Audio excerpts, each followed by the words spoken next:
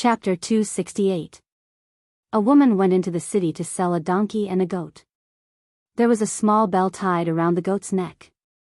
3 thieves saw it. One of them said, "I'll steal the goat. The woman won't find out."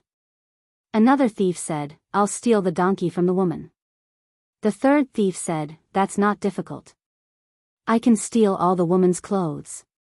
The first thief quietly approached the goat at a bend in the road. He untied the bell and tied it to the donkey's tail. Then, he led the goat away. The woman looked around and found that the goat was gone. She began to look for it. At this time, the second thief came to the woman and asked her what she was looking for. The woman said that she had lost a goat. "I saw your goat," said the thief. "Just now a man was leading a goat into this wood. We can still catch him." The woman begged the thief to help her lead the donkey while she chased after the goat. The second thief took the opportunity to lead the donkey away. When the woman came back from the forest, she found that the donkey was gone. She walked on the road and cried. As she walked, she saw a man sitting by the pond. He was also crying. The woman asked him what happened. The man said, "They asked me to take a bag of gold to the city. I was too tired. I sat by the pond to rest and fell asleep. In my sleep, I pushed the bag into the water." The woman asked him why he didn't go down and fish up the bag. The man said, "I'm afraid of water because I can't swim. If anyone wants to fish up this bag of gold, I'll give him 20 gold ingots."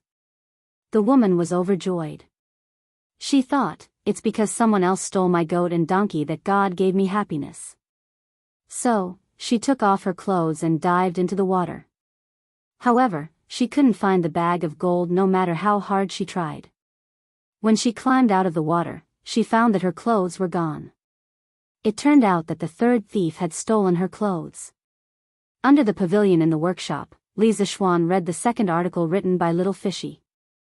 A woman in the wild after her clothes were stolen by a man. He was lost in thought for a moment. There was no doubt that this news article was a complete clickbait.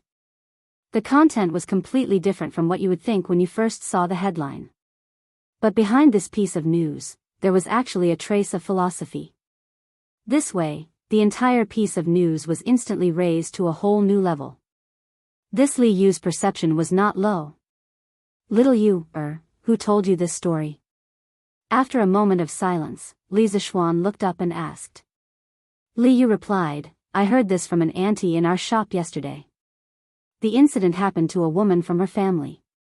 I thought that if this incident could be written, everyone might be able to understand a lot of things after reading it. For example, greed will always be punished.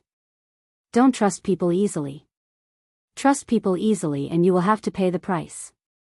Not bad. You've come up with new tricks for the news." Lisa Schwan nodded and praised. His previous purpose of publishing the newspaper was to entertain the public and at the same time, attract investors and make some money. He did not expect Li Yu to be able to draw parallels and trigger another function of the newspaper, which was to educate the public. Moreover, she used a very lively and interesting method to educate the public. This was really rare. This girl's way of thinking was always very unique and creative. Hee, thank you for the compliment, boss. So boss, did I pass?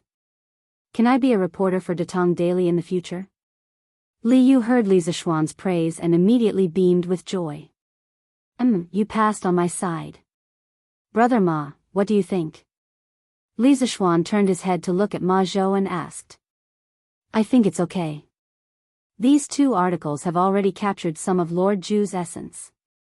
Little Yu is indeed qualified to enter the editorial department of Datong Daily." Ma Zhou nodded and smiled. That's good. Little Yu, you'll work under Steward Ma from now on. Your salary will be based on what I've told you before. The more you work, the more you get." Lisa Schwan heard Ma Zhou's agreement and said to Li Yu. "Oh. Thank you, sir. Thank you, Uncle Ma." Li Yu heaved a sigh of relief and cheered. Ma Zhou could not help but feel that he had aged a few decades in an instant. Little you still owe me 5 strings of money before. You have to work hard to repay your debt. Li Zishuan deliberately teased. He did not care about that little bit of money. He said that purely to tease this little girl. Humph, I know. Li Yu pouted and said with dissatisfaction. Ha ha ha. Brother Ma, how's the compilation of the dictionary going recently? After teasing Li Yu for a while, Li Zishuan left the pavilion and followed Ma Zhou into the house and asked. Lord Zhu, the compilation of the dictionary is almost half done. It is estimated that it will be completed in half a month. Ma Zhou replied confidently. That's fast. Li Zishuan was surprised. He thought that the amount of work required to compile a dictionary was so huge that it would take at least 1 or 2 years to complete it. He did not expect it to be so fast. That's true. Crown Prince and King Wei have given us a lot of manpower and resources to compile the dictionary. Moreover, the dictionary that we are compiling this time is mainly based on the foundation of Shuo Wen Jiezi. We have also introduced pinyin and perfected the definitions of some words. In fact, the workload itself is not huge. That's why the progress is so fast. Ma Zhou explained with a smile. Oh, I see. Li Zishuan nodded thoughtfully. After a while, he asked, Brother Ma, how are things at Chitsu Culture recently? How many books can we supply to them every day? Ma Zhou was now one of the higher-ups of Chitsu Culture, so he was very clear about these things. He answered without thinking. Without hesitation, he replied, recently, the printing department has hired a lot of new people. The scale has expanded a lot. Now, we can supply about 2,000 books to Chitsu Culture every day. The variety and quantity of books will continue to expand. Now, in front of Strange Culture, there will no longer be thousands of people crazily snatching books like when it first opened. Moreover, there are more and more people who believe in Lord Zhu's prophecy that books are as expensive as scallions. Li Zishuan nodded happily and said, that's good. But the scale of Chitsu Culture is getting bigger and bigger. How are the other bookstores in Chang and City reacting? Did they do anything out of the ordinary? This Ma Zhou heard and frowned slightly. His face darkened and he said, in recent days, with the increase in the number and variety of Chitsu Culture books, the other bookstores' business has become more and more difficult. Some bookstores will send people to the workshop to talk to me. They also want to buy a batch of cheap books from the workshop and sell them. I did not dare to agree to this privately. I was planning to wait for you to come and make a decision personally. Of course, there are a lot of bookstores that chose to fight to the death. However, they always have many tricks up their sleeves. Pang Sigi recently caught a lot of people with unknown intentions around Chitsu Culture. Chapter 269. In the room, Li Zishuan listened to Ma Zhou's words and couldn't help but frown. He had expected that the promotion of cheap books from the Strange Culture would encounter many obstacles because he had touched too many people's cake. The reason why those people didn't do anything in the first few days was probably because they thought that the cheap books from the Strange Culture were only selling at a loss and wouldn't last long. But after so many days, the supply of books from the Strange Culture had increased instead of decreased. Those people naturally couldn't sit still when they saw this. Brother Ma, for those booksellers who want to buy from the workshop, when our production capacity is increased, we can give them a batch of goods. After all, our energy is limited. We can't sell cheap books to all parts of the Tang Empire by ourselves. We can give them a portion of the profits. In this era, apart from the Emperor, no one else would have a good ending if they tried to monopolize everything. Of course, even Li Er himself couldn't just do whatever he wanted. He had to consider the opposition of the other aristocratic families. Li Zishuan definitely didn't want to make the whole world his enemy. Earning too much money was also hot. Leaving a mouthful of soup for others was also leaving a way out for himself. Of course, if there were people who didn't want to drink soup and wanted to eat meat, then Li Zishuan would definitely not retreat and wait for death. Yes, Lord Zhu's words are reasonable. This Ma also thinks so. Ma Zhou nodded and said with relief. He was older than Li Zishuan and naturally knew more about the ways of the world. He was relieved that Li Zishuan could make this choice. This was because he was worried that Li Zishuan would make some unwise decisions because of his youth. Then Brother Ma, do you have any good ideas for those people who have bad intentions? To be honest, other than strengthening the patrols around the strange culture, I don't have any good ideas for the time being. Li Zishuan sighed deeply in his heart. He didn't like this kind of scheming. His original intention of establishing the strange culture was to let the poor people afford to buy books. From the beginning to the end, he didn't want to fight with anyone. If he accidentally hurt someone in the process, then he could only say sorry. Lord Ju, the people that Pang Sigi arrested previously have been transferred to the Supreme Court. However, we didn't get any results from the interrogation. We also didn't find any evidence of their bad intentions. The current situation is that they are in the dark while we are in the light. We don't know their intentions and plans. We can only block soldiers with arms and water with an earth weir. Ma Zhou pondered for a while but couldn't think of a good idea. He shook his head and said with a frown. Then Brother Ma, please keep an eye on the strange culture. If there's anything, feel free to find me. Li Zishuan patted his butt in annoyance and prepared to leave. No problem. Chongren Lane, Zhangsun Wuji's house. Old Master, there are more and more types of books in the strange culture now. The quantity is also increasing. Moreover, they don't show any signs of losing money. The supply of books is also endless. I estimate that the cost of their books is probably very low. Otherwise, they wouldn't be able to continue selling at such a low price for so long. Now, there are already many bookstore owners who have gone to look for the manager of their workshop. They want to purchase a batch of cheap books from them and bring them back to sell. They want to make a profit from the difference. Wu Mengyang, the shopkeeper of Mingde bookstore, was reporting to Zhangsun Wuji respectfully. Yes. You are right. I have received news that Li Zishuan's workshop has made a paper machine. The paper production speed is very fast, and the cost of their paper is very low. Moreover, they have also mastered a set of cheap and efficient book printing methods. All in all, the price of their books is naturally low. Zhangsun Wuji's expression was indifferent, and one couldn't tell if he was happy or angry. He clasped his hands behind his back and took 2 steps forward before saying, "Go and contact Li Zishuan. Ask his workshop to supply us with a batch of books.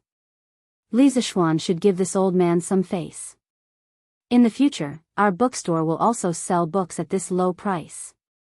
Old Master, are you just going to let it go like this? Wu Mengyang was in disbelief. In his opinion, Zhangsun Wuji was the brother-in-law of the current emperor. Why would he be afraid of Li Zishuan, a mere county boy? Huh? Zhangsun Wuji's voice gradually turned cold. What do you want me to do? Do I need you to teach me what to do? Wu Mengyang could feel the coldness from Zhangsun Wuji. His legs trembled as he hurriedly said with a trembling voice, I misspoke. Please forgive me, old master. Please forgive me. Humph. Zhangsun Wuji snorted coldly and said, leave. I will take my leave. When Wu Mengyang heard Zhangsun Wuji's words, he felt as though he was pardoned. He didn't even bother to wipe off the cold sweat on his forehead as he hurriedly left. In the house. Come in. How improper of you to lie outside and eavesdrop. Zhangsun Wuji sat on the stool, took a sip of tea, looked outside the door, and said indifferently. Hee, I can't hide anything from father. Just as Zhangsun Wuji finished his words, a 12-year-old boy immediately came in. He chuckled. Chong-er, take a seat. Zhangsun Wuji pointed to a seat beside him and said. It turned out that this boy was Zhangsun Wuji's eldest son, Zhangsun Chong. Thank you, father. Zhangsun Chong obeyed and sat beside Zhangsun Wuji. Chong-er, you should have heard the entire story from start to end, right? Come, tell me your opinion. Do you think that I am weak like shopkeeper Wu? Zhangsun Wuji poured a cup of tea for himself and said slowly. Hearing those words, Zhangsun Chong sat up straight. He knew that Zhangsun Wuji was intentionally testing him. Father, I think that father definitely has your reasons for doing so. However, it is definitely not because you are afraid of Li Zishuan. The Li clan only rose up recently after Li Zishuan was conferred the title of Baron.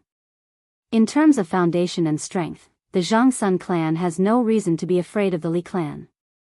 As for why father chose to avoid them and chose to cooperate with them, I think that father must have other considerations.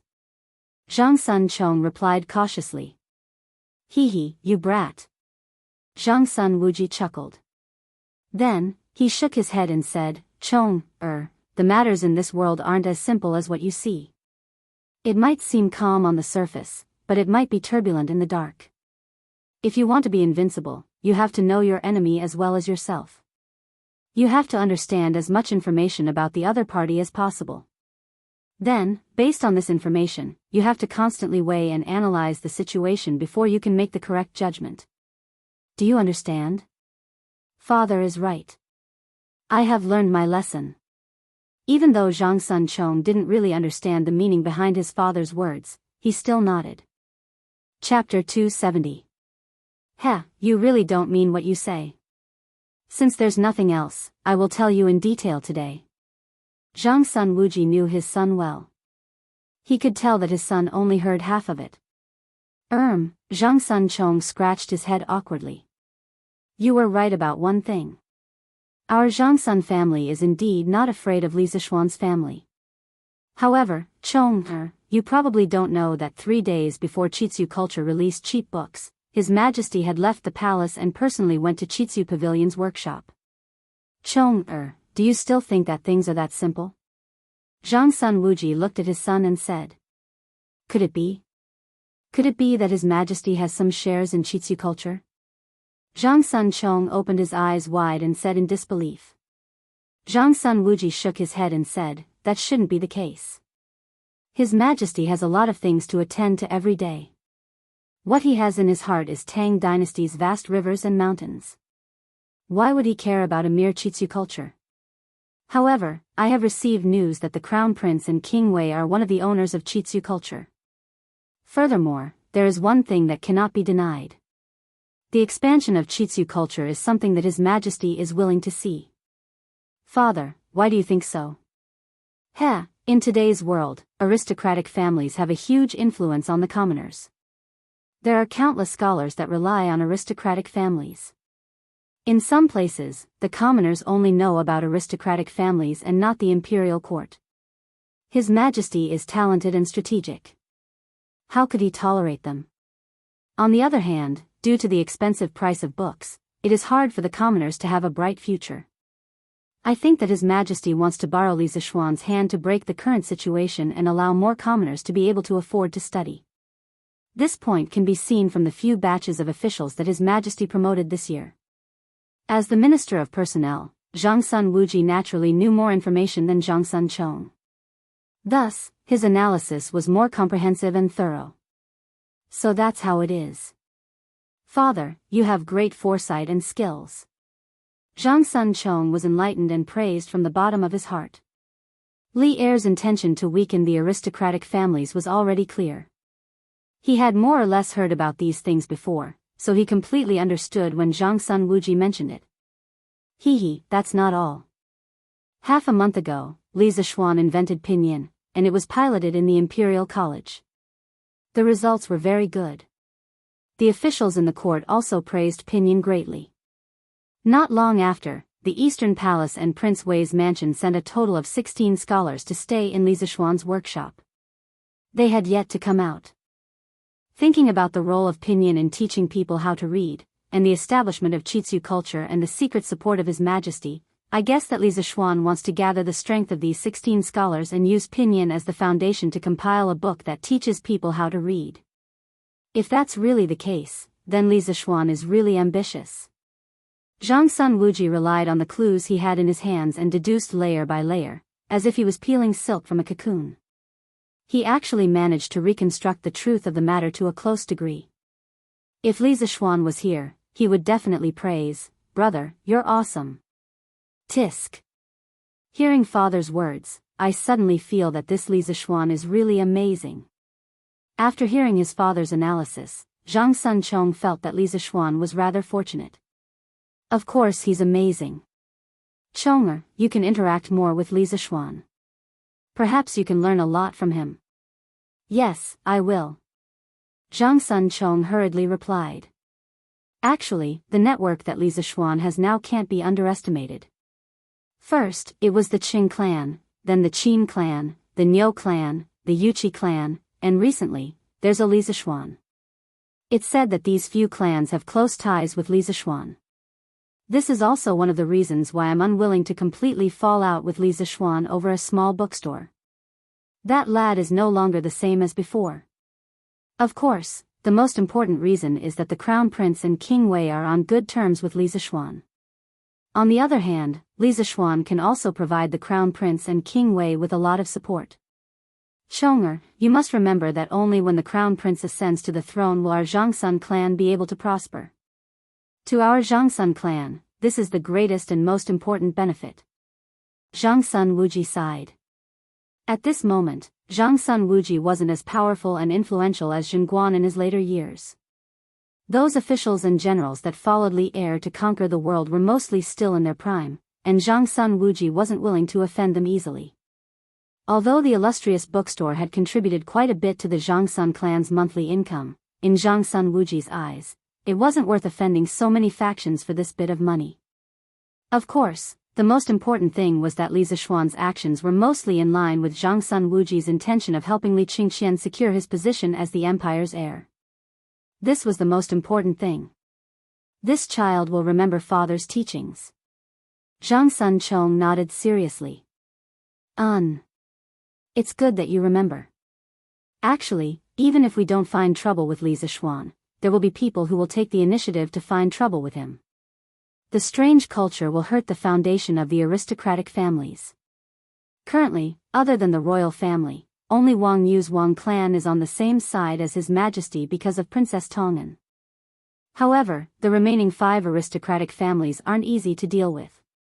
The scale of the strange culture is still small, and they might not have noticed it yet.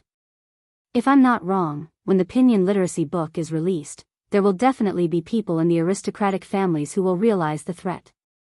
At this time, the position of the strange culture in the hearts of the commoners will also increase. When the strange culture becomes a huge monster, the aristocratic families will be completely awakened and start a full-scale counterattack.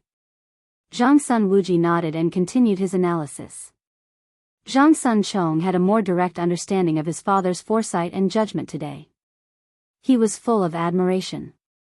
He thought for a while and asked, "Then father, when the time comes, if the aristocratic families really join forces to deal with Li Zixuan, what should we do? Do we need to help him?" Chong'er, you don't know the background of the aristocratic families. If they really join forces, even His Majesty will have a headache. Our Zhangsun clan isn't a match for these 1,000-year-old aristocratic families. Zhang Sun Wuji shook his head and continued, "In such a situation, don't be the first to rush up to help. Although you might gain the goodwill of others, the risk involved will be greater. Currently, the Zhangsun clan has both glory and wealth. We don't need to take risks and only need to develop steadily.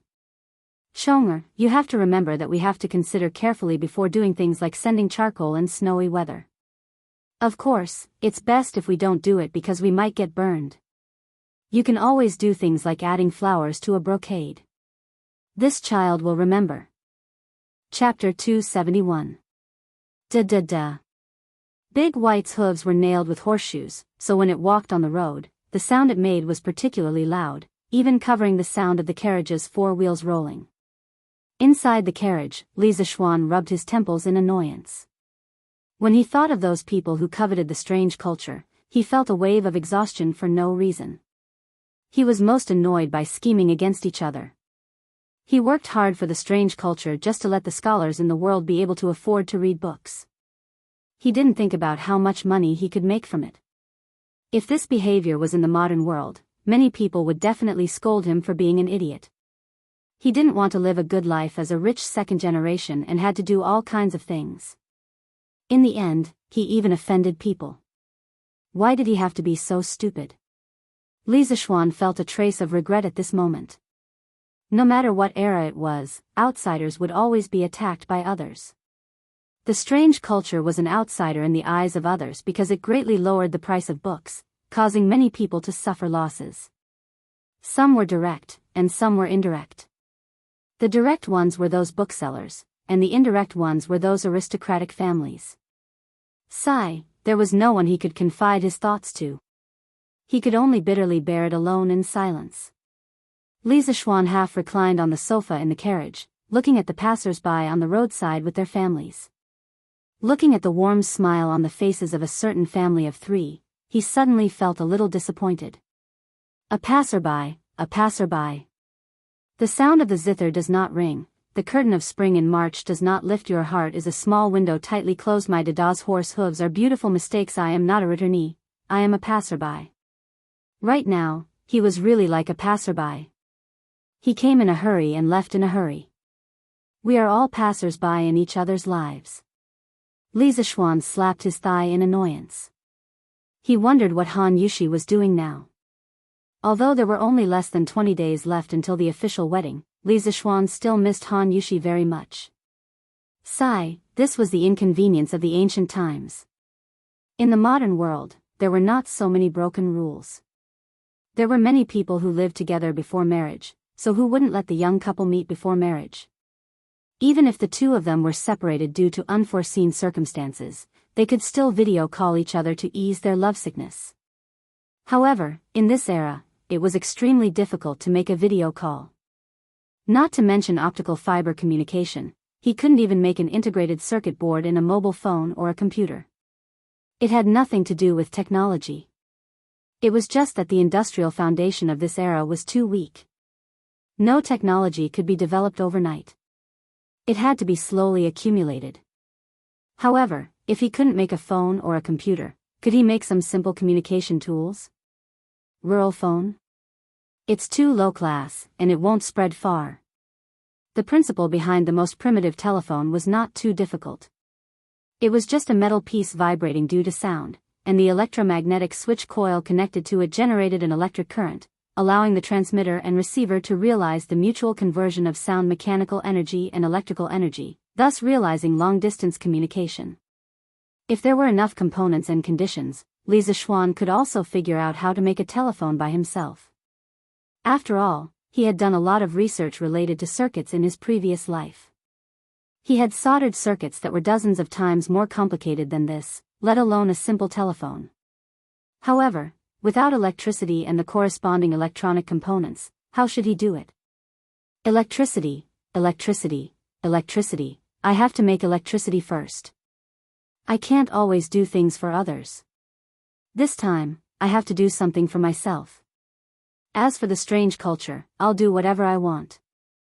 I don't believe that Li Er will let the other aristocratic families go against the strange culture. San Bao, turn the carriage around. Send me back to the workshop. With this thought, Lisa Schwan's thoughts were instantly clear. He immediately did what he said and shouted out of the carriage. Young master, what did you say? San Bao, who was driving the carriage outside, suspected that he had heard wrongly and asked again. Turn the carriage around and go to the workshop.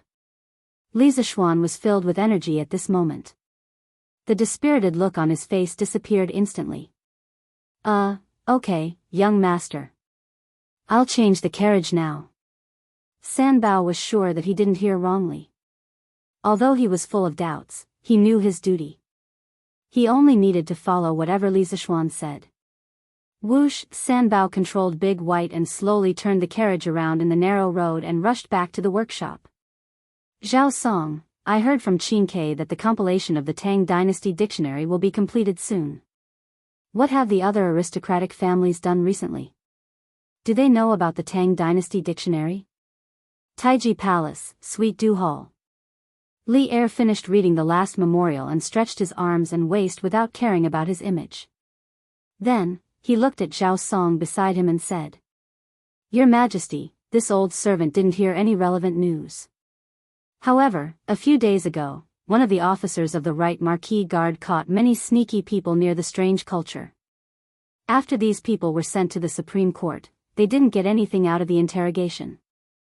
There was no evidence to prove that they were sent by the aristocratic families. Zhao Song smiled bitterly. He was only a eunuch with slightly more authority. How could he find out about the internal affairs of the aristocratic families? Oh, it seems like there are still people who can't sit still. Whether or not these people are from the aristocratic families, have the people of the Supreme Court pay attention. It would be best if they could find out their background. Right, have Sun Fujia be in charge of this matter. Once the Tang Dynasty Dictionary is released, combined with the recent cheap books, the strange culture will definitely become a place of trouble. We will not allow those people to ruin our plans. Li Er's eyes were cold, and his voice was tinged with determination. Yes. Your Majesty. Summon Li Junxian. Li Er thought for a moment before shouting. Yes. A small eunuch stepped forward, clasped his hands in acknowledgement, and then withdrew. The hall fell silent. Li Er reclined on the dragon throne and took out today's Datong Daily to read. Seeing this, Zhao Song obediently stood to the side, quietly playing the role of a handsome man, a handsome eunuch. Around 15 minutes later, a white-robed general entered. It was none other than Li Junxian. Paying respects to your Majesty. Dispense with the formalities. We called you here to ask if there has been any activity from the great clans? Li Er put down the newspaper and indifferently asked. Replying to your Majesty, based on the investigations of the 100 Cavalry, the great clans have not done anything other than actively organizing merchant ships to join the imperial court's fleet. Li Junxian didn't know why Li Er would ask this question, so he could only honestly report what he knew. Oh. These vermin of the country are truly insatiable. They actually want to use this southern trade to make a fortune. Li Er deeply furrowed his brow. He was unhappy that the great clans benefited. After a few moments, he shook his head and said, this is also good. They won't be able to divert their attention to the strange culture. Junxian, pay more attention to Li Zishuan's strange culture and workshops. Yes. Chapter 272. Li Junxian received the order and left. Within the hall, Li Er propped his chin up and pondered for a while. After confirming that he had not missed anything, he let out a sigh of relief and reclined on the dragon throne. He flipped open the Datong Daily and continued to read the newspaper. Zhang Sun Wuji's previous conjecture was correct. Li Er had indeed intended to use Chitsu culture to dig up the foundation of the great clans. If one were to say that the cheap books that Chitsu culture had crazily released previously were a hidden worry for the great clans, then the appearance of the Great Tang Dictionary would have a fatal impact on the great clans. This was because once there was a dictionary, a large number of literate people would emerge from all over the Great Tang. The demand for books would increase and the children of poor families would be able to learn some knowledge by themselves without relying on the great clans. In less than 5 years, the number of children of poor families would far exceed the number of children of landowning clans and the children of fake landowning clans that relied on the great clans. At that time, the advantage that the great clans had in terms of education resources and manpower would be completely lost. From this perspective, Li Er was indeed using Li Zishuan. However, to be used by the ruler of a country meant that Li Zishuan had value. Furthermore, Li Er's use was not the type of use where he would disregard the life and death of the other party. He had always had a backup plan for the safety of Chitsu culture and the workshop. He intended to groom Li Zishuan and leave him for Li Qingqian. Naturally, he would not watch as Li Zishuan faced the 5 great clans alone. This brat actually advertised his compass in the newspaper. Furthermore, I heard that he even rewarded his own novel yesterday, praising himself.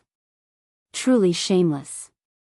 Li Er muttered to himself in annoyance when he saw the advertisement in the middle of the newspaper that was dedicated to the superior properties of the Chitsu Pavilion's compass. Others might not know that the Legend of a Mortal's Journey to Immortality was written by Li Zishuan, but how could he not know? He could only sigh in his heart. Li Zishuan's skin was getting thicker and thicker. Young master, we're here. In front of the Strange Interest Pavilion workshop, Sanbao got off the carriage and opened the curtains. Sanbao, you go back first and ask Xiao Shi to pack some clothes for me.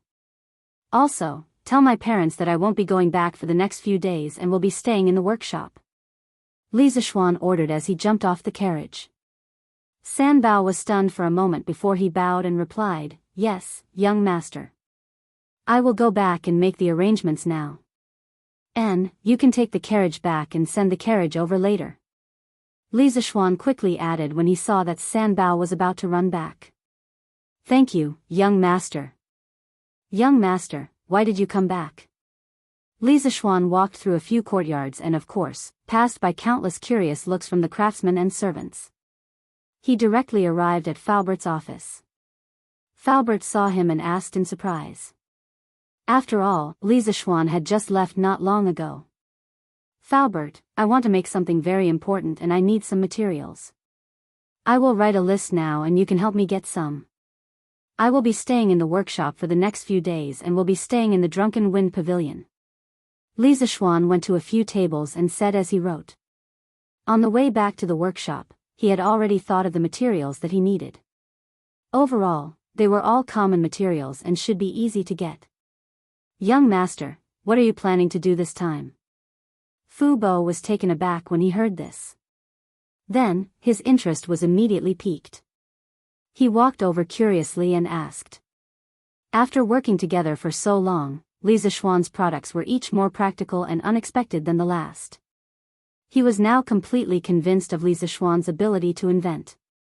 Unlike when Li Zishuan was building the curved plow, Faubert raised some doubts. Now that he heard that Li Zishuan was going to make something new, he only had curiosity and anticipation in his heart. There were no doubts at all. "I plan to make something that transcends time. This will be one of the greatest inventions of the Han family in thousands of years." Li Zishuan paused and thought for a while when he heard that. Hiss. No matter how much Faubert believed in Li Zishuan, his heart couldn't help but waver at this moment. Li Zishuan's words were too big. He saw that Li Zishuan didn't mean to explain, so he quickly came to the door and looked outside cautiously. After making sure that there was no one outside, he carefully closed the door and windows. Fortunately, his office was a standalone building with no outsiders. Otherwise, if Li Zishuan's words were to spread, who knew how much trouble it would cause? "Young master, I don't know what you want to do, but please be careful when you speak. Be careful that the walls have ears. An ordinary man is innocent, but treasuring a jade ring will arouse the envy of others. If what you just said is spread out, it will inevitably cause some thieves to covet it," Faubert said with a serious face. "Haha. I know. Thank you for your concern, Faubert." Li Zishuan shook his head indifferently. He was also a master close to the guru realm. How could he not be aware of whether there was someone eavesdropping around? However, he knew it well in his heart. There was no need to say it out loud. Faubert also had good intentions. "Faubert, can you get these materials prepared for me?" Li Zishuan waved his hand, picked up the list of materials he wrote, and handed it to Faubert. Faubert took it and looked at it carefully. Then his face suddenly became very strange. Because there was a material on the list, it was really. Faubert really couldn't think of what Li Zishuan would use it for. Could it be used to cook? "Young master, these materials are no problem. I will ask someone to collect them for you immediately." A moment later, Faubert said to Li Zishuan. "All right, thank you, Faubert. I will return to Drunken Wind Pavilion first." Li Zishuan stood up and prepared to return to his private courtyard to wait for Xiao Shi to deliver the equipment, and Faubert to deliver the materials. Take care, young master. So young master has been busy making a compass for the fleet going south recently. Young master is really kind. Han Family Village, Han Family Courtyard. Han Yushi held her chin with her left hand and muttered to herself in the room as she read the latest issue of Tang Dynasty Daily. Han Yushi's wedding date was approaching. Han Lijing had been so busy recently that he couldn't keep up with the Li family's strong request. Li Zishuan's wedding this time had to be held on a grand scale. Han Lijing had been busy sending out invitations everywhere recently. Han Yushi was alone at home. Normally, she would ask the villagers who were going to the city to bring back a copy of the newspaper to read every day. She was not interested in the ancient literature at the front and the novels at the back. She only looked at the news in the middle. This was because she, who was ill-informed, could more or less find some news about Li Zishuan from the news. Young master is getting more and more knowledgeable. I heard that His Majesty promoted him a while ago. Now, young master has become a minister of the Imperial College. No, I should read more books. Otherwise, won't I embarrass young master in the future? Thinking of this, Han Yushi ran to a red cabinet in the room. It was filled with books that her mother had left for her. Before her mother was still alive, she had relied on these books to gain enlightenment. Later, her mother passed away. In order to take care of Tai Dan, she had sealed these books again. However, she did not know that Li Zishuan was also a dabbler in the knowledge of the classics in this era. Why would he care if she was knowledgeable? Chapter 273. Young master, Xiaoxi has brought you a change of clothes. Li Zishuan returned to Drunken Wind Pavilion. About 15 minutes later, Faubert did not come to deliver the materials, but Xiaoxi came to deliver the clothes instead. Thank you for your hard work. Xiaoxi, you can go back after you put these clothes in the room. Li Zishuan leaned on the table as he recalled the knowledge of physics and chemistry from his previous life. Young master, Madam is worried that you will suffer here alone, so she asked Xiaoxi to stay here and take care of you. Xiaoxi will go back and bring your 3 meals a day. Xiaoxi hugged the bundle that she brought over and turned around to say. Did my mother really say that? Li Zishuan raised his head and asked. Of course. Yes, Xiaoxi went to prepare a room for you. Xiaoxi replied with a slightly red face. She then hurriedly turned around and carried the bag into the room. In fact, after Sanbao sent the news that Li Zishuan would be staying in the workshop for a few days, Madame Li did not think of sending a maid to take care of her son's daily life. It was Xiaoxi who weakly mentioned it, so Madame Li sent her over. Thinking of Madame Li's meaningful gaze and smile when she arrived, Xiaoxi was so embarrassed that her ears turned red. Boss, these are the materials that Butler Fu asked me to bring over. Not long after Xiaoxi went into the room, Song Xiaoxi came over with a bag. After the previous lesson, Song Xiaoxi's smile now had a tinge of caution. He was no longer as impulsive as before. Li Zishuan took the bag and checked it carefully. He then nodded with satisfaction and said, very good. Not a single one is missing. Xiaoxi, you can go back now. It's almost time for work. Young master, I'm not in a hurry. I can stay in the workshop at night. Why don't I serve you here? If you have any orders, I can run errands for you, right? Song Xiaoxi smiled politely. No need. I don't have anything to do here. I can do it myself. Xiaoxi, you should go back. Li Zishuan smiled and replied. At this moment, Xiaoxi finished tidying up the room. She came out and said, young master, your room is ready. Thank you for your hard work. Li Zishuan nodded. Ah. Young master, then I will take my leave.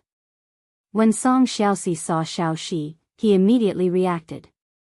At the same time, he hated himself for being so talkative.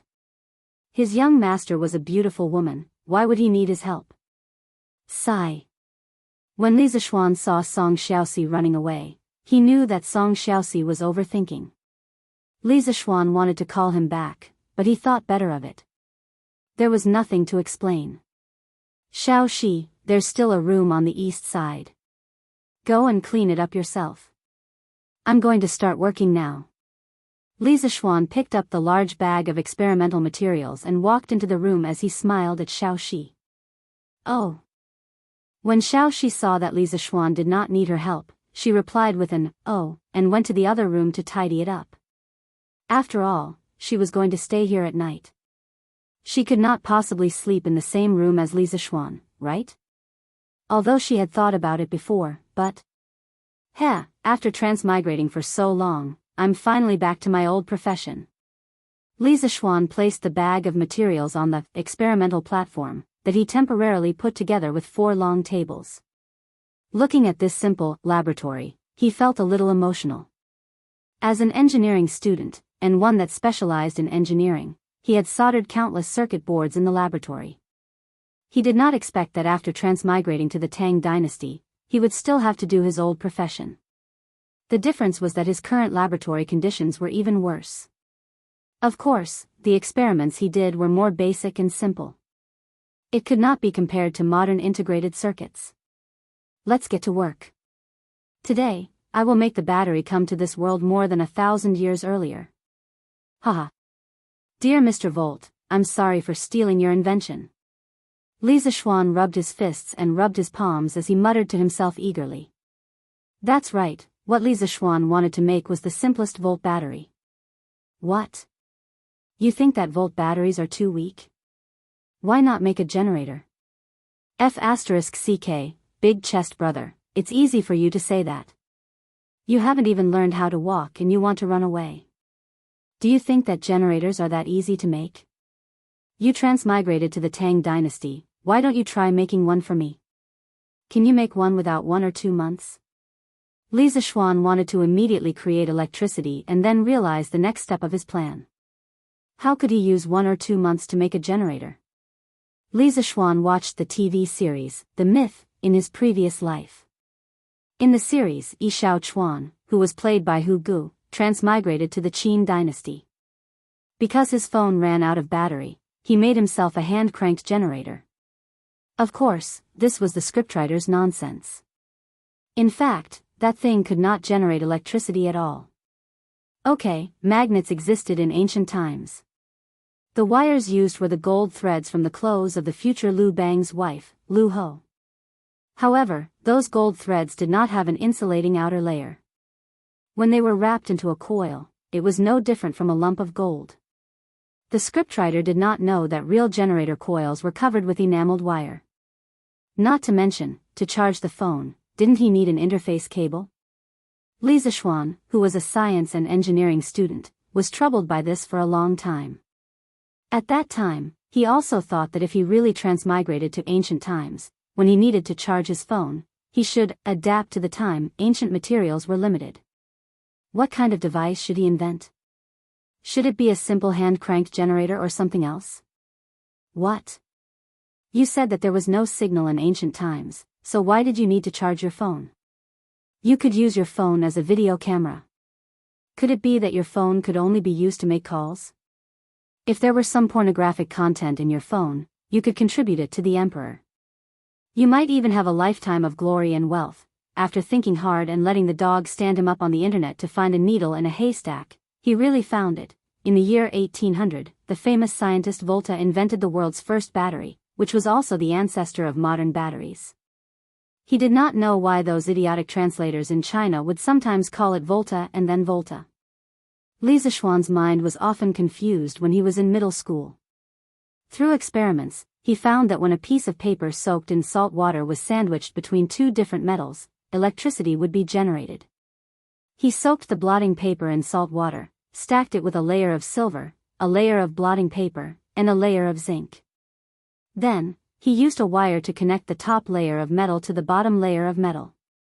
He found that he could measure the voltage and current. This device was now called a voltaic battery. The principle of a voltaic battery was, when different metals came into contact with an electrolyte solution in pairs, the ions in the solution would form a directional movement and thus generate an electric current. Until now, the dry battery that we used was a modified voltaic battery. In the dry battery, a paste of ammonium chloride was used instead of salt water, a graphite rod was used instead of a copper plate as the positive electrode of the battery, and a zinc sheet was used as the negative electrode of the battery. Compared to making a generator, wasn't it easier to make a battery? Chapter 274. The materials used for the voltaic battery were silver, zinc, salt, and blotting paper. As long as they were stacked together, they would form a battery that could generate electricity. Then, were these materials available in ancient times? If you were traveling to the Ming dynasty, congratulations, you would have all of these materials. You would be able to charge your phone directly. This was because zinc metal was first invented by China in the Ming Dynasty. At that time, it was called Japanese lead. It was first extracted from silver or imported from Japan. Unfortunately, Li Zixuan had traveled to the Tang Dynasty, so he lacked one material, zinc. But could a voltaic battery be made without zinc metal? Of course not. As long as there were two different metals, it could be made. The only difference was the voltage and current produced. The positive electrode material used in modern dry batteries was copper, gold or silver was better, but that was for the rich people's flashlights, and the negative electrode material was zinc. Copper was also very easy to obtain in ancient times, unless you had the bad luck of 8 lifetimes and traveled to the Stone Age. The negative electrode material could be aluminum or iron. Yes, iron, which was cheaper than copper. In the laboratory, Li Zixuan was secretly glad that he had read The Myth in his previous life and had a lot of questions, so he had searched for a lot of information related to the manufacture of batteries on Baidu. Otherwise, he would not have thought of making a voltaic battery. He would have been a newborn calf that was not afraid of tigers, and would have definitely tried to make a generator. Was he King lucky? Because in the Tang Dynasty, which did not have any industrial or electronic foundation, it was really difficult to make a generator with the theoretical knowledge he had learned from textbooks. Li Zixuan did not plan to make a generator at the moment. There were too many technical problems to solve, so he would do it in the future. He took out a specially made rectangular clay jar. There were 50 independent compartments inside the jar.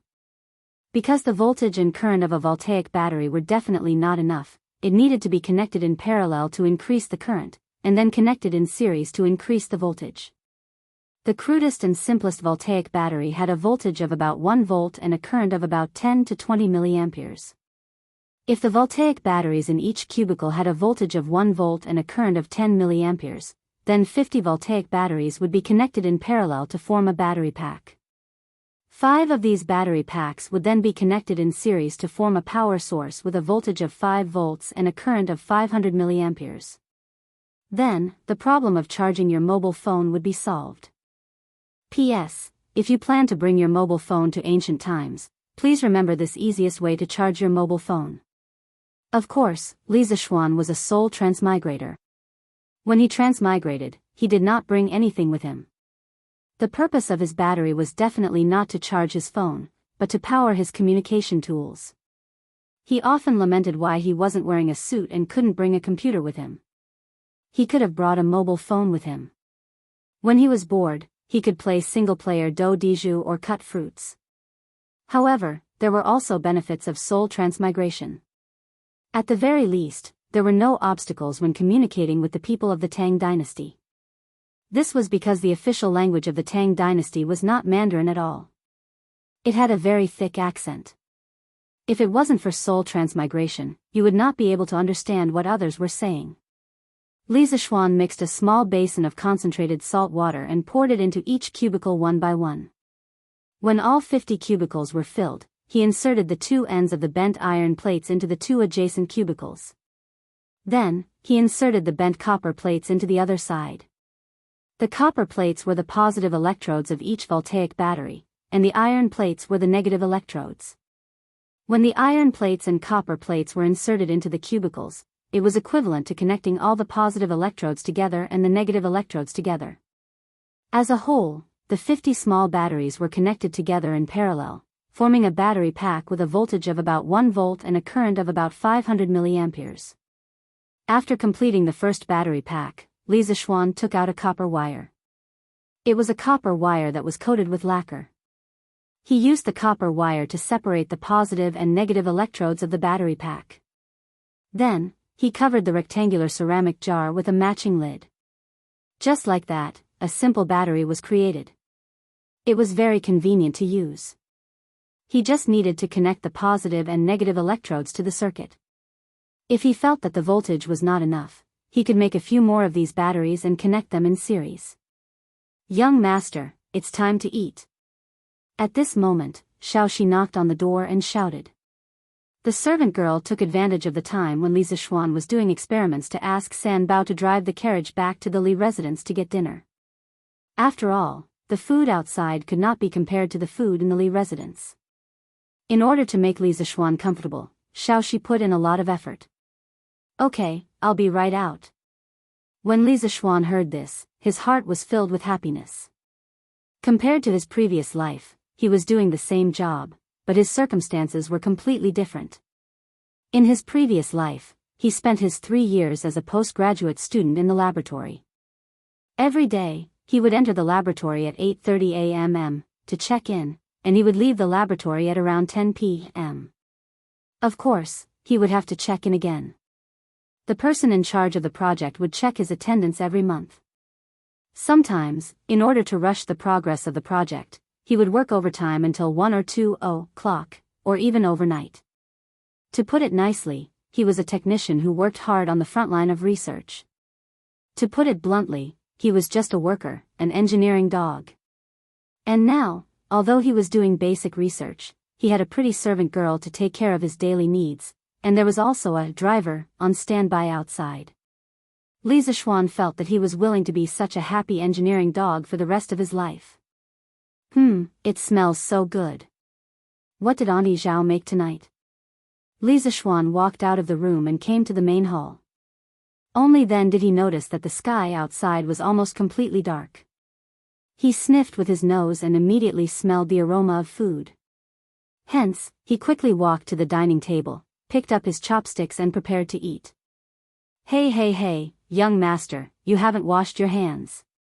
When Xiaoxi saw this, she quickly pulled Lisa Schwan and said, That's right.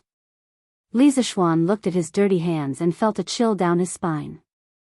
It was a big taboo to eat without washing your hands after an experiment. What he did today was just a normal experiment. However, if he did not wash his hands when he used poisonous substances in his experiments, wouldn't he be in trouble? When he thought about this, he quickly followed Xiaoxi to wash her hands before returning to the table to eat. Xiaoxi, have you eaten? Young master, of course, Xiaoxi will eat after you finish eating. So annoying. Sit down and eat with me. You know that I hate these rules the most. Xiaoxi looked at Lisa Schwan awkwardly.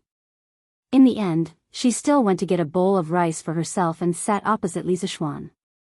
Anyway, it was not the first time. A few months ago, she and Xiaohe ate at the same table as Lisa Schwan at the Drunken Immortal restaurant. Come. Eat a meatball and grow more meat. Xiaoxi. Thank you, young master. Chapter 275. Young master, do you want to take a bath now? Xiaoxi will boil some water for you. After dinner, Xiaoxi looked at Lisa Schwan and asked. As the workshop often required the workers to work overtime, there were a few staff dormitories in the workshop. Those who worked overtime too late and couldn't go home, Chang and City had a curfew, would sleep in the workshop at night. Correspondingly, the kitchen, cafeteria, of the workshop would close very late at night to prepare hot water and supper for the overtime workers. This was a benefit that Lisa Schwan prepared for the workers after he took over the workshop. No rush, I still have to make some things. Xiaoxi, don't be busy. Go wash up and sleep. I'll go get a bucket of water from the well after I'm done. It's better to use cold water on such a hot day. Lisa Schwan waved his hand and said. Young master, you can't do that. You'll catch a cold if you bathe in cold water. Xiaoxi heard him and shook her head like a rattle drum. She was determined to disagree. Your young master has kung fu, how would I catch a cold? Little girl, go wash up and go to sleep. I'm going back to work. Lisa Schwan smiled nonchalantly, then turned around and went straight back to his room. Young master. Xiaoxi stomped her feet in annoyance. The little girl sulked for a while before she got up to clean the dishes. Chirp chirp chirp, chirp chirp chirp. The night at Drunken Wind Pavilion was very quiet and peaceful. A waning moon hung in the night sky. The sky was filled with sparkling stars. It was like the Milky Way laid on the green sky. A gust of night wind blew and rustled the leaves in the courtyard. It was like the sound of the waves or the call of the pines. Occasionally, the chirping of crickets could be heard from the bushes around the house. In the laboratory, Lisa Schwann continued to make voltaic batteries. There was no TV to watch, no computer to play, and he couldn't fall asleep so early. It was rare to find a good toy, and he was addicted to it. He wanted to try connecting a few more voltaic batteries in series to see if he could do something. As the saying goes, unfamiliar the first time, familiar the second time. In less than 2 hours, he actually managed to create another 11-volt battery packs. In other words, he could now assemble a 12-volt, 500 mA power supply. It was not easy at all. Sigh, I wonder if the archaeologists will be able to guess that this young master came from the modern era when they dig up the voltaic battery that this young master made 1,000 years later? Lisa Schwann looked at the dozen or so batteries on the table and thought to himself, that's right. Oh, right. It seems like there really was someone who made the voltaic battery even earlier. Oh, so this young master isn't the first person to eat crabs? Lisa Schwann regretfully patted his head, because he suddenly remembered an archaeological news article he saw on the Tianya forum in his previous life. The general idea was as follows: in 1938, Van Wilhelm Koenig, an archaeologist working in a museum in Baghdad, Iraq, announced that he had discovered a battery that predated the voltaic battery by a long time. Koenig claimed that this battery was made by the Mesopotamians as early as 200 BC. This Baghdad battery was made up of a 14-centimeter tall jar, an iron electrode, and a copper electrode surrounding the iron electrode. The iron electrode was also surrounded by paper soaked in grease to prevent it from coming into contact with the copper electrode. In the jar, Koenig also found traces of a mysterious organic substance. Later, someone made a replica of the Baghdad battery based on the antique. The same electrode material was used, and the electrolyte was vinegar. It was very likely that this material was used at the time. Through the measurement of modern instruments, it was proven that the Baghdad battery could produce 1 volt of voltage when the current was 10 milliamperes. This device can indeed be used as a battery, but what was the real purpose of the Mesopotamians 2,000 years ago? This question has always been an unsolved mystery. There had always been some unknown civilizations on Earth, such as the ancient Egyptians and the Mayans. Perhaps the level of their technological civilization at that time had far surpassed the 21st century society. Knock, knock, knock. At this moment, there was a knock on the door, followed by Xiaoxi's voice. Young master. Can I come in? Xiaoxi said weakly. She cleaned up the dishes, took a shower, and stayed in the room alone. She couldn't help but feel afraid because this place wasn't as crowded as the Li residence. Tonight, there were only her and Lisa Schwann in the entire Drunken Wind Pavilion. Senbao naturally went to the staff dormitory. Come in. Lisa Schwann's messy thoughts were instantly interrupted by Xiaoxi. He regained his senses and replied. Young master, this is ginseng tea. It's cold at night, drink some. The summer night was like water, and it was indeed a little cold at night. Xiaoxi came in and gently placed the tea tray on the table beside Lisa Schwann. Although she was afraid of staying in the room alone, she couldn't possibly run into Lisa Schwann's room for no reason, right? This little girl's face was still tender. Thus, Xiaoxi cleverly went to get a cup of ginseng tea and used it as an excuse to run over. Thank you for your hard work. Lisa Schwann said plainly as he connected the wires. Although the night was cold, his martial arts foundation was good, and he didn't feel the coldness at all. He didn't need ginseng tea at all. Furthermore, eating too much of this stuff would cause his yang to become stronger. Han Yushi wasn't married to him yet, so if he became a beast, would he have to settle it himself? Young master, what are you doing? Can you tell Xiaoxi? Xiaoxi moved a stool and sat beside Lisa Schwann as she quickly found a topic to talk about. If she didn't find a topic to talk about, she could only stay at Lisa Schwann's place for a maximum of 15 minutes before she could only return to her room miserably. I can, but you can't tell anyone. Lisa Schwann raised his head and looked at the maidservant. Xiaoxi had just finished bathing, and there were still a few water droplets on her forehead. Because it was summer, she only wore a thin pink low-cut dress. Li Zishuan was far away, but he could almost feel the temperature of her snow-white skin under the thin shirt. He glanced at it and quickly lowered his head, pretending to look at the wire in his hand with a serious face. It was the middle of the night, a single man and a single woman. Moreover, she was a young and beautiful little beauty who was about to mature. The atmosphere was too ambiguous. NN. Young master, don't worry, Xiaoxi swears to the heavens that I won't tell anyone even if I'm beaten to death. When Xiaoxi heard that she had the chance to share Li Zishuan's secret, she instantly felt very excited. The innocent and naive her didn't notice the strange look in her young master's eyes. Perhaps it was because Li Zishuan, this big bad wolf, was better at pretending. Chapter 276. Hee, that's not necessary. In the laboratory, Li Zishuan heard Xiaoxi swearing. He couldn't help but chuckle. In the future, if someone uses your life to threaten you and tell you that I made this, Xiaoxi, you must protect your life first. The things that I made are not as precious as your life. Do you hear me? Young master. Xiaoxi's bright eyes sparkled. The little girl was really touched. Cough, cough. Li Zishuan couldn't stand Xiaoxi's gaze and quickly looked away. He coughed and said, actually, I am only doing a small experiment. The goal is to create a new type of energy.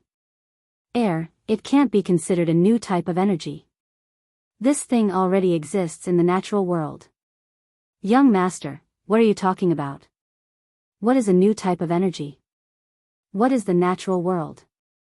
Xiaoxi's emotions gradually calmed down after listening to Li Zishuan's explanation. However, when she suddenly heard so many new terms, she was a little confused and couldn't help but ask. Air, energy is. Xiaoxi, you can understand energy as doing things. Pui, it is the ability to do things. For example, I am strong in martial arts. I can lift a few hundred kilograms of rock with one hand because I have a lot of energy in my body. Also, why can firewood boil water and cook rice? That is because there is energy in firewood too. Do you understand? Li Zishuan had a headache when he heard these questions, but he still explained patiently. Oh. Xiaoxi understands now. According to what young master said, Xiaoxi also has energy in her body because Xiaoxi can cook and take care of young master. Xiaoxi held her chin and thought for a while. Suddenly, she smiled. Hee. You are not wrong to say that. Li Zishuan saw the little girl's bright smile and couldn't help but feel happy. He nodded and continued. As for the natural world is the environment that we live in. It includes the sky, the earth, humans, plants, animals, etc. The reason why I said that this type of energy already exists in the natural world is because the thing that I created is the same type of energy as lightning. Wow! Young master is so powerful. You can actually create lightning. Then wouldn't young master be the thunder god of heaven? When Xiaoxi heard her young master's description, her eyes were filled with hearts as she exclaimed. Cough, cough, cough. Li Zishuan almost coughed up blood. He was so handsome, how did he become a birdman with two wings like Lei Zhenzi? Cough, Xiaoxi, I only said that this thing I made has the same attribute as lightning, I didn't say it was lightning. This energy is much weaker than lightning, so I call it electricity. Oh. Hearing this, Xiaoxi nodded her head. Then, she smiled and said, even so, young master is already very powerful. Xiaoxi has never heard of anyone who can create lightning. Cough, of course you haven't heard of it. If you had, then there would be another transmigrator in this world. Li Zishuan couldn't help but mutter in his heart. Then young master, you said that the electricity you created is a type of energy. But what can this energy be used for? Xiaoxi looked at the strangely shaped ceramic jars on the table and asked curiously. Haha. Good question. Li Zishuan looked at Xiaoxi with admiration and smiled. There are many uses for electricity. It can generate heat to boil water and cook rice. It can also replace candles to light up the entire house at night. It can also make machines move.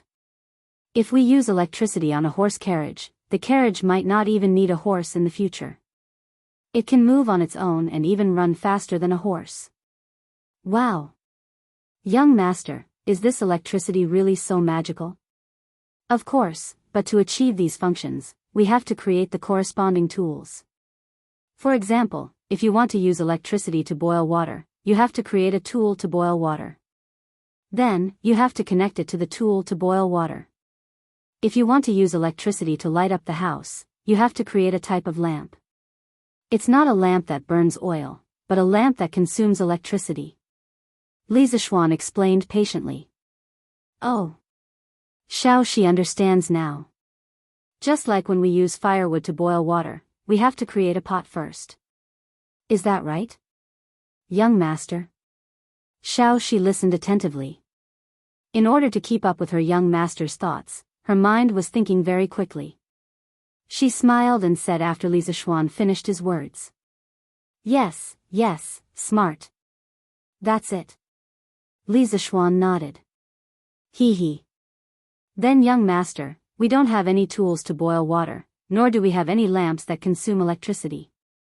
What can the electricity you create be used for? Xiaoxi smiled happily at first, then she asked doubtfully.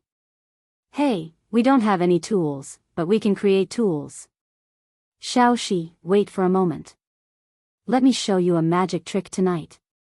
A thought flashed through Lisa Xuan's mind as he suddenly thought of an idea.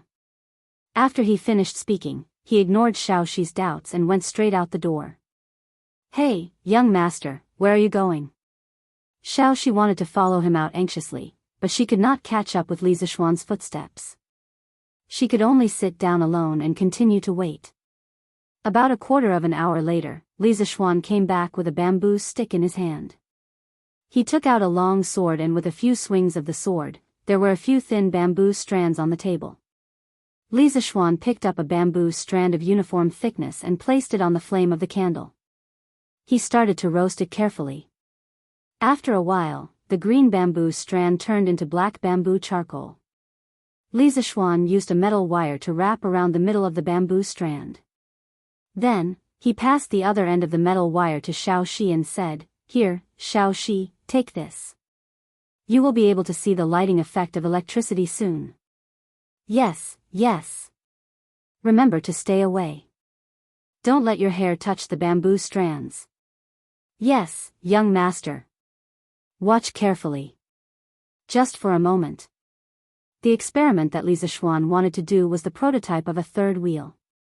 In 1854, Henri Goebbels used a carbonized bamboo strand under a vacuum glass bottle. It emitted light when it was electrified.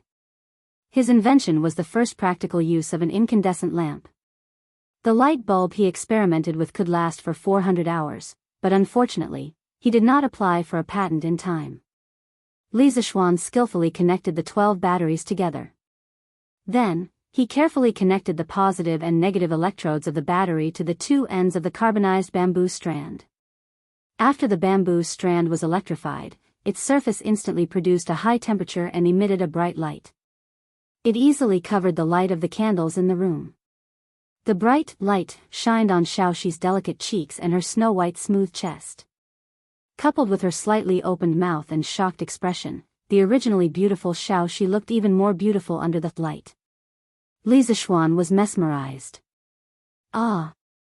What a beautiful light! Young master, this light is 10 times brighter than a candle.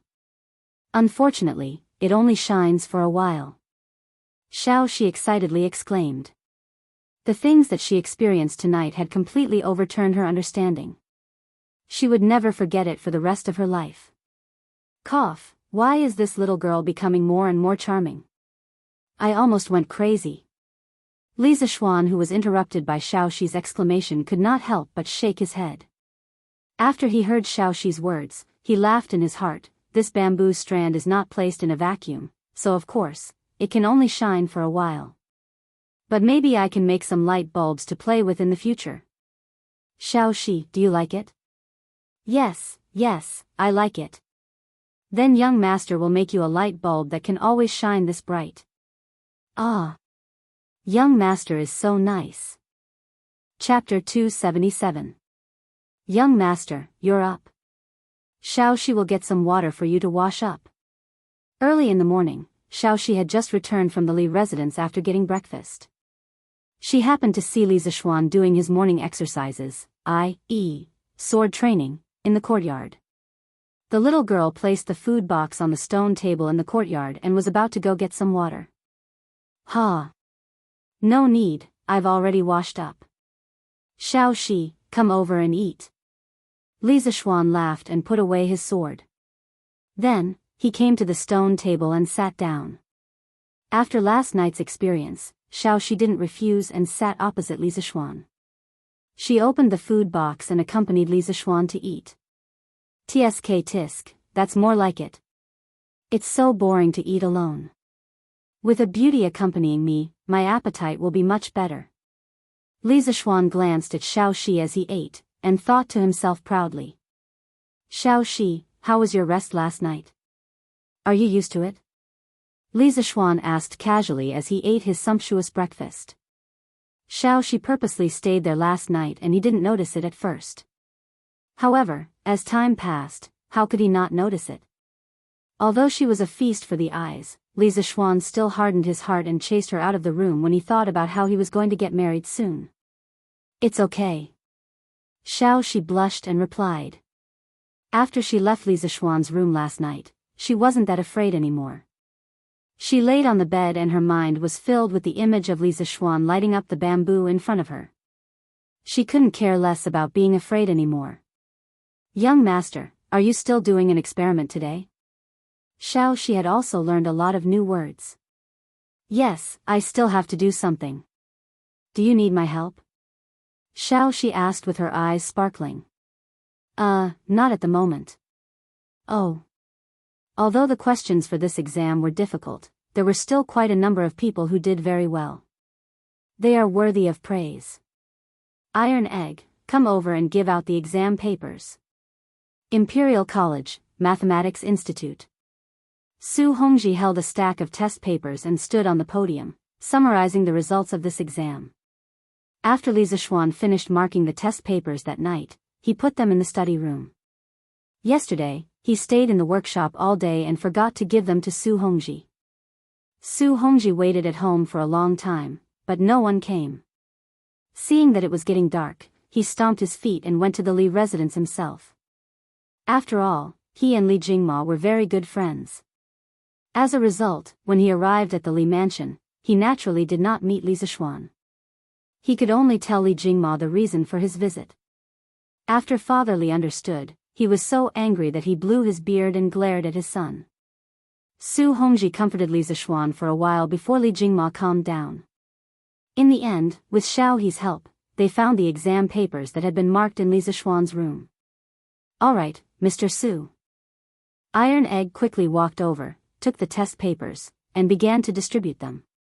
Taking advantage of this time, I will briefly explain the results of this exam. The most praiseworthy one is Meng Wenhao. He actually scored 101 points.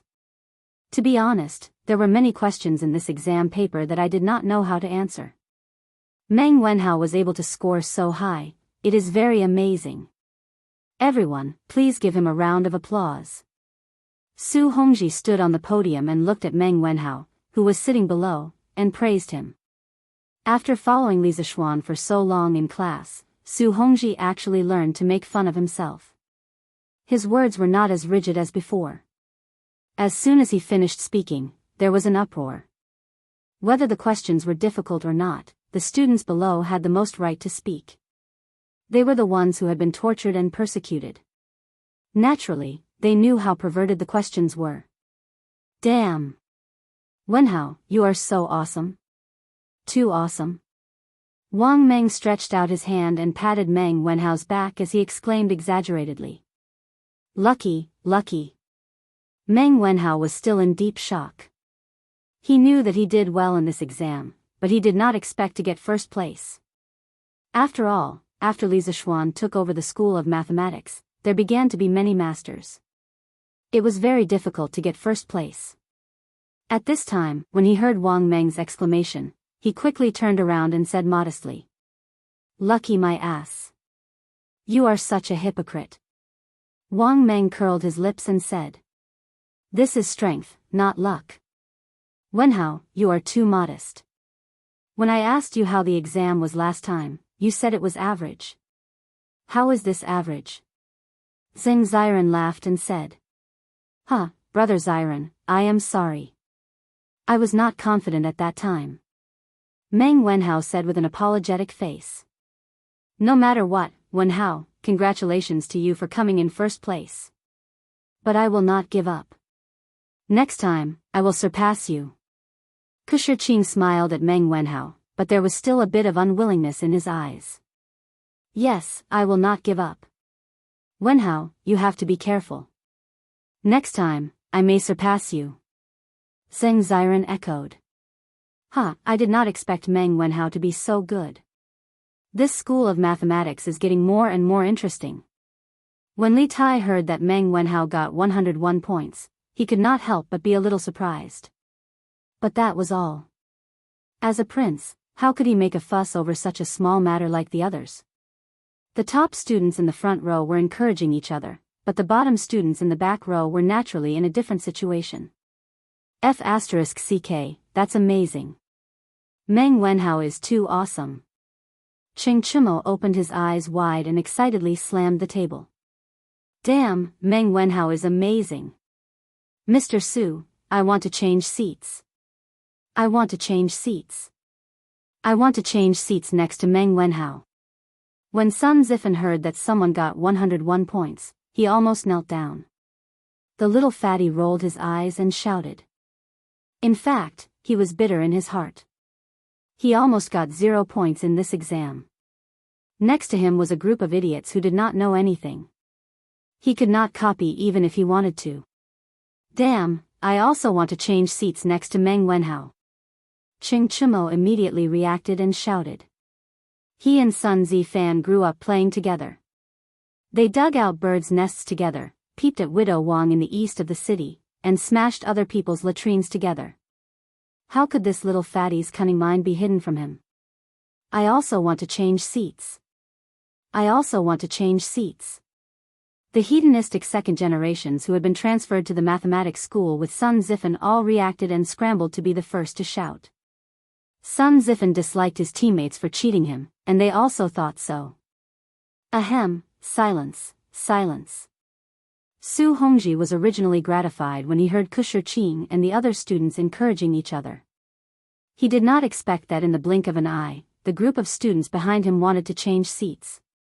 Perhaps this was the difference between a top student and a bottom student. Don't even think about changing seats. Let's wait for Dr. Li. Oh, it should be Li Sai now.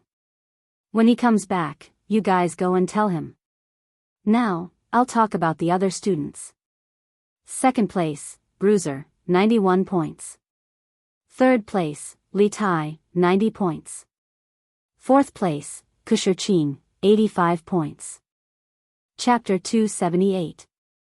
Fifth from the bottom, Song Tianyu, 15 points. Fourth from the bottom, Duan Wenba, 12 points. Third from the bottom, Bai Hongyuan, 8 points. Second from the bottom, Jiang Wenchang, 5 points. Last place, Kong Chuansuan, 0 points. On the podium, Su Hongji announced the results of the last 5 students. Without a doubt, the last 5 were all students who had just been transferred over. Below the podium, Ching Chumo was trying to hold back his laughter as he listened. His shoulders were shaking, especially when he heard that Kong Chuansuan, who was in the last place, had scored 0 points. He finally couldn't hold it in any longer. Pfft. Haha. The rich second-generation heirs behind Ching Chumo were all spitting fire in their eyes. They glared at Ching Chumo and wanted to fight it out with him. Silence. Ching Chumo, what are you laughing at? Tell everyone, how many points did you get? Su Hongji slapped the table, glared at Ching Chumo and said angrily. Ching Chumo immediately stopped talking. Extreme joy begets sorrow, extreme joy begets sorrow. Quick, tell everyone, how many points did you get? Su Hongji urged. I got 38 points. Ching Chumo scratched his head and felt a little embarrassed. Yes, you didn't see wrong. This guy knows how to be embarrassed now. Because if you exclude the people who had just arrived, he would probably be in the last place. Wow. The Legend of a Mortal's Journey to Immortality has updated 15 chapters today. Can this leather knight write so quickly? GNU Academy. Meng Tianhua looked at the Datong Daily that he had just bought and couldn't help but exclaim. Yeah. Doesn't this guy need to think before he writes a novel? How can he write so much in a day? Liao Feichen frowned and was a little puzzled.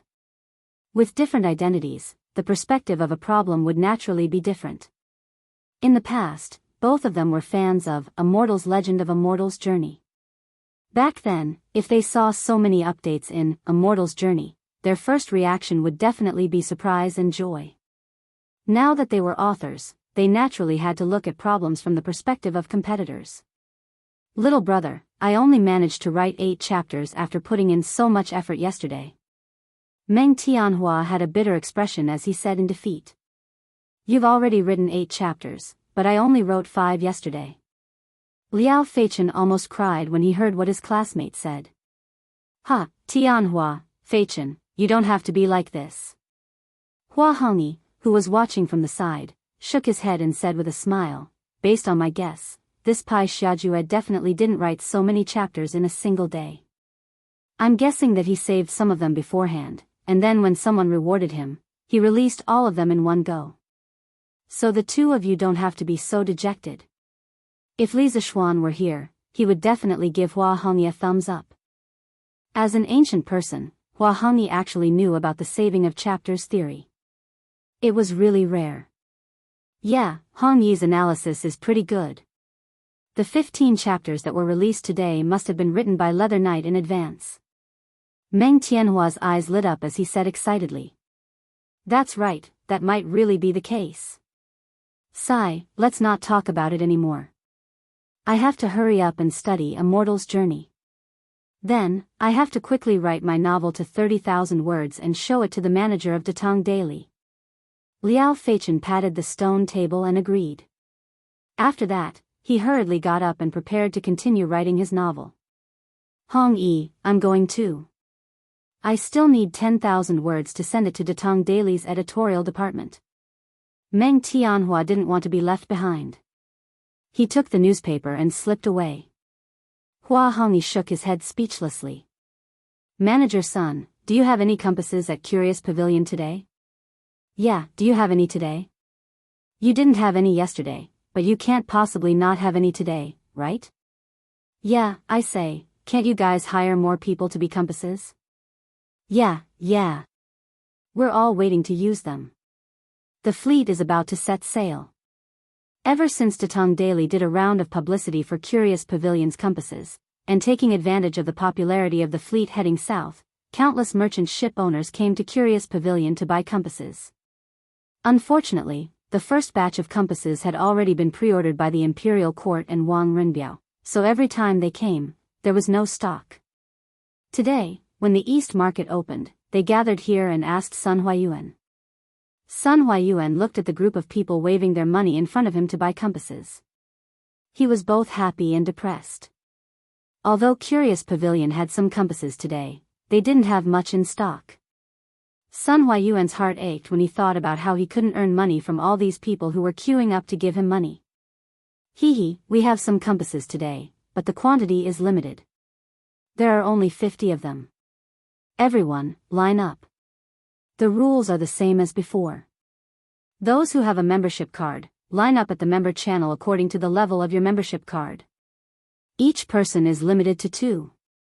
Sun Huayuan shouted to the crowd. Huh? Why are there only 50?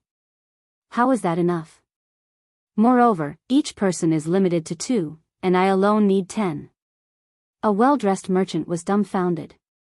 Yeah. There are so many people here. How is 50 enough?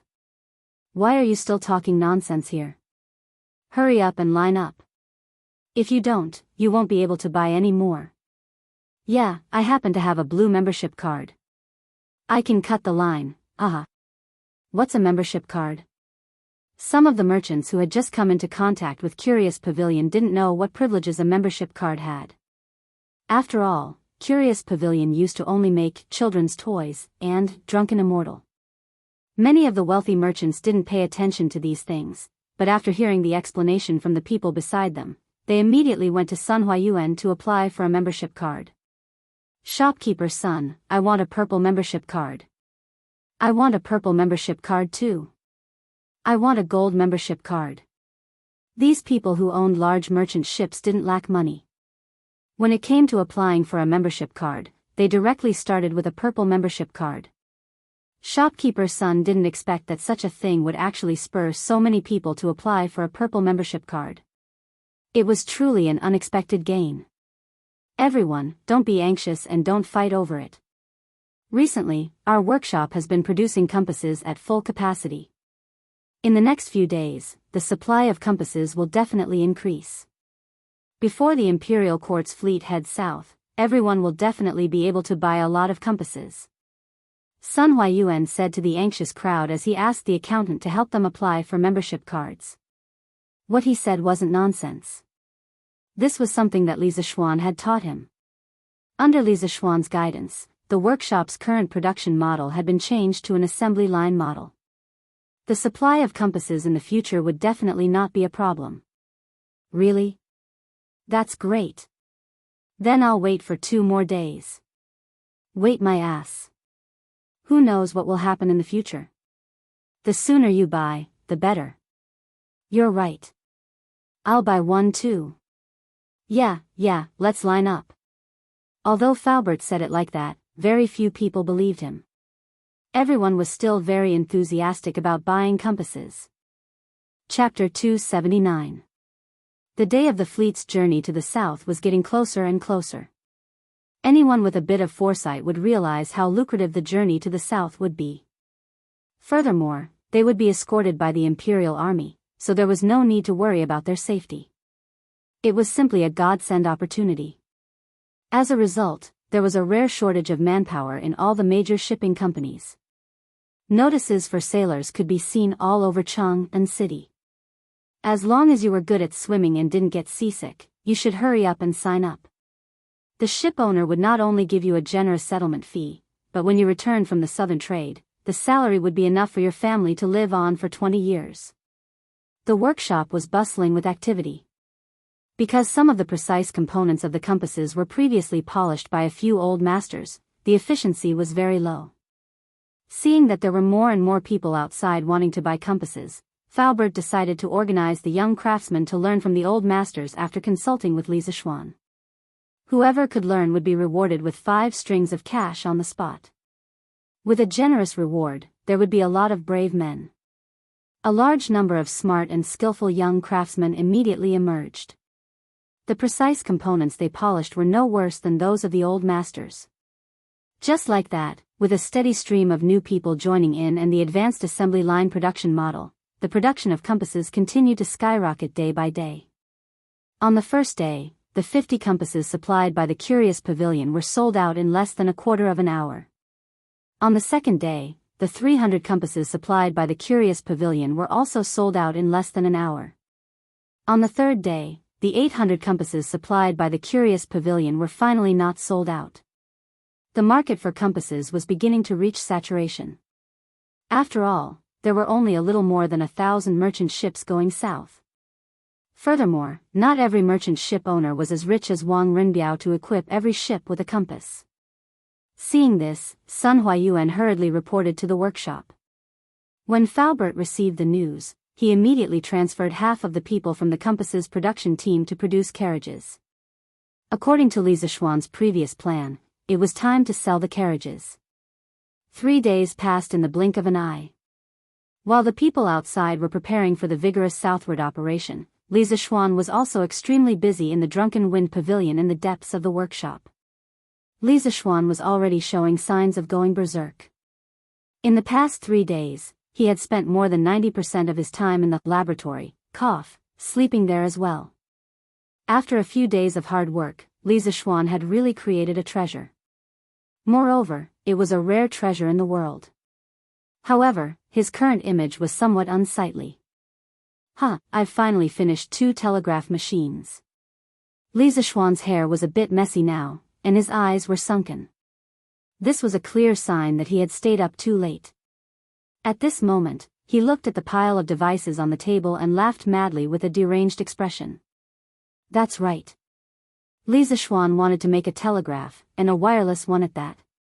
The principle of wireless was very simple. The core part was the LC oscillation circuit, which was composed of an inductor L and a capacitor C to form a frequency-selective oscillation circuit, which was used to generate high-frequency sine wave signals. The radiation power of the LC oscillation circuit was proportional to the fourth power of the oscillation frequency.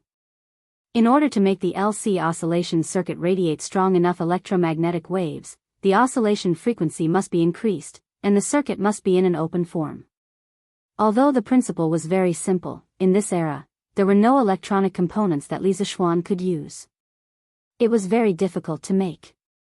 There were many technical difficulties, such as the signal modulation of the transceiver, the production of the buzzer, and so on.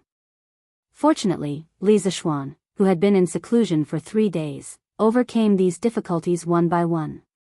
After going through untold hardships, he finally made 2 wireless telegraph machines. Unfortunately, there was a problem that he couldn't overcome at present, and that was the problem of power amplification. It was also the biggest technical problem that had to be overcome in order to make progress in the electronic industry of this era, the transistor. The transistor was one of the basic components of the semiconductor. It had the function of amplifying current and was the most core component of the electronic circuit. Without the transistor, there would be no integrated circuit, and there would be no electronic products in modern society. In fact, the LC oscillation circuit needed an amplifying element, and that was the transistor. Of course, it could also use digital electric LCs such as integrated operational amplifiers. Using this amplifying element, through various signal feedback methods, the constantly consumed oscillation signal would be feedback amplified, and finally output a signal with a relatively stable amplitude and frequency, so that the radio signal could be transmitted farther. Li Zixuan understood these principles, but what was the use of knowing? He couldn't make the transistor now, so he could only brace himself and try to make a wireless telegraph machine first. Because he had a glimmer of hope in his heart, that was, in ancient times, when there was no electricity, the space spectrum was very clean, and there was almost no interference. With a few watts of radio frequency power, it could be transmitted all over the world. The earliest wireless telegraph machines also didn't use transistors. At that time, the transmission distance was 250 meters, but there was already electricity in that era, and the space spectrum was not clean, so there would be electromagnetic interference.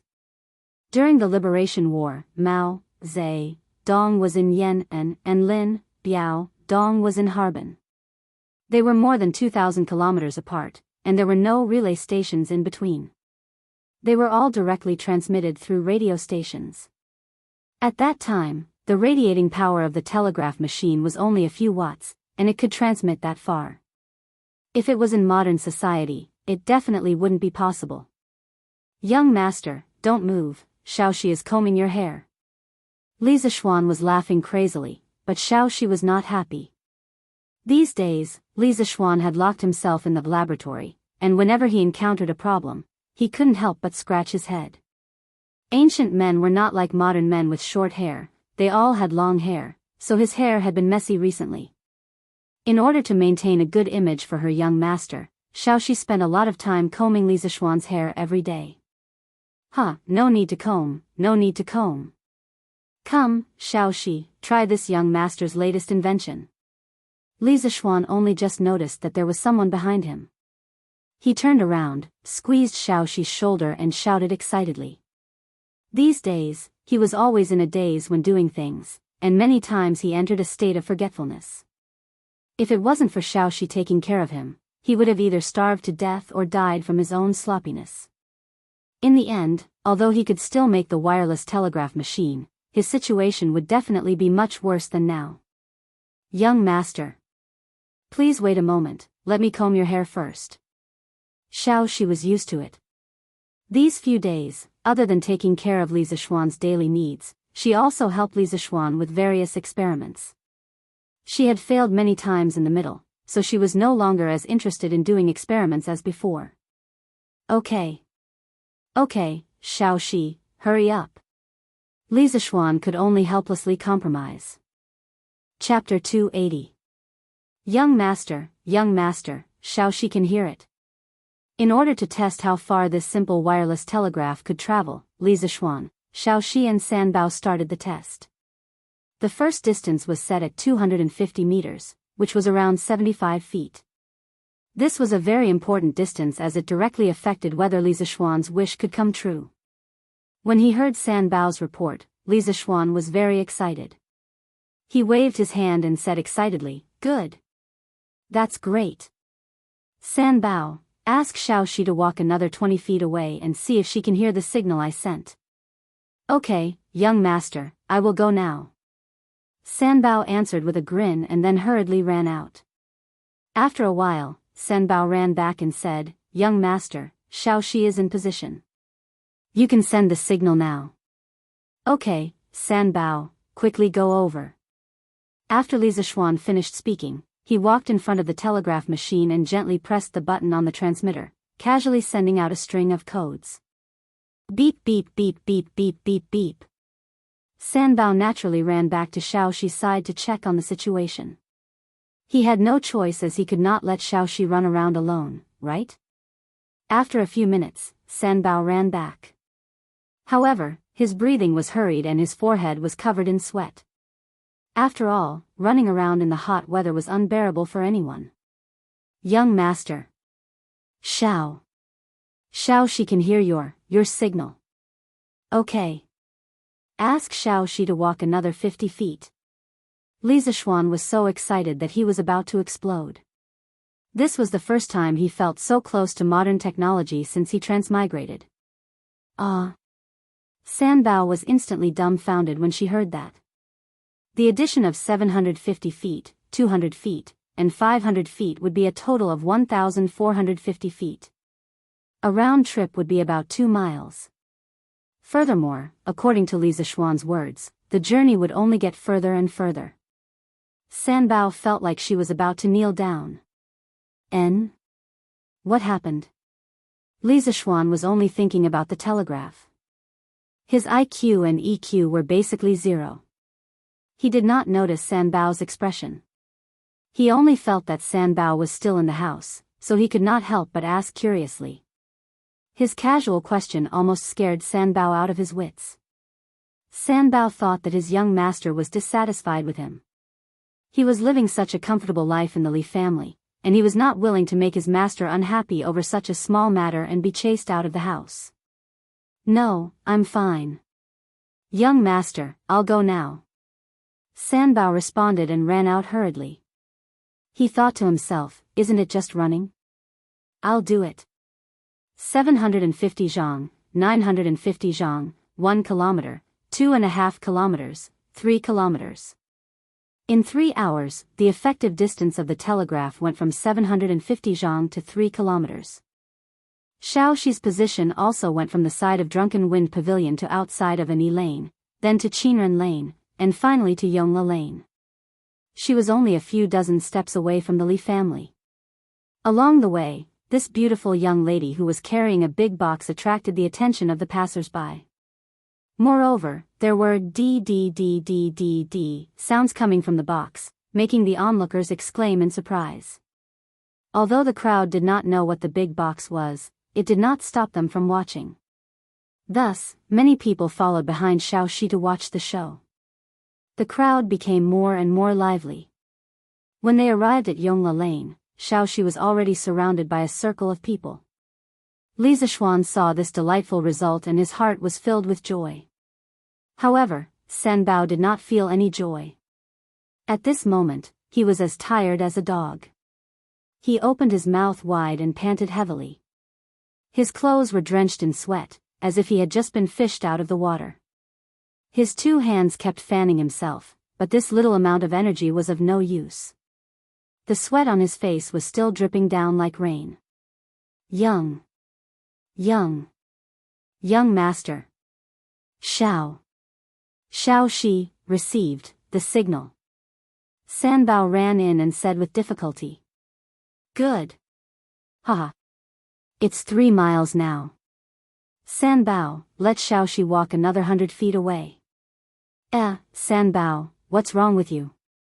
When Sanbao heard Li Zishuan's words, his eyes rolled and he was about to faint.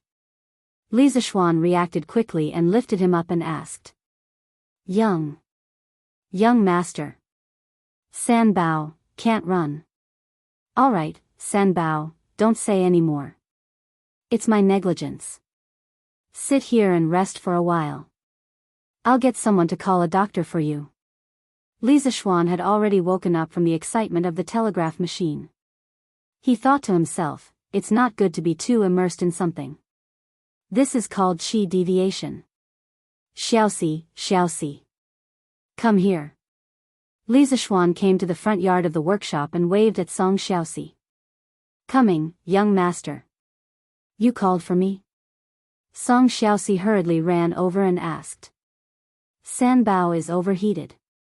Bring a few people and send him to a shady place to cool him down. Also, get a doctor to take a look at him. Don't let him get a heat stroke. Yes, young master. I'll go right now. Hey. Wait, send someone to drive my carriage and go to Yongle Lane to find Xiaoxi. Tell her to stop for now and bring her back to rest and eat. Sanbao was already so tired.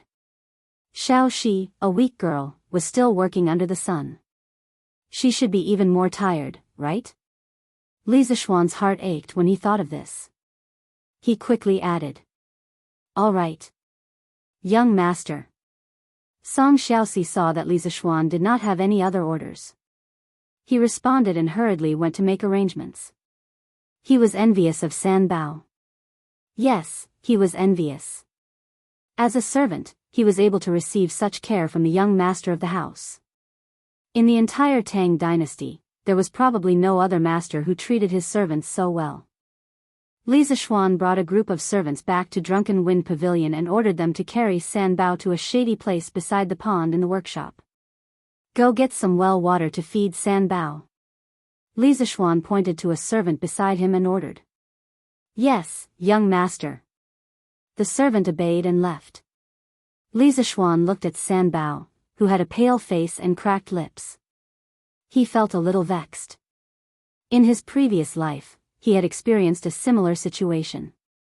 Back then, one of the leaders of the research team would give you a task. It was considered light if you ran your legs off. You might even have to work overtime or even be criticized. This was the common saying, the leader moves his mouth and the subordinate runs his legs. Some colleges and universities were really bureaucratic. Li Zishuan hated this kind of phenomenon very much in his previous life. However, he didn't expect that he would unintentionally do something that he had always hated. He really shouldn't have done it. Why isn't the doctor here yet? Li Zishuan frowned and asked. Young master, Brother Xiaoxi has already gone to get the doctor. He should be here soon. The manservant from before came over with a bowl of cold well water and answered. All right. Feed him water first. Chapter 281. Drunken Wind Pavilion. A group of people surrounded Sanbao. It was probably Sanbao's first time being the main character. Doctor, how is he? Is he all right? Li Zishuan looked at the old doctor who was checking Sanbao's pulse and asked anxiously. He had to be anxious. If Sanbao had a heat stroke, it would be a serious matter.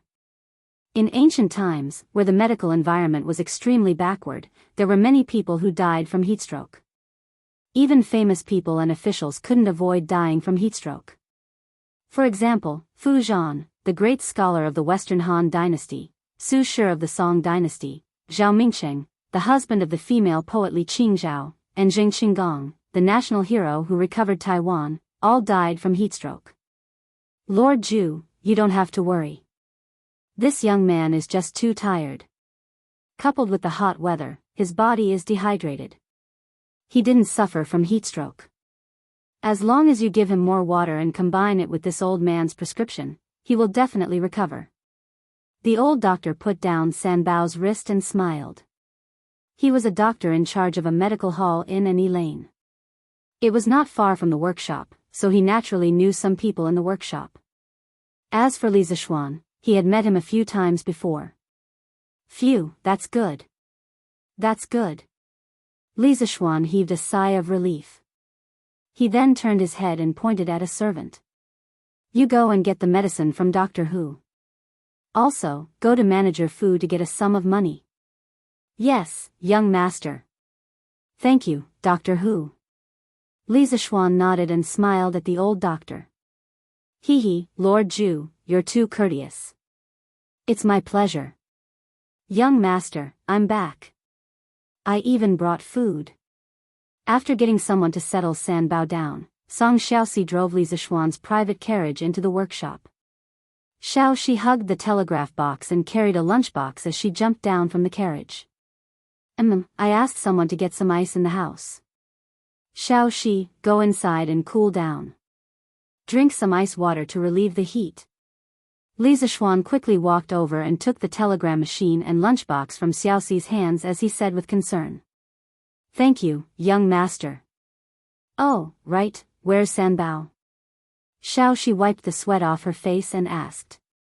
Sanbao is too tired. She's resting now. I was careless today and made the two of you suffer. Xiaoxi, quickly go back and rest. Li Zishuan said with some self-blame. Xiaoxi could hear the concern in his words and smiled. Young master, Xiaoxi is fine. It's already so hot and you're still fine? Come, follow me back to the house. Li Zishuan knocked on Xiaoxi's forehead and pulled her back into the house. Young master, this telegraph machine you made is really amazing. Xiaoxi could hear the message you sent in the workshop even though she was so far away. Also, this thing can make sounds on its own. It's amazing. After returning to the house, Xiaoxi drank a few mouthfuls of water with ice cubes. After a while, she calmed down and stood up to look at Li Zishuan excitedly. Previously, she accompanied Li Zishuan to do so many experiments, but they all ended in failure. Today, after finally succeeding, she saw how amazing this thing was. Li Zishuan looked at the excited look on the little girl's face and smiled as he shook his head and said, this is only the beginning.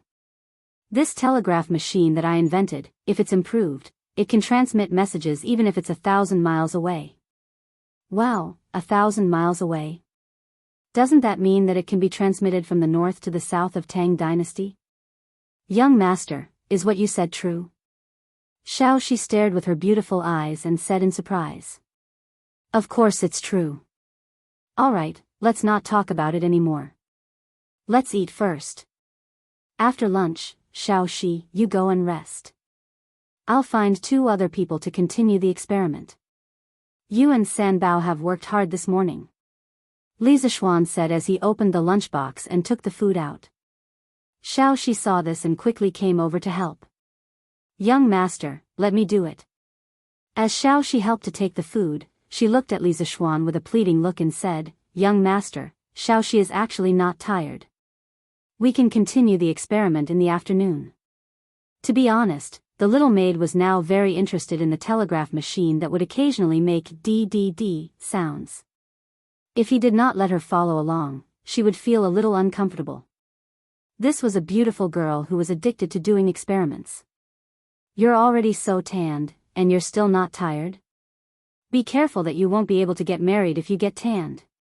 Li Zishuan was not willing to let Xiaoxi go out in the afternoon. It was not as if there was no one outside that he could order around. Why must he let a little girl go out and suffer? In the morning, he was bewitched and could not extricate himself. Now that he had woken up, he was not willing to let Xiaoxi go out again. Young master. When Xiaoxi heard this, her face instantly flushed red. Pretend that I didn't say anything. Pretend that I didn't say anything. Old master, what do you think little Xian has been doing these few days? This child can finally rest for a few days, but he doesn't know how to rest at home. Instead, He insists on going to the workshop for a few days. He is really worrisome. Li residence. After Madame Li finished eating, she complained to Li Jingma, who was beside her. She said so much, but it was all secondary. The most important thing was that she did not see her son at home these few days and felt empty in her heart. How could Li Jingma not know his wife's thoughts, but he also did not know what Li Zixuan was doing at the workshop recently. Li Zixuan was getting more and more capable. How could he report everything to him in advance? He could only smile bitterly and say, "Madam, little Xian has grown up. He will have things he wants to do. Furthermore, his workshop is not far from home. Isn't little Xian still by our side? If Madam wants to take a look, your husband can accompany you to the workshop. Anyway, this carriage at home is quite comfortable." Although Li Jingma's words were obviously meant to comfort her, they were completely useless. Madame Li, on the other hand, accepted his words. Her expression relaxed slightly and she smiled. "That won't do. Master, you've said it yourself. Xian is doing what he wants to do. If I were to go, wouldn't it affect his progress? Mother, then I will go. Lan will not affect brother's progress." Lan, who was beside her, said crisply. "Pfft. You are also not allowed to go. Mother knows you well. If you go, you will definitely cause trouble for your brother." Madame Li touched her daughter's head in amusement and said, "No way. Mother, Lan has always been very obedient." Lan said coquettishly. "Haha." This time, even Li Jingma could not help but laugh. "What obedient? Have you done the homework that your brother arranged for you? Previously, you did not like to be a female worker, so mother and your father did not force you. Now that your brother has arranged some homework for you, you are not allowed to slack off." It's homework. Lan only has a little left to do. Don't worry, I will do it at night. You want Iron Egg to do it for you at night, right? Hee hee. No. Chapter 282. Your Majesty, I heard from the palace maids that something interesting happened in Chang'an. In the west court of the imperial palace, Li Er came to Empress Jiangxuan's place for a meal after the morning court. During the meal, Empress Jiangxun suddenly thought of something and said with a smile. "Oh. What's the matter? Tell me about it, Guanyin." Li Er was thinking about what happened in the morning court. After all, the fleet would set off for the south in 2 days.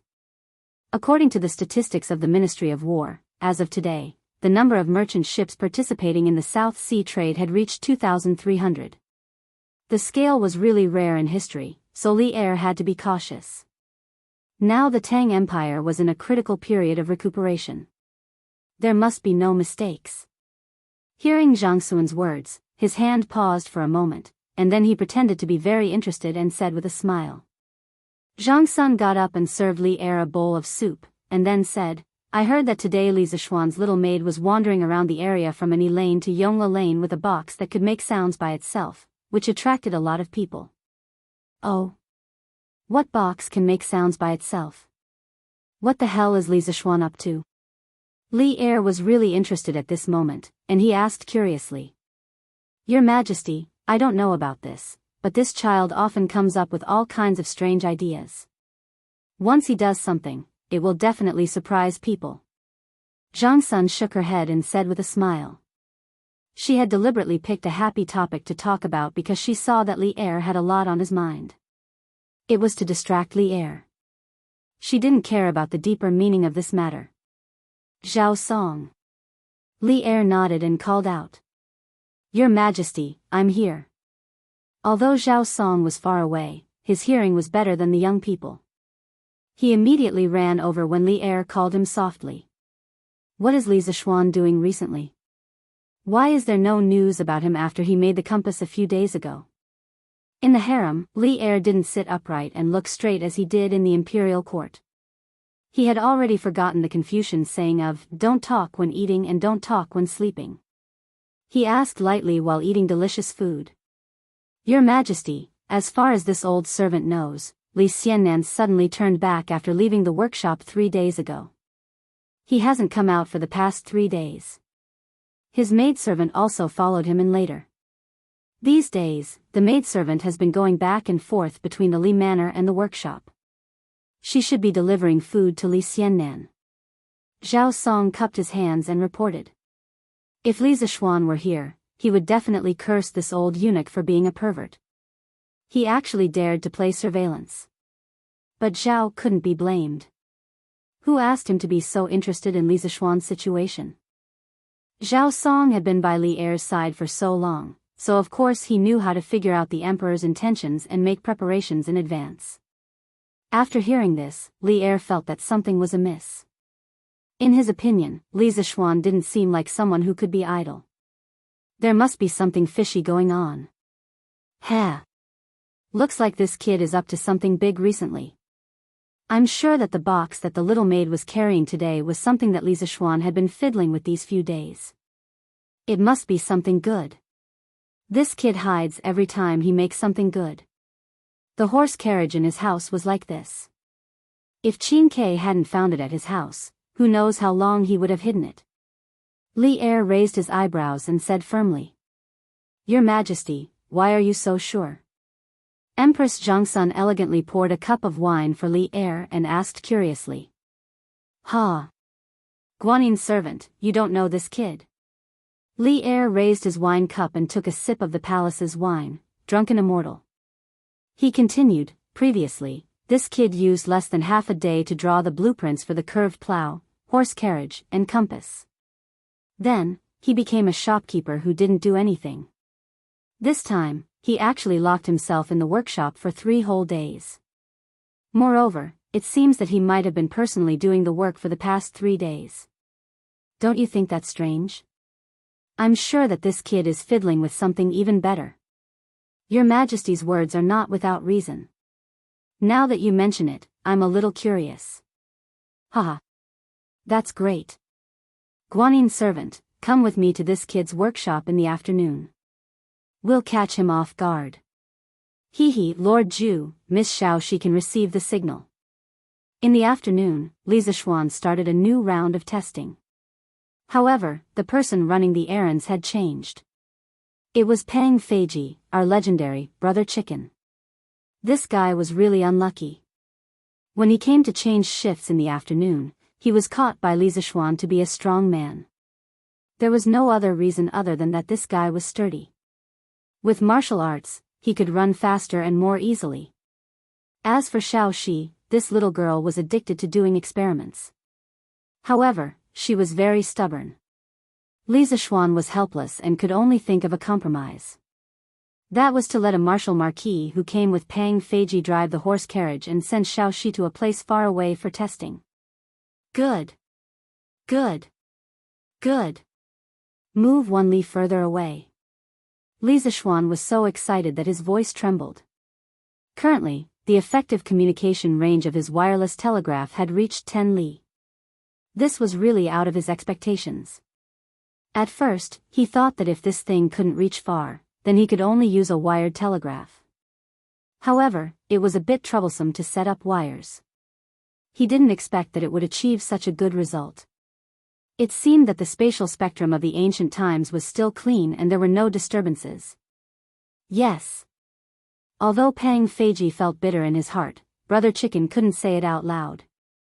People under the eaves had to lower their heads. Run. I've been in the army for so many years, I don't believe that I can run away unscathed. I heard that a servant almost got a heatstroke in the morning. That's because they're too weak. At this moment, Brother Chicken's heart was filled with a sense of superiority. It was really as if he was flying, as light as a swallow, and as fast as lightning. Young master. Lady Xiao Shi. Over there.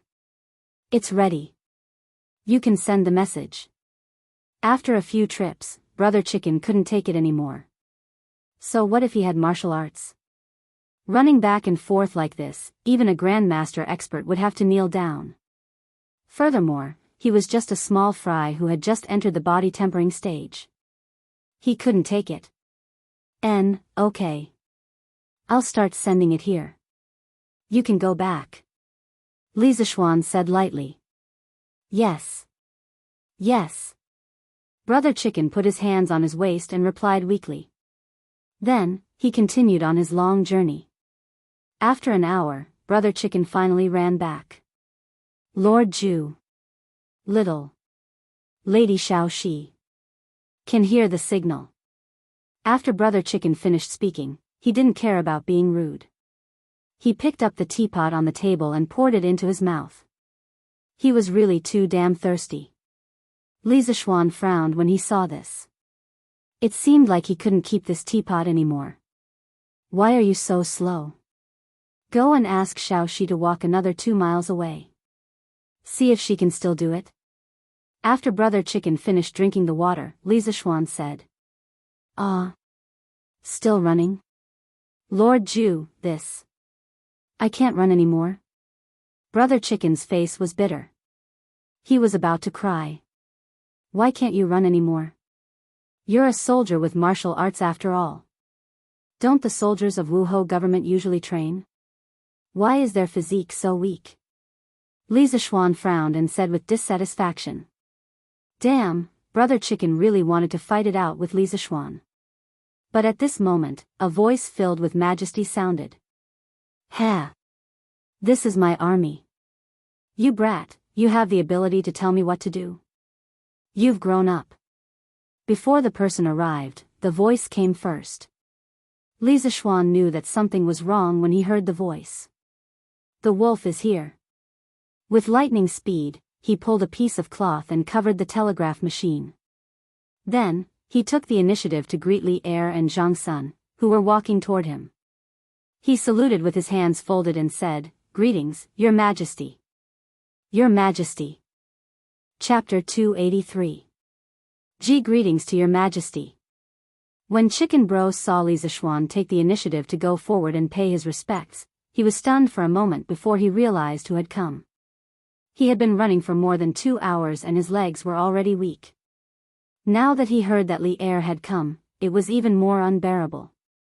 His legs couldn't help but shake and his words were trembling and stuttering. He was only a small siggy. When had he ever had the chance to see the Emperor? At this moment, Brother Chicken was both afraid and excited. Rise. Li Er walked over leisurely with Empress Zhang Sun in tow, looking like a loving couple. Imperceptibly, he spread a handful of dog food for Li Zishuan and Brother Chicken. What is Li Sai doing here instead of helping Chancellor Kong to share his burdens in the directorate? Of course, Li Er couldn't directly say that he had received news that he was causing trouble here and specially came here for a ward round. He naturally pulled Zhang Sun into the room and sat at the head seat. Then, he looked at Li Zishuan like an old leader inspecting his work and asked despite knowing the answer. When Li Zishuan heard this, the corner of his mouth twitched. Why am I here? Don't you have any idea? Your Majesty, I accidentally violated the laws of the Imperial Court a few days ago and disturbed public order. Your Majesty was kind and allowed me to reflect at home. Later on, the Imperial Court intended to go south for trade. Your Majesty was kind and temporarily lifted my confinement order, allowing me to concentrate on researching compasses. I will always remember Your Majesty's kindness and thus work day and night in the workshop to create and improve compasses. Since Li Er pretended to be confused, Li Zishuan could only tell him everything from the beginning. Cough cough, how shameless. Li Er almost choked to death. He secretly thought that he shouldn't have pretended to be confused and accidentally gave Li Zishuan a chance to be shameless. Oh, we remember now. Wasn't the compass completed a few days ago? Why are you still here? As Li Er spoke, he used his eyes to search around the room, trying to find the legendary big box. However, after looking for a long time, he did not see it and could not help but feel a little depressed. Li Zishuan's room was quite large. It was a compound room with an inner and outer compartment. He had done his experiments in the inner room. Li Er and Zhang Sun were sitting in the outer room, so it was not surprising that they could not see him. Your Majesty, after I finished making the compass, I couldn't fall asleep when I got home, so I came here to sleep. Li Zishuan lied through his teeth. It wasn't easy for him to get this telegraph machine. It was his treasure. He couldn't bear to let Li Er take it away. Was there such a thing? What's your name? Come over and tell me what Li Sai is doing today. Li Er widened his eyes in disbelief. He pointed at Brother Chicken beside him and said, Your Majesty, I am Pang Feiji, Sigu of the Right Marquis household. This. Li Sai. Li Sai is, when Brother Chicken heard Li Er call him, he was flattered for a moment. However, when he heard Li Er's question, he suddenly felt troubled. He had experienced many things and was a tactful person. Naturally, he could tell that Li Zishuan did not want to expose the telegraph machine. However, Li Er forced him to say it. What could he do? One of them was a county magistrate, and the other was the current manager. It was not good to offend either of them. Brother Chicken regretted not running away just now. It was too late to run now. What? I asked you a question. Is there anything you don't dare to say? Li Er saw that Brother Chicken was hemming and hawing. He suddenly became angry. He snorted coldly and said sternly. Li Zishuan was speechless. Wasn't Li Er too ungentlemanly? As a dignified emperor, he actually had the face to make things difficult for a small soldier? He looked at Brother Chicken and wanted to know how this soldier would deal with it.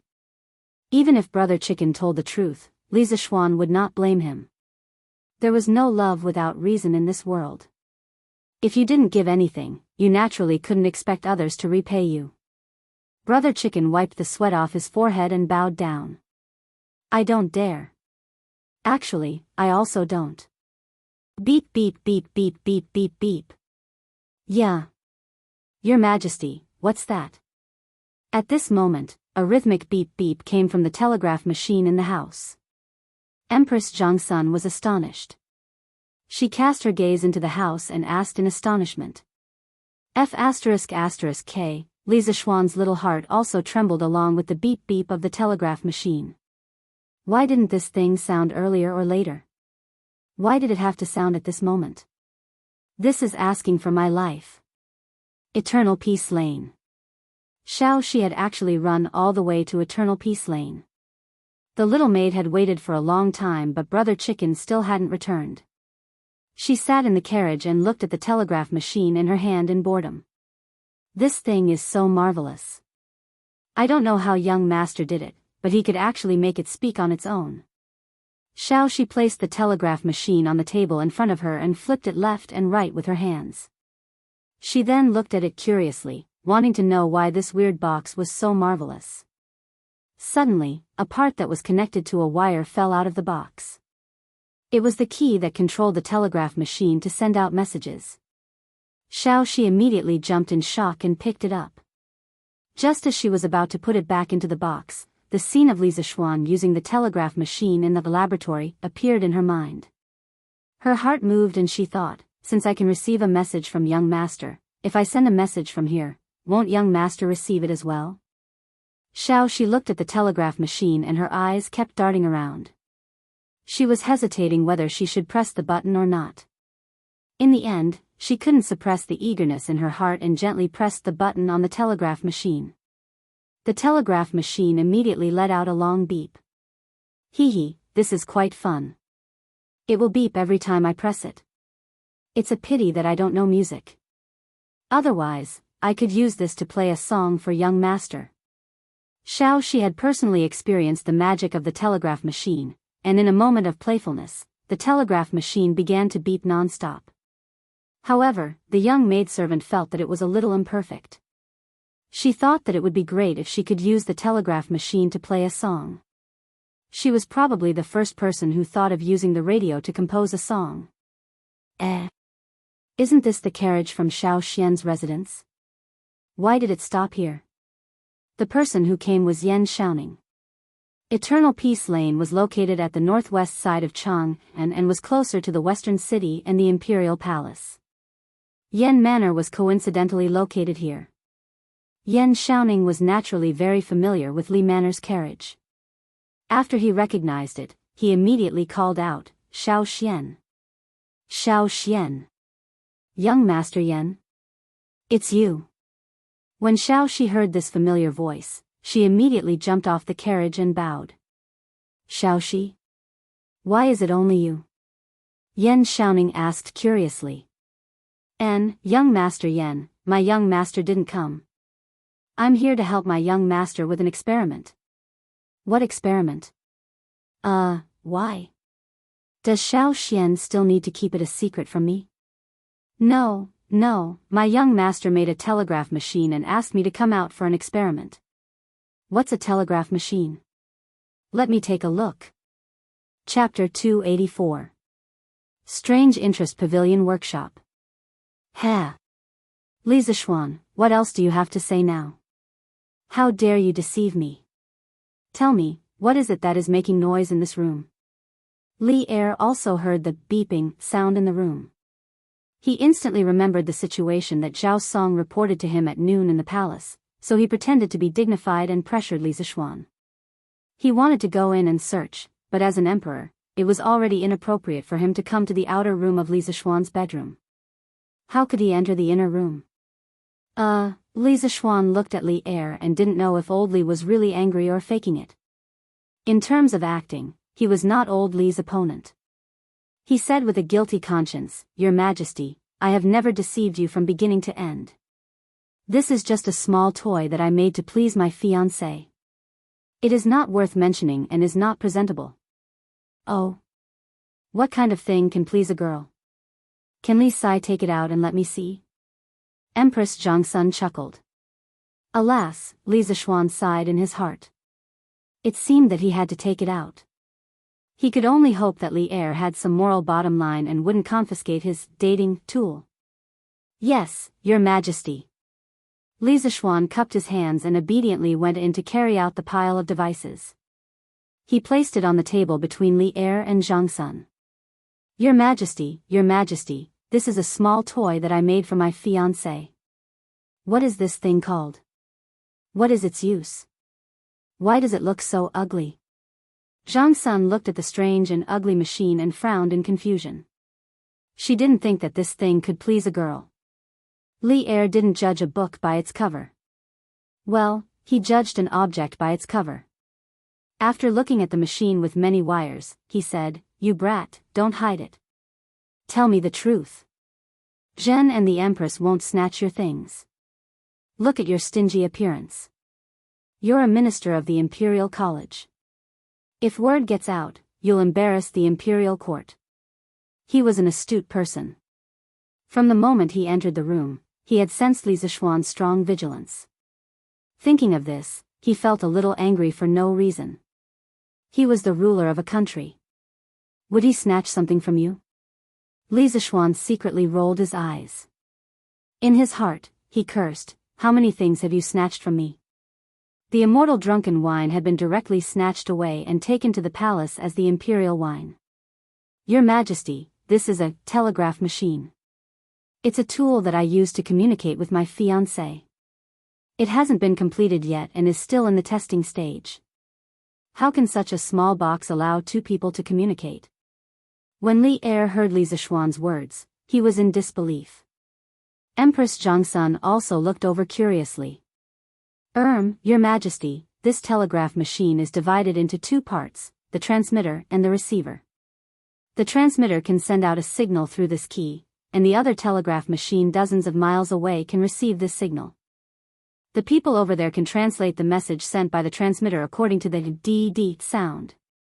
Li Zishuan was stunned by the question. It was not that he didn't know how to explain it, but that he didn't know where to start. The two of them didn't have any foundation in electromagnetism. It was too difficult to completely explain it to them. After thinking about it, he simply introduced the principle. If Li Er and Zhongsun didn't understand, then forget it. Of course, Li Er didn't understand. He frowned. When Li Zishuan finished, he looked unhappy and said, Speak human language. Li Zishuan was almost choked to death. He thought for a moment and found that there was no way to explain it clearly in a few words. He could only say, Your Majesty, the principle of this telegraph machine involves a lot of electromagnetism knowledge. I really can't explain it clearly in a short time.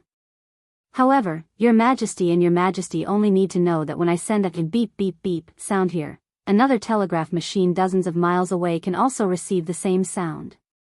This is how two people communicate with each other. Dozens of miles? It can be transmitted so far? Li Er saw that Li Zishuan wasn't deliberately beating around the bush. He understood that the principle of this telegraph machine really couldn't be explained clearly in a few words. He directly skipped the parts he didn't understand and captured the most important information in Li Zishuan's words. That's indeed the case. After I've tested the telegraph machine, I've found that it can send messages up to at least 11 miles away. And that shouldn't be the limit. Theoretically speaking, if this telegraph machine is perfected to the limit, it can allow two people in any corner of the world to send messages to each other. The process of sending messages can be completed in the blink of an eye. Since the telegraph machine had been taken out, Li Zishuan didn't intend to hide anything. He could also show off in front of Li Er. Wasn't it great? If his parents in his previous life knew that he had once shown off in front of the Emperor Tang Taizong, they would definitely be very pleased. People anywhere can communicate with each other in the blink of an eye? Hiss. Li Er carefully recalled what Li Zishuan had just said a few times and couldn't help but have a toothache. It was really too shocking. Compared to the methods of communication that people often used in this era, such as relay stations, carrier pigeons, and fire beacons, Li Zishuan's telegraph transmission had completely subverted everyone's understanding. This empress has one thing that I don't understand. Can Li Xiannan solve this problem for this empress? Empress Zhongsun always looked as calm as water. At this time, she looked at Li Zishuan and asked with a smile. Empress, please speak.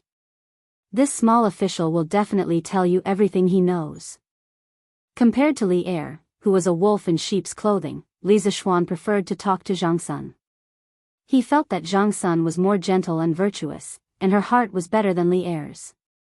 However, it probably wouldn't take long for Li Zishuan to understand how stupid his current thinking was.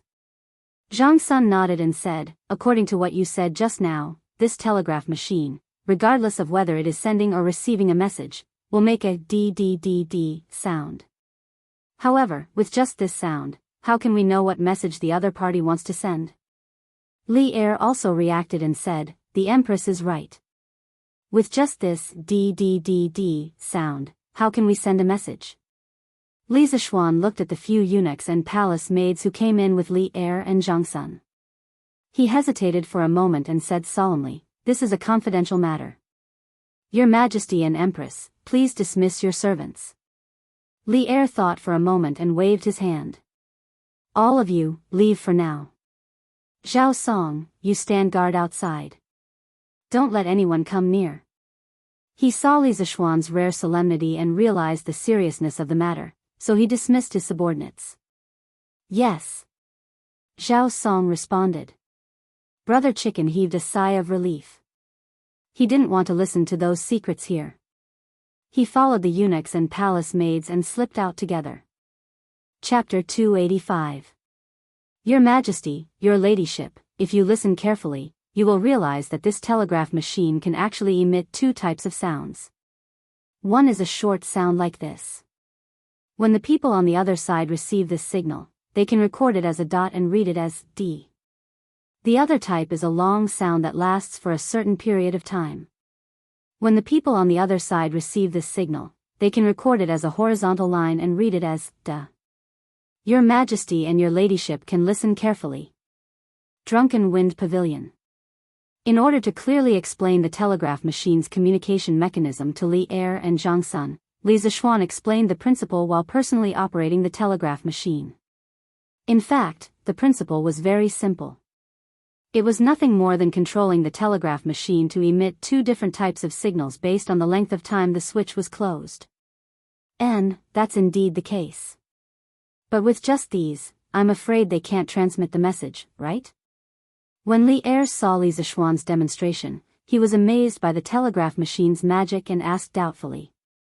Your Majesty, with just these two monotonous signals, of course, it can't completely express the meaning of both parties. This telegraph machine also needs to be used in conjunction with a codebook. Li Zishuan explained with a smile. What's a codebook? Kid, can't you say it all at once? Li Er frowned and said unhappily. This kid dared to deliberately use a bridge in front of him. He was really bold. Replying to Your Majesty, I just said that the two types of signals emitted by the telegraph machine can be recorded as dots and horizontal lines. I later combined the dots and horizontal lines, and each combination represents a number. For example, a dot with 4 horizontal lines represents the number 1, and the rest of the numbers so on. There are a total of 10 numbers, and then the sender can combine the 4 numbers to represent a word. In this way, there are 10,000 combinations. In other words, through this method, it is possible to express 10,000 different words. And the corresponding text of each combination is the codebook that I mentioned. Li Zishuan stood with his hands behind his back and spoke with a little bit of confidence. This guy thought that since it was a rare opportunity to show off in front of Li Er, it would be a waste not to show off. In fact, what he had just said was the famous Morse code in the modern history of the world. In 1832, the Russian diplomat Schilling built a machine for receiving messages by means of the deflection of a galvanometer pointer. Later, in 1835, after 3 years of research, the American painter Morse successfully used the on and off and length of electric current to replace human words for transmission. Morse code was an early form of digital communication, but unlike modern binary codes that use only zeros and 1 or 2 states, it consisted of 5 types: dots, dashes, pauses between dots and dashes, short pauses between each character, between dots and dashes, medium pauses between words, and long pauses between sentences. Then, using different combinations of dots and dashes, representing 26 English letters and 10 Arabic numerals, the communication could be achieved perfectly. One interesting thing was that the International Distress Signal SOS was not an abbreviation of any English word. It was just that its code was 3 dots, 3 long, 3 dots. In Morse code, the corresponding letter was SOS. Later, Morse code was introduced to China. In order to adapt to the Chinese language, it was modified. It was almost like what Li Zishuan just said, but there were a few more combinations on the original basis. Li Zishuan was frowning and thinking, so he didn't notice Li Zishuan's annoying look. Otherwise, he would have given him 2 big feet. Empress Zhongsun inadvertently glanced at Li Zishuan's expression, and she couldn't help but want to laugh. I see. Kid, your idea is really good. But according to what you said, the codebook can be changed at will? Li Er himself was a person with great wisdom. Putting aside the knowledge of electromagnetism that didn't belong to this era, he could still understand the principles of the combination of codes. Your Majesty's eyes are really sharp. Just as Your Majesty said, this codebook can be changed according to needs. As long as both parties use the same codebook, there's no problem. It is precisely due to the ever-changing nature of the telegram code that guarantees the safety of the message between the two parties.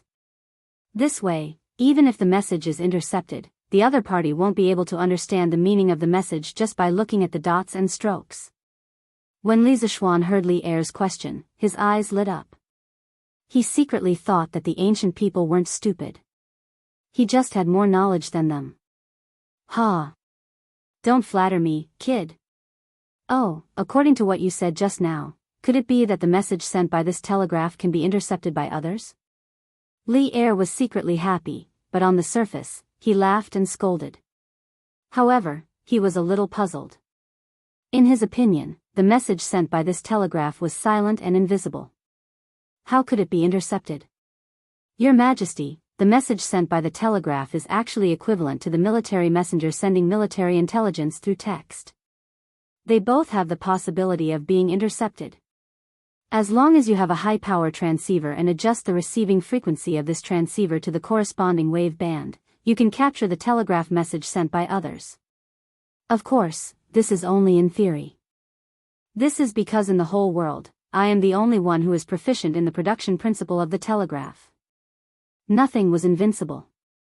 Although the electromagnetic waves emitted by the telegraph were invisible and silent, as long as the method was right, it could still be captured. In some anti-Japanese war TV series, there were often plots of underground parties intercepting and deciphering the enemy's telegrams. In the military, Lee Air's heart skipped a beat as he muttered to himself. Although he didn't know what power, frequency, and wave band were, this didn't prevent him from obtaining other key information. At this time, he looked at the telegraph on the table again, and his eyes slowly became more and more passionate. This was the divine weapon of the country. With this telegraph, wouldn't the Tang Empire be in an invincible position in future wars? He had fought in wars all his life, and he immediately thought of the huge role this telegraph would play in the military. You just said that in the whole world, you are the only one who is proficient in the production principle of the telegraph? Li Er narrowed his eyes and looked at Li Zishuan as he spoke. Li Zishuan's heart tightened. He felt a trace of danger. Did he just show off too much? Your Majesty, it should be like this. Li Zishuan couldn't hear anything wrong from Li Er's tone, so he could only bite the bullet and answer. Can this telegraph be mass-produced? Can it be used for the transmission of intelligence in the military?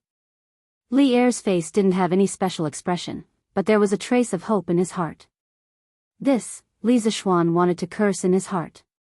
Sure enough, old Li wanted all the good things that he saw. What a robber.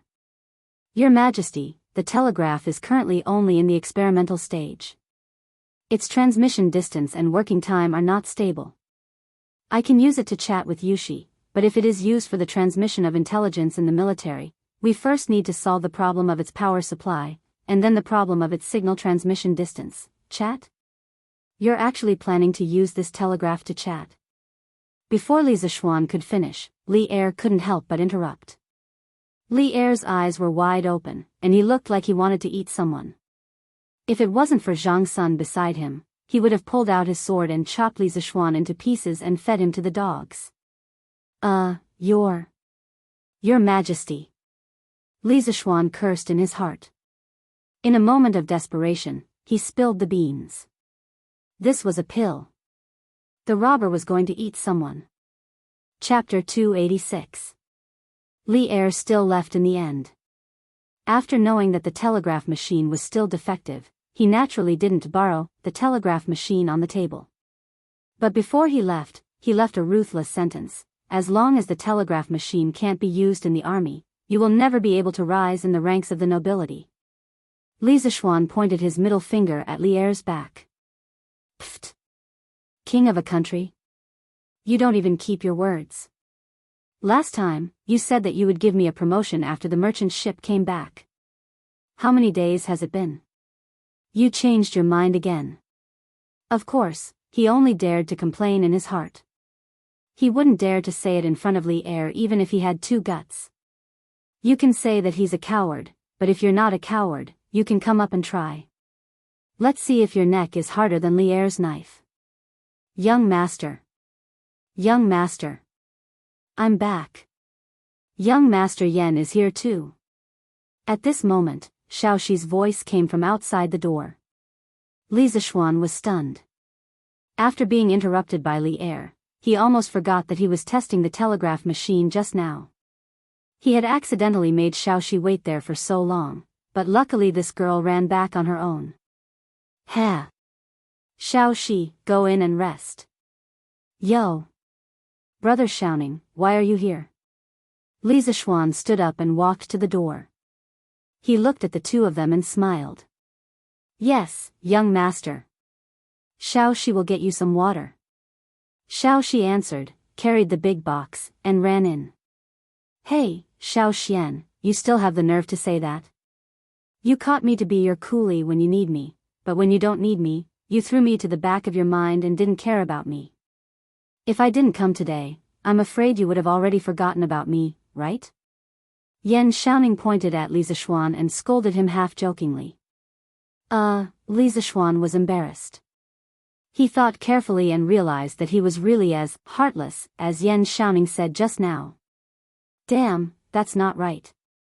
You're not a girl, how can you be heartless? Li Zishuan reacted and shuddered. Could it be that Yan Xiaoning had taken a fancy to him? Otherwise, why would she act like a resentful woman? Cough, cough. Brother Xiaoning, what are you talking about? As the saying goes, if you have a bosom friend in the sea, you can be as close as a neighbor from afar.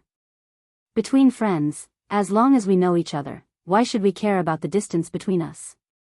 If there is a bosom friend in the sea, the distance of the world will be as close as neighbors? Good poem. Good poem. But who wrote this poem? Why haven't I heard of it before? While Li Zishuan was trying to pull the tiger's skin, he accidentally pulled the tiger that hadn't been born yet. Wang Bo would be born more than 20 years later. Wang Renbiao was dumbfounded. This is a poem that I came up with when I was bored.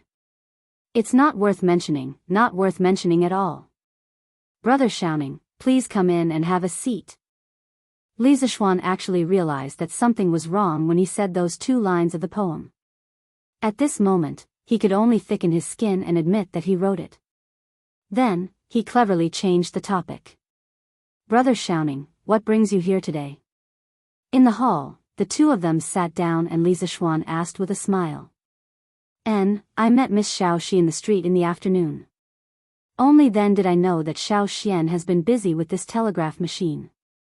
I studied it for half a day, but I still couldn't understand the mystery behind it. So, I came here to ask for advice. Yan Xiaoning saw that Li Zishuan didn't seem to be willing to talk about the 2 lines of the poem, so he didn't ask anymore. Although he knew a little about poetry, he still liked the way of mechanisms and machinery the most. Thus, he went straight to the point and told Li Zishuan his purpose. Oh. Li Zishuan nodded in realization. When Yan Xiaoning was here, the telegraph machine suddenly made a noise. It seemed like it was caused by Yan Xiaoning when he was studying the telegraph machine. The tragic Yan Xiaoning unknowingly took the blame for it. It's not that I don't want to talk about it, but the internal principle of this telegraph machine is very complicated. It involves a few profound knowledge. If Brother Xiaoning doesn't have the foundation, you won't understand even if I explain it to you for a day. Just now, Li Er insisted on listening to the principle of the telegraph machine. He wasted so much time talking, but Li Er probably only understood about 30% to 40%. If he explained it again at this time, first of all, he wouldn't be able to stand it. Secondly, Yan Xiaoning would definitely not understand it like Li Er. What's worse was that even if Li Er didn't understand, he wouldn't ask you to get to the bottom of it. After all, he was the ruler of a country. There was no need to understand everything so clearly. He only needed to know the general idea. But Yan Xiaoning was different. If this guy didn't understand something, he would ask until he broke down. What knowledge? Yan Xiaoning asked unwillingly. Electricity, magnetic field, and advanced mathematics. Yan Xiaoning, at #@. Ahem, I told you that you haven't heard of it, right? So I'll slowly explain the internal principle of this telegraph machine to you when I have the chance in the future. Then Xiao Xian, where did you learn these knowledge? Of course I learned it from my master. Brother Xiaoning, you should know that my master learned a lot when he was alive. The 3 knowledge that I just mentioned are just a drop in the ocean of the knowledge that my master was good at. Yan Xiaoning was a little annoyed in his heart. I know. What the hell do I know? Your master used to be so mysterious. How many people in the world know about him? However, when he heard the second half of Li Zishuan's words, he couldn't help but be slightly shocked. Sure enough, there's always someone better than you. Yan Xiaoning sat on the stool and hesitated for a long time. Finally, he gritted his teeth, stood up, and bowed deeply to Li Zishuan. Xiao Xian, to tell you the truth, I'm very interested in the telegraph machine that you made. I always feel that this thing is full of mysteries, as if it doesn't belong to the human world. I feel that a door of new knowledge is opening for me. Only by stepping into it can I experience a more wonderful world. If I don't understand the principle of this telegraph machine, I'm afraid that I won't be able to eat or sleep in peace. Xiao Xian, if your master's knowledge can't be spread to outsiders, I, Enchanting, am willing to treat you as my master. I only hope that you can peek into this door. Don't.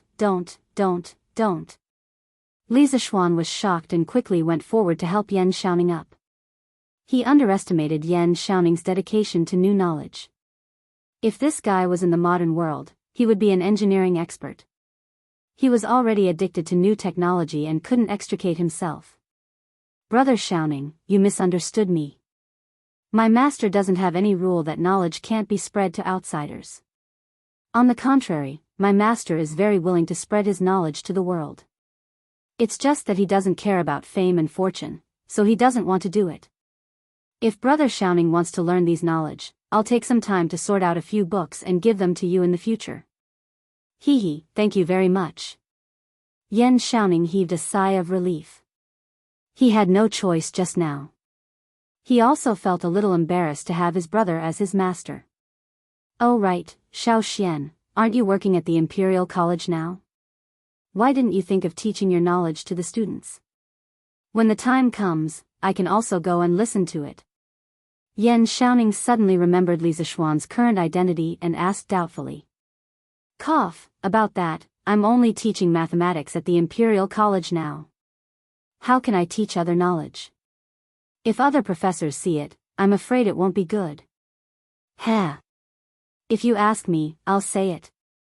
Xiao Xian, you can totally start your own school. How can those classics and articles taught by the Imperial College be more practical than your knowledge? Li Zishuan rolled his eyes and thought to himself, brother, you really think highly of me. Chapter 287. Sigh, it seems like I can only continue testing this telegraph machine tomorrow. But it shouldn't be a big problem. I will be able to have a good chat with Yushi by then. After sending Enchanting off, Li Zishuan looked at the sky and thought regretfully. Young master, are you still staying in the workshop today? I heard that old madam misses you. She asked Li Zishuan after cleaning up the teacups on the table. Actually, she didn't want her young master to return home so soon because she spent more time alone with Li Zishuan here. However, Shi had always been by Madame Li's side, so she didn't want to see Madame Li unhappy. Oh, my mother. Li Zishuan was stunned. He thought for a while and said, all right, since the telegraph machine is almost done, let's pack up and go back today. Judging from today's test results, this first telegraph machine should be able to satisfy the communication needs between him and Han Yushi. This was because the distance between the Li residence and the Han village was about 20 miles. However, that was only the distance. In terms of the straight line distance, it was only about 15 miles. The furthest effective distance in today's test was 11 miles. If nothing went wrong, this telegraph machine should be able to meet the standards. As for Li Er's excessive request, let's talk about it later. Please wait for a moment, young master. She will go pack up now. Okay, go ahead. I will move the telegraph machine to the carriage. Li Zishuan responded and quickly went into the house to move the telegraph machine. After the two of them finished packing, Li Zishuan asked Song Xiaoxi to drive the carriage to Yongla Lane. As for San Bao, she had already been sent back to the Li residence. After a while, they reached home. The servants came to help them move the things. Li Zishuan thought for a while and decided to go to the east courtyard to greet his mother. After all, he had been away from home for so many days. However, he was stopped by the gatekeeper, Ah Fu. Young master, old master is in the front hall. A teacher from the Imperial College just came to our house. Oh. Which teacher? Li Zishuan paused and asked. Replying to young master, I don't know about this, but it seems that this person should be very familiar with master. Fu scratched his head and said. Could it be Su Hongji? When Li Zishuan heard what Su Hongji said, he came to his senses and wondered why Su Hongji was at their house instead of attending class. Oh, okay, I got it. You can leave now. Li Zishuan waved his hand and rushed to the front hall. Walking into the main hall, Li Zishuan took a closer look and saw that it was indeed Su Hongji. Dad, your son is back. Hey, Mr. Su, you're here too. Li Zishuan greeted the two of them with a smile. Ha! You brat, you still know to come back. Remember to talk to your mother later. She misses you a lot. Li Jingma's eyes flashed with a hint of pleasant surprise. He pointed at Li Zishuan and scolded with a smile. Yes, father. I'll go in a while. Li Zishuan felt a warmth in his heart. This was family, this was the feeling of home. No matter how far you were from home, there would always be someone missing you. Now that the telegraph machine has been made, I'll stay at home and accompany my parents in the future. As for Li Er's request to further promote the use of the telegraph machine in the military, to hell with it. Whoever wants to research it can do it. If they don't give me a promotion, I don't care. Almost instantly, Li Zishuan made a decision. Li Sai, I'm here to look for you today, but when I arrived at the Li residence, I found out that you weren't at home. I was going to look for you at the workshop later, but I didn't expect you to come back so coincidentally. Su Hongji stood up and cupped his hands as he spoke politely. He was convinced from the bottom of his heart by Li Zishuan's attainments in mathematics. Mr. Su, don't be so polite. Have a seat. May I know why Mr. Su is looking for me today? Could it be that there are students from the school who are disobedient? If that's the case, just tell me. I'll deal with them myself. Li Zishuan's first reaction was that there were mischievous people in the school who were causing trouble when he wasn't around. After all, the children of the officials weren't easy to deal with. No. Su Hongji's face darkened. He quickly waved his hands and said, I'm here today to remind Li Sai that your confinement period is coming to an end. You have to remember to return to the Imperial College in time to give a lecture. Su Hongji wasn't in the Imperial Court, so he didn't know that Li Zishuan's confinement order had been temporarily lifted a few days ago. Otherwise, he would have come over long ago. 7 days are going to end so soon. Li Zishuan was a little dumbfounded. He thought that he could have a happy holiday in these 7 days, but because of Li Eru, he had been busy for 4 to 5 days. It was so King miserable. Su Hongji almost vomited blood when he heard that. Someone actually thought that the confinement period was too short. Cough, don't fool around. Speak properly to Mr. Su. Li Jingma was drinking tea. When he heard that, he immediately choked. He glared at his son fiercely and said unhappily. Okay, Dad. Li Zishuan murmured. Li Sai, according to the previous arrangement, the monthly examination of the school should be the day after tomorrow. I wonder if you've prepared the questions in advance? When Su Hongji saw Li Zishuan's unruly character, he felt that it was necessary to ask him personally so that he wouldn't be fooled when the time came.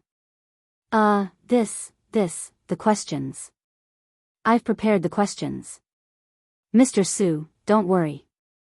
There won't be any accidents when the time comes. It just so happens that my confinement period will be over the day after tomorrow. I'll personally invigilate the examination then. Li Zishuan panicked when he heard Su Hongji's question. Only then did he realize that there was such a matter. He felt that 2 pairs of eyes were staring at him covetously, so he hurriedly made up a story. As for whether the questions were actually out or not, only he knew in his heart. Su Hongji looked at Li Zishuan suspiciously, but he didn't say anything. Anyway, no matter what the truth was, he had already reminded Li Zishuan. It wasn't his fault that there wasn't a test paper during the examination. If that's the case, this old man will take his leave. Brother Jingma, take care. Su Hongji paused and cupped his hands to bid farewell to Li Jingma and his son. Take care, Mr. Su. After sending Su Hongji off, Li Zishuan obediently went to greet his mother. Mrs. Li inevitably pulled her son and nagged him for a long time, saying things like, I haven't seen you for a few days and you've suffered again, you've become haggard, and so on. Although Li Zishuan was touched, he couldn't resist the fierce attack of a mother's love. He found an excuse and took the opportunity to escape. After dinner, Li Zixuan went straight to his study in the west courtyard and began to bitterly make up for his homework. If Su Hongji didn't remind him today, he would have forgotten about the monthly examination the day after tomorrow. Although he could fool Su Hongji for a while, he couldn't fool him forever. It was a test paper, so he still had to write it. Li Zixuan knew this in his heart. Moreover, he himself also valued the first monthly examination very much. Chapter 288. Around 5:00, Ganlu Palace.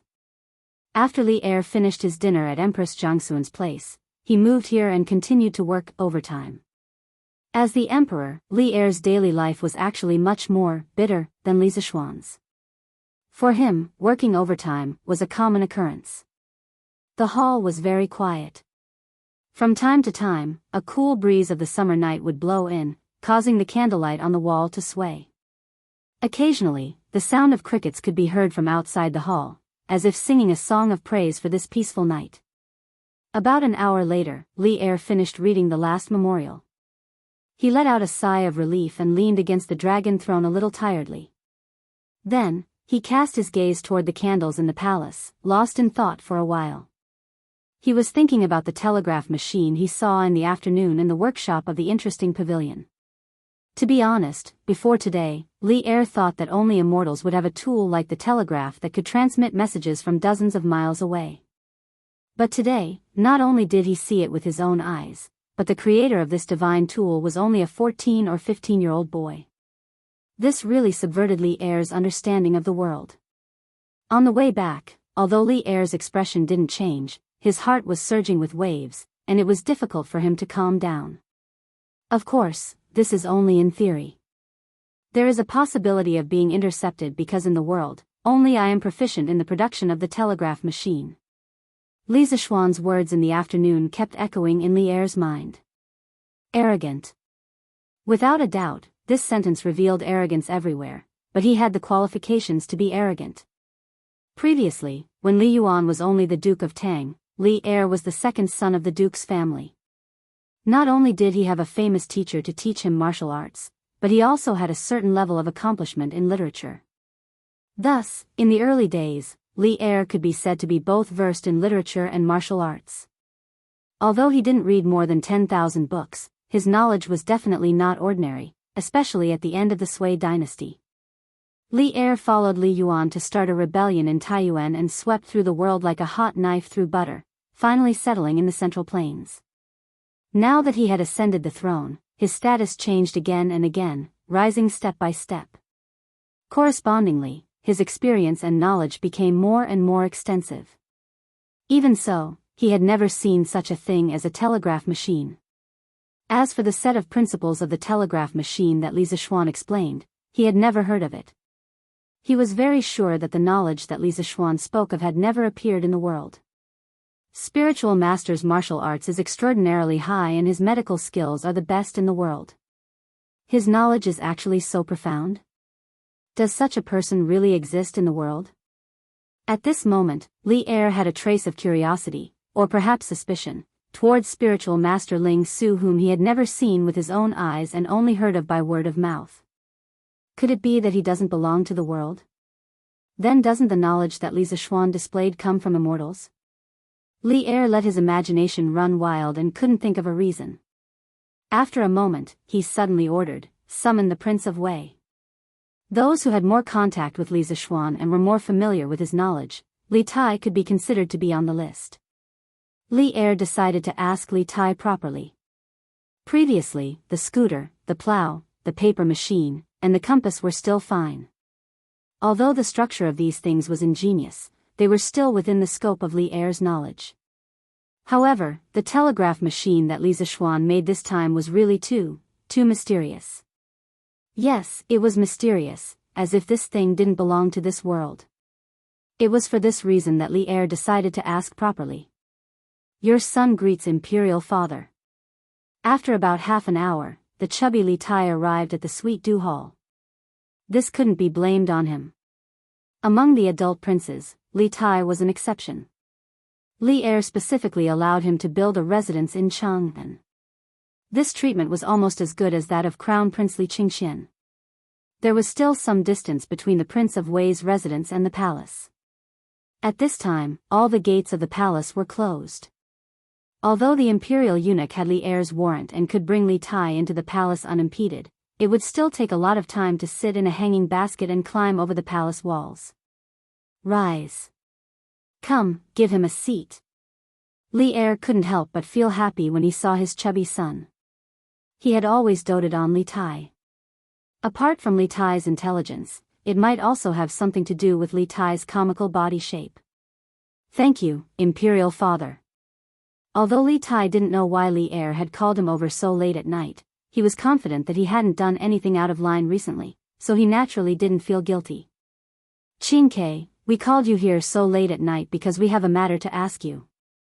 Li Er waved his hand, indicating for the palace maids and eunuchs to withdraw. The father and son exchanged conventional greetings for a while before Li Er got straight to the point. Imperial Father, please speak. Your son will definitely tell you everything he knows. Qingke, counting the days, it's almost been a month since you started attending classes at the Imperial College. We also heard that your results in the School of Mathematics have always been among the best. We are very comforted. Today, we want to ask you, Qingke, how much do you know about Li Zishuan? When speaking of Li Tai's results, Li Er's face glowed with pride. When his son's results were good, his father would indeed be happy. Even as the emperor, Li Er was no exception. Hearing Li Er's question, Li Tai couldn't help but frown. He didn't know the deeper meaning behind Li Er's question, so he thought for a long time before replying. Imperial Father, the more time this son has spent with Sir Li, the more I feel that Sir's knowledge is as vast as the sea. Just speaking of mathematics, this son dares to say that no one in the world can beat him in this aspect. The concepts and methods he proposed are things that this son couldn't find even after searching through all the ancient books. In terms of mathematics, Sir Li should be a school of his own. Moreover, using his theories, one can often solve problems faster and more accurately. At this point, even the proud Li Tai couldn't help but reveal a trace of admiration on his face. This subtle expression was naturally caught by Li Er, and he couldn't help but feel a trace of surprise in his heart. Then what about outside of mathematics? Have you ever heard of Qingke? Outside of mathematics? Li Tai looked curiously at Li Er, seeming to understand something. If we were to talk about Sir Li's knowledge outside of mathematics, this son's deepest impression would be the hypothesis of the nature of the earth that Sir Li explained to us when we were making the compass. Oh. The nature of the earth? What is the nature of the earth? Qingke, tell me quickly. Li Er couldn't help but ask curiously. Replying to father, in order to explain to us why the compass can point us in the right direction, Mr. Li once said that the ground under our feet is a sphere, and this sphere itself is a huge magnet. Li Tai slowly recounted the scene of that day. Li Er listened attentively to this magical theory that was like a fantasy story, and the shock in his heart grew stronger and stronger. Chapter 289. The earth is actually a sphere? And it's magnetic? In the sweet nectar hall, Li Tai finished recounting everything that had happened when he made the compass. Li Er's expression became somewhat complicated, and after a long time, he couldn't help but mutter to himself. These novel theories might sound absurd at first, but behind each theory, there was a strong argument supporting it, making it impossible to refute. It was precisely because of this that Li Er was silent for a long time after listening to it. Qingke, it seems that you already believe in Li Zishuan's theories? Li Er turned around and asked softly. Li Tai had been sitting quietly below.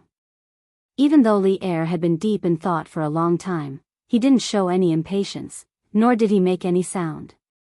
Now that he heard Li Er's question, he hurriedly replied, Indeed, Mr. Li's theories are not empty words.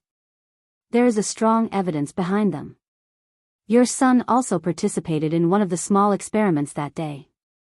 The facts are right in front of your son's eyes. Your son has no choice but to believe it. Li Tai paused, then continued, Your son used to be conceited about his innate intelligence and erudite knowledge. Unavoidably, your son was a little arrogant because of his talents. Ever since I met Mr. Li, your son has learned that there is always someone better than you. In front of the curious pavilion, Mr. Li's inexplicable 10 questions completely destroyed your son. Later on, your son entered the School of Mathematics. Originally, your son had some thoughts of competing with you, but as your son's understanding deepened, I was convinced by Mr.'s vast and profound knowledge. A new door opened to your son. After your son entered, your son discovered that mathematics could actually be so exciting, interesting, and novel. It wasn't until a few days ago that your son understood that mathematics was only the tip of the iceberg of Mr. Li's expertise. Physics, chemistry, these are things that your son had never heard of before, but Mr. Li was able to easily grasp them. Your son's previous thoughts of competing with you have long disappeared without a trace. Compared to 2 months ago, Li Tai was indeed much more stable and sunny.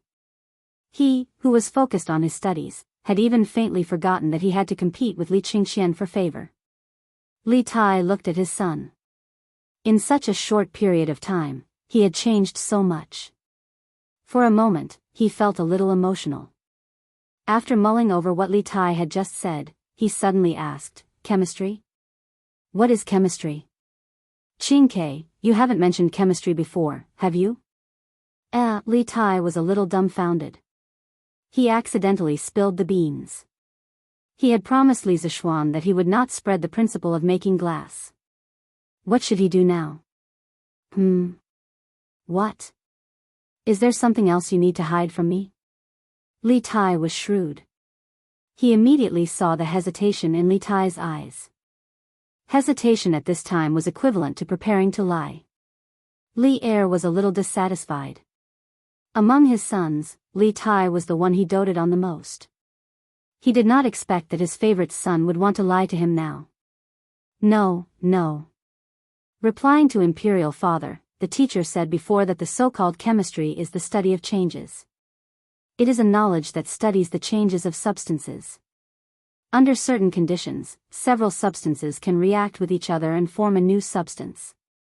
This is the definition of chemistry and also the use of chemistry. When Li Tai saw Li Er's gaze, he panicked and hurriedly blurted out. The study of changes? This sounds interesting. Li Er held his chin and smiled, then asked, "Why did Li Zishuan mention this knowledge to you? Could it be that this kid has created something new?" Li Tai's heart sank. Sure enough, things were developing in the direction he did not want to see the most. However, in this situation, there was no time for him to think. The little fatty could only bite the bullet and say, replying to Imperial Father, previously the teacher felt that the Hu merchant's glass was turbid and expensive, so he made his own glass. The knowledge he used was chemistry. What? Li Er suddenly stood up. He was shocked and angry. How could he not be shocked that Li Zishuan could make something like glass that was so profitable? Previously, the imperial court had commissioned the workshop of the curious pavilion to make compasses. Li Zishuan had asked for a high price because it contained glass. At that time, he thought about it and agreed. However, now that Li Zishuan could make his own glass, the cost of the compasses would definitely be much cheaper. Thinking of this, how could Li Er not be angry? 2 days ago, Li Shaogong had excitedly ran into the palace to tell him that the compasses bought from the workshop of the curious pavilion were of better quality, especially the glass that was clearer. At that time, Li Er was still wondering if Li Zishuan had found his conscience and specially used good glass for this batch of compasses for the imperial court. In the end, he and Li Shaogong had been teased by this kid.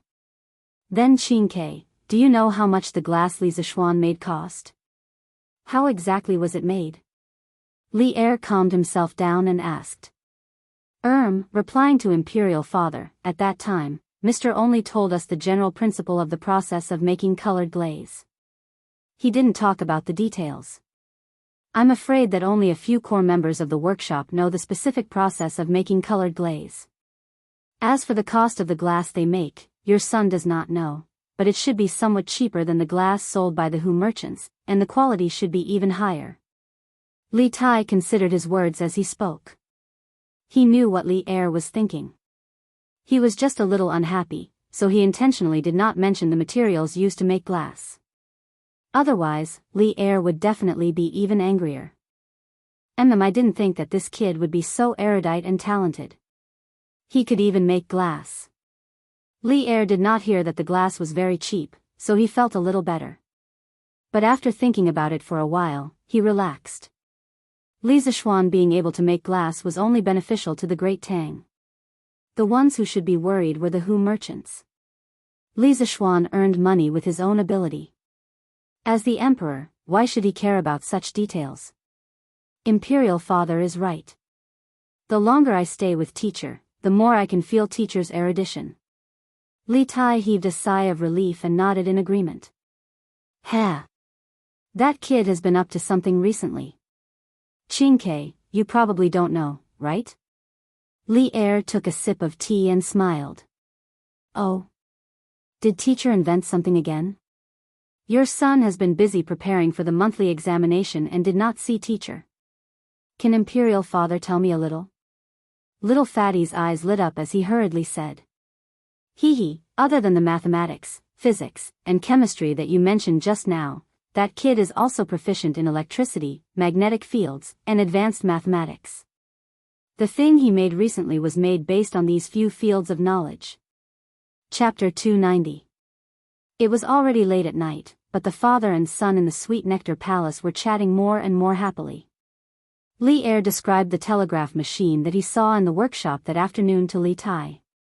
As for the inner workings, he could only pick the parts that he understood to explain. This way, Li Tai was even more confused as he listened. Correspondingly, he felt that the telegraph machine was even more mysterious. There's actually such a divine item in this world that can allow communication from dozens of miles away. In that case, what's the difference between this telegraph machine and those celestial artifacts? Previously, Li Er was amazed by Li Zishuan's theory of the Earth's magnetic field. Now, it was Li Tai's turn to be amazed by the powerful functions of the telegraph machine.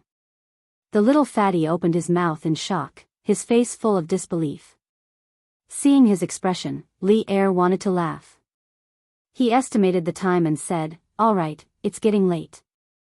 Qingke, you should go back and rest. As for the telegraph machine, you can slowly study it in the future."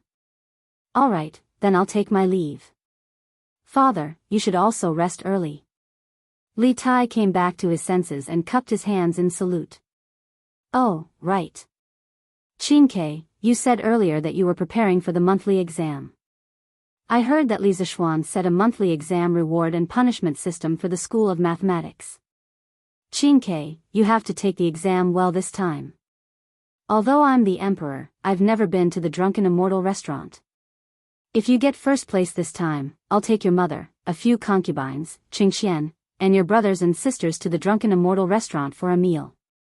This way, even Wei Zheng won't have anything to say." Haha. Li Er stopped Li Tai and laughed. Li Tai was speechless. He couldn't help but mourn for Li Zishuan in his heart. There were probably more than 20 people in their family, right? If they all went to the Drunken Immortal restaurant for a meal, it might even cost more than 1,000 strings of coins. That would be enough for Li Zishuan to eat. Li Tai was speechless and could only flee. Li Er didn't immediately return to the harem to rest. He looked at Li Tai's back and his gaze became somewhat deep. After a long time, he stood up and sighed, "Even Qingke has been subdued by you, kid."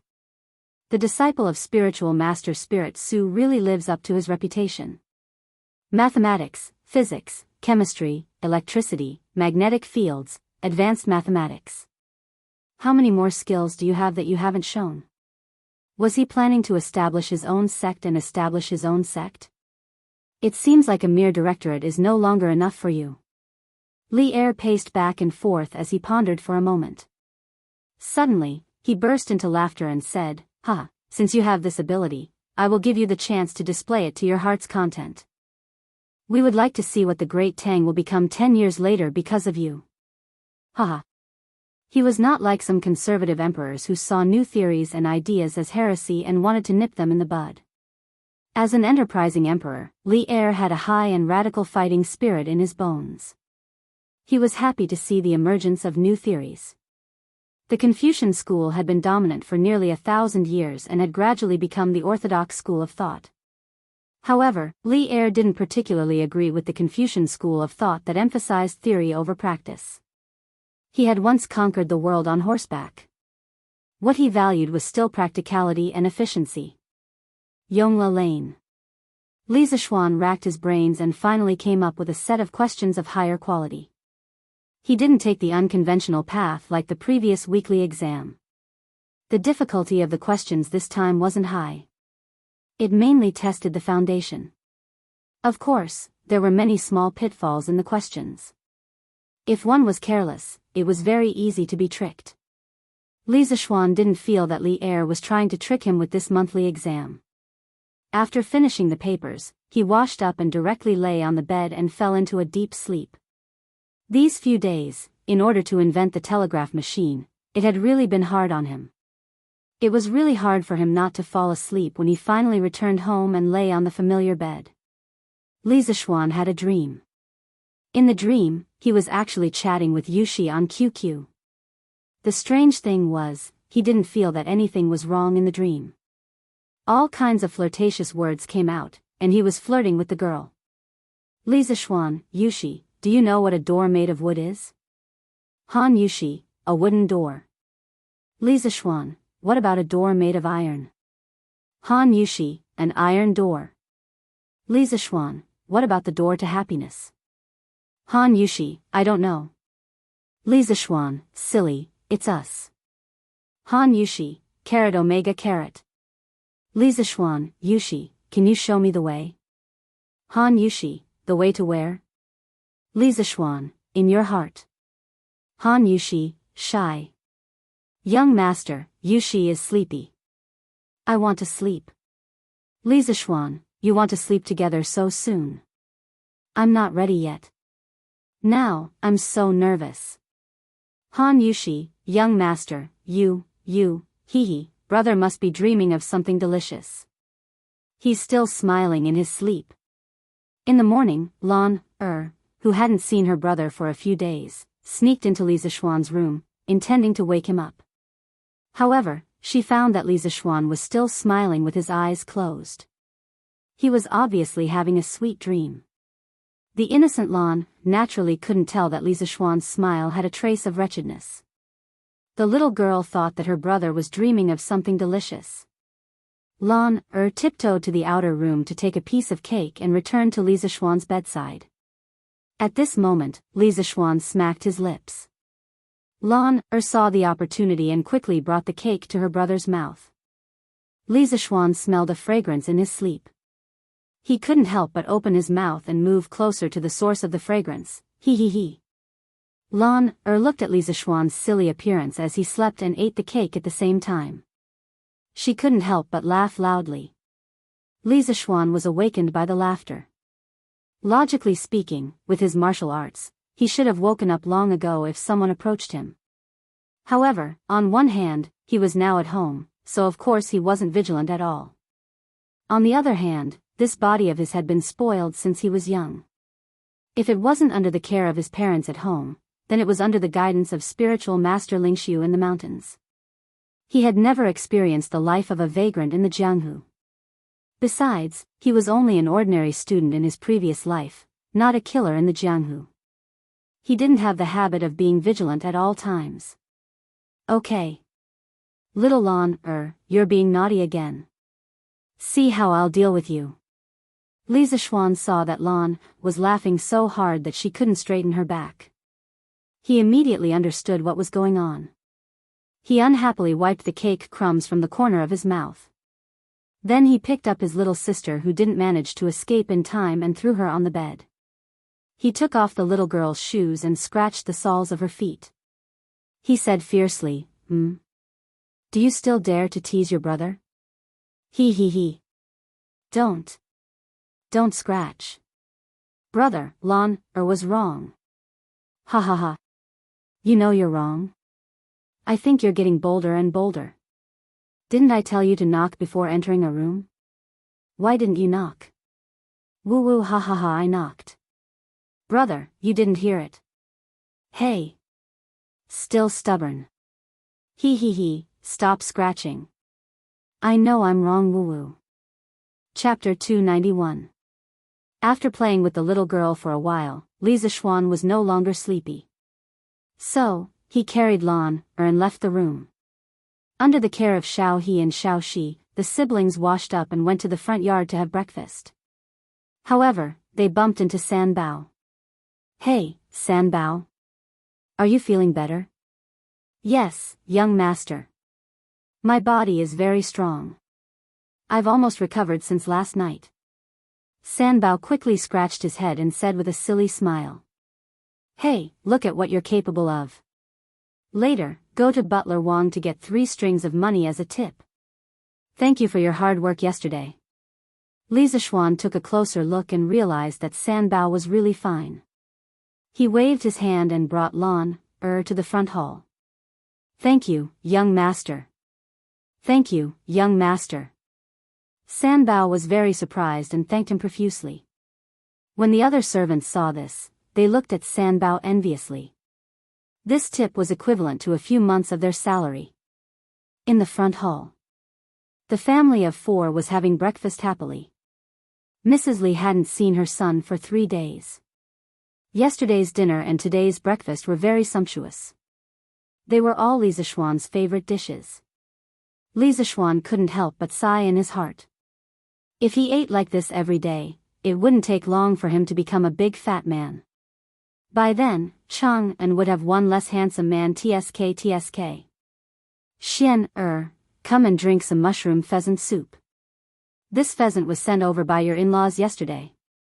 Mrs. Li scooped some soup for her son with a smile. Li Jingma, who was sitting at the side, was naturally left out. Not only that, because Mrs. Li stood up to scoop some soup for him, Mr. Li couldn't even pick up any food. He could only eat the white rice in his bowl silently. Okay, Mom, you shouldn't eat too much for breakfast. Li Zixuan quickly said. Who said that I shouldn't eat too much for breakfast? That's nonsense. Mrs. Li rolled her eyes at her son. Although she said that, she still put down the spoon and sat back down. That's right. Mother, you just said that this pheasant was sent by Han Lizheng, but why didn't he come in person? Li Zixuan asked as he ate. Isn't this all because of you? Old Man Li, who had been eating silently at the side, said, I heard that Han Li has been busy preparing for your marriage with Han Girl these past few days. At the same time, he often goes to the neighboring Plum Village to check on the situation of the chicken farm there. He's so busy, how could he have the time to come over and deliver pheasants to you? This pheasant was hunted by the Han village's farmer. After he gave it to Han Lizheng, he couldn't bear to eat it, so he asked someone to send it over. Oh, I see. Brat, what have you been doing in the workshop recently? Li Jingma took a bite and asked. In the past, the Li family had always been particular about not talking while eating. Ever since Li Zixuan returned, he had led the entire Li residence astray. It's nothing. I was just bored and made some small things to play with. Li Zixuan explained casually. Brother, what's so fun about it? Lan wants to play with it too. Okay, I'll teach you later. After breakfast, Li Zixuan didn't forget that he had something important to do today. He called San Bao, Xiao He, Xiao Shi, and Lan over, then took out a telegraph and a few spare batteries. He said to them, send these things to the Han family. I've already put the instructions and code book of the telegraph inside. Xiao Shi, you know more about the telegraph. If Yushi doesn't know how to use it, you can teach her. Yes, young master. Lan, don't run around. Do you understand? I know. Brother is so long-winded. Li Zixuan couldn't be bothered to banter with her. He looked at San Bao and said, San Bao, ask a few guards to go with you later and protect Mrs. Safety. Li Zixuan didn't plan to let Lan go with them. However, he couldn't resist the little girl's pestering. Now, he could only arrange a few more people to take care of her. Young master, don't worry. I will definitely not let anything happen to Miss Lan, San Bao patted his chest and promised. His loyalty to Li Zixuan was unquestionable. He was almost equivalent to Li Zixuan's #1 henchman. Go quickly.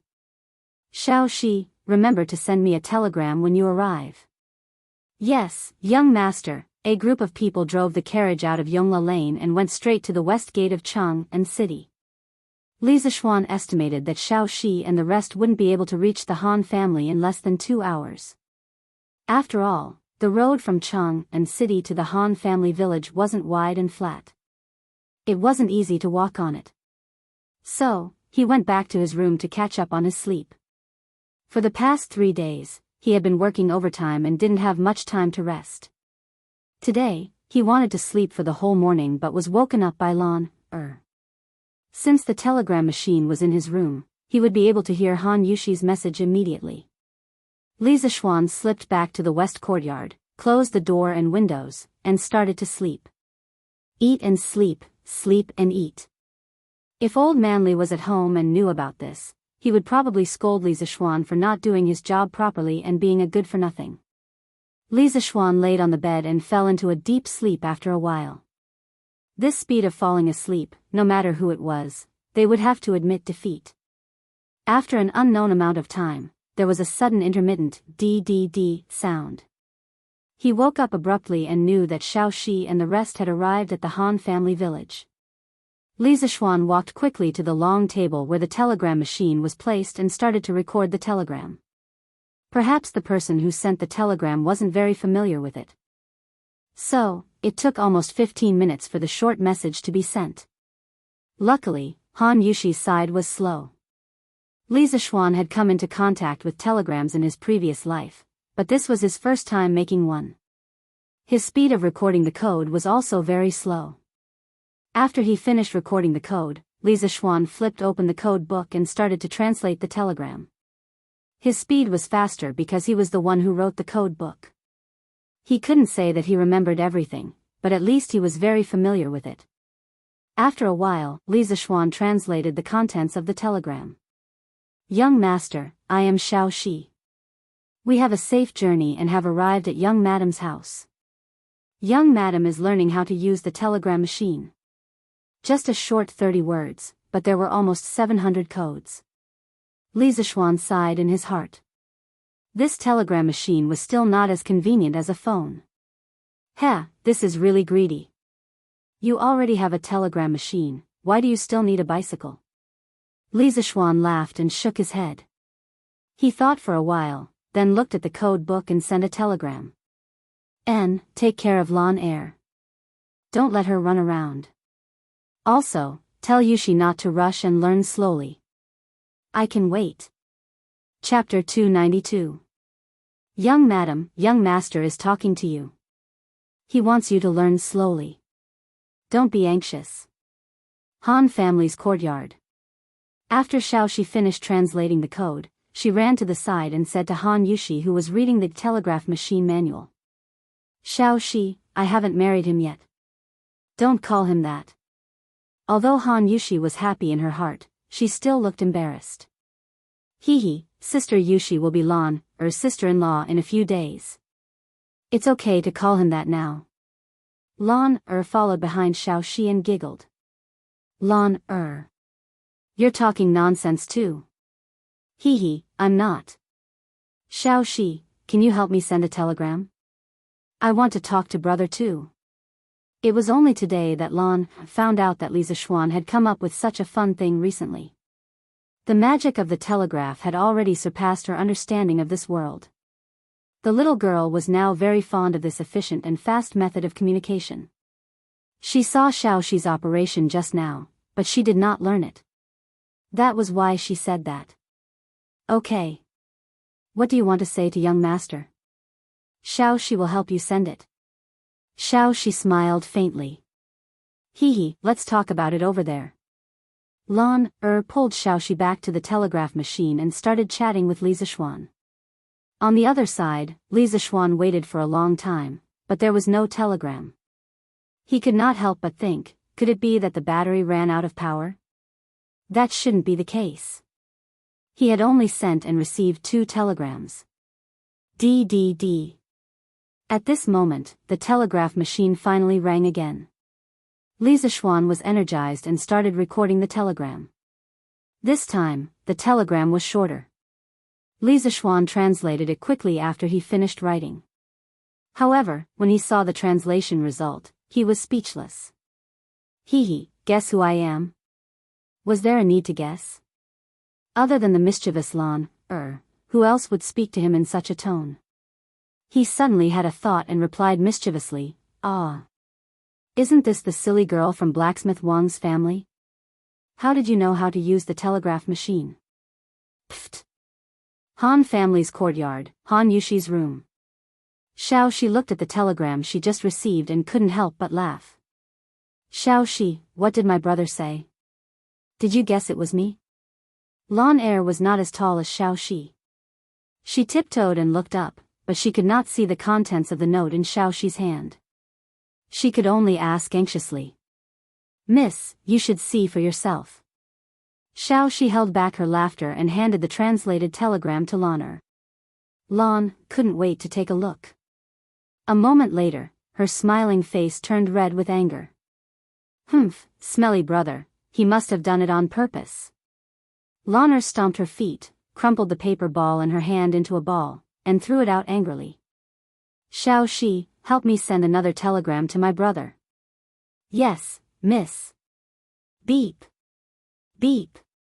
Beep. Beep. Lisa Schwan didn't wait for long before the telegraph rang again. Lon, bah. "Smelly brother, you're the silly girl." Hee, this little girl. Lisa Schwan smiled and shook his head. He suddenly felt that chatting like this was quite interesting. "Oh. So it's Lon, Lon, you know how to use the telegraph so quickly?" Lisa Schwan replied with a sudden realization. Lon, smelly brother, you're still trying to lie to me. You obviously did it on purpose just now. Also, Xiao Shi is helping me send another telegram. Lon, still doesn't know how to use this thing. Lisa Schwan, hee. Lon, brother, Lon, also wants a telegraph to be placed in the room. Lisa Schwan, why do you want a telegraph for? Who are you sending it to? Lisa Schwan asked curiously. Lon, for brother. Lon realized that using this thing to talk is very interesting. Lisa Schwan, he was speechless. The backyard where Lon, lived was only a few hundred meters away from his west courtyard. Why would she need a telegraph? In the afternoon, Lon, Xiao Shi, and the rest finally returned. After witnessing the magical power of the telegraph at the Han residence, Lon came back and found Lisa Schwan. She cried and begged for a telegraph. Lisa Schwan was helpless. He really didn't have the time and energy to build another telegraph. He would be returning to the Imperial College tomorrow. Sigh, now that he thought about it, the position of Imperial College was really a kind of restraint. Lisa Schwan planned to find an opportunity in the future to resign with Li and return to their hometown. He only wanted to keep his title of nobility. After promising countless benefits, Lisa Schwan finally got rid of Lon, this annoying little tail. He called Xiao Shi and asked, "How's Yushi's learning of the telegraph?" Xiao Shi replied, "Well, young madam already knows how to use it, but she's not very familiar with it yet. She said that she'll contact you when she's familiar with it." "Young master, don't be anxious." "Ahem, I'm not anxious, I'm not anxious." Lisa Schwan touched his nose awkwardly and said. At night, Lisa Schwan returned to his room early after dinner and waited for Han Yushi to send a message. At this time, he realized that there was a very obvious flaw in the telegraph. That was that it could not record the received code by itself. It needed someone to be by its side 24 hours a day. Otherwise, he would not even know if he missed the telegram. In fact, the early wired telegraph had a device that automatically recorded the code. It mainly used the electromagnet inside the transceiver to drive the pen on the iron plate to make a mark on the paper tape. If it was a short time, it would be a dot. If it was a long time, it would be a line. Lisa Schwan could not help but have an idea. Should he add such an automatic code recording device to his own wireless telegraph? However, this way, the telegraph would be very power hungry. Why hasn't Yushi sent a telegram yet? Could it be that she has to be very familiar with it before she sends it? Does she have to be so professional? Li Zishuan let his imagination run wild for a while. Then, he looked at the time and could not help but mutter to himself. Beep, beep, beep. Just as he was getting a little impatient from waiting, the telegraph finally rang. In fact, Li Zishuan's guess was right. Han Yushi had been familiarizing herself with the operation of the telegraph over and over again. She had translated what she might say next into the code. Only then did she send the first telegram in her life with some apprehension. Young master, are you asleep? Li Zishuan smiled and replied, no. Yushi, we're going to get married soon. Why are you still calling me young master? Han Yushi, then what should I call you? Li Zishuan, husband? Han Yushi, ah. That won't do. Yushi can't call me that now. Li Zishuan, then just call me brother Xiao Xian like everyone else. Calling me young master sounds too distant. Han Yushi, alright. Brother Xiao Xian. Li Zishuan, hee, Yushi, how is it? This telegraph machine I made is not bad, right? Before we get married, you can't go out.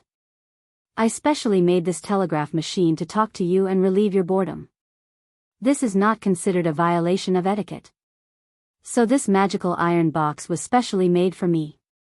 Han Yushi felt a little sweet in her heart and said, yes, this telegraph machine is very good. Yushi likes it very much. Chapter 293. Everyone, do your best. Regarding the monthly exams reward and punishment system, I believe all of you are very clear about it. I don't need to repeat it, right? If you do well, you will gain both fame and fortune. If you don't do well, the next morning, Li Zishuan held the exam papers and stood on the podium. He was trying to motivate the students before the exam. But his words did not sound like he was trying to motivate them. The students, especially Ching Chumo, Sun Zifan, Yu Dongkai, Kong Chuansuan and the others, who were aiming to get out of the last 5 places, heard Li Zishuan sneer and felt their buttocks tighten. Ah no, their hearts tightened. If they were unlucky enough to get into the last 5 places, they would not have a good time next month. Kusher Qing, Xing Ziran, Meng Wenhao and the others, who were in the front, were all eager to try. The reward for getting first place in the monthly exam was very tempting. Especially Meng Wenhao, who was determined to get first place in this monthly exam. This was because the fleet that was going south would set sail the day after tomorrow. He wanted to get first place and give it to his father. Li Tai was very indifferent. What Li Er said to him yesterday, of course, he took it as a joke. The royal family was not so poor that they could not afford to eat. Okay. Put away your textbooks and start the exam. At this time, there was the sound of the drum and bell from the directorate. Li Zishuan patted the podium and signaled everyone to be quiet. He began to distribute the exam papers. After handing out the papers, Li Zishuan returned to the podium and brought over a stool. He sat in front of the podium and gloated as he looked at the group of miserable children who were being ravaged by the exam. The questions this time, why? After experiencing the previous weekly exams, the students were already immune to those strange questions. However, when they received the test paper and opened it, they were not used to it. The style of these questions was not quite right. It was so simple. You all can be proud over there. The questions are simple, but it does not mean they are easy. Li Zishuan was sitting on the podium. The expressions of the students naturally fell into his eyes.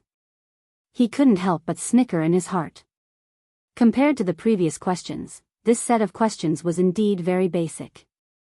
But who said that basic questions were easy to do? For those who had gone through exam-oriented education, the basic questions were the most difficult. In his previous life, Li Zishuan would rather do some extremely difficult questions than basic questions.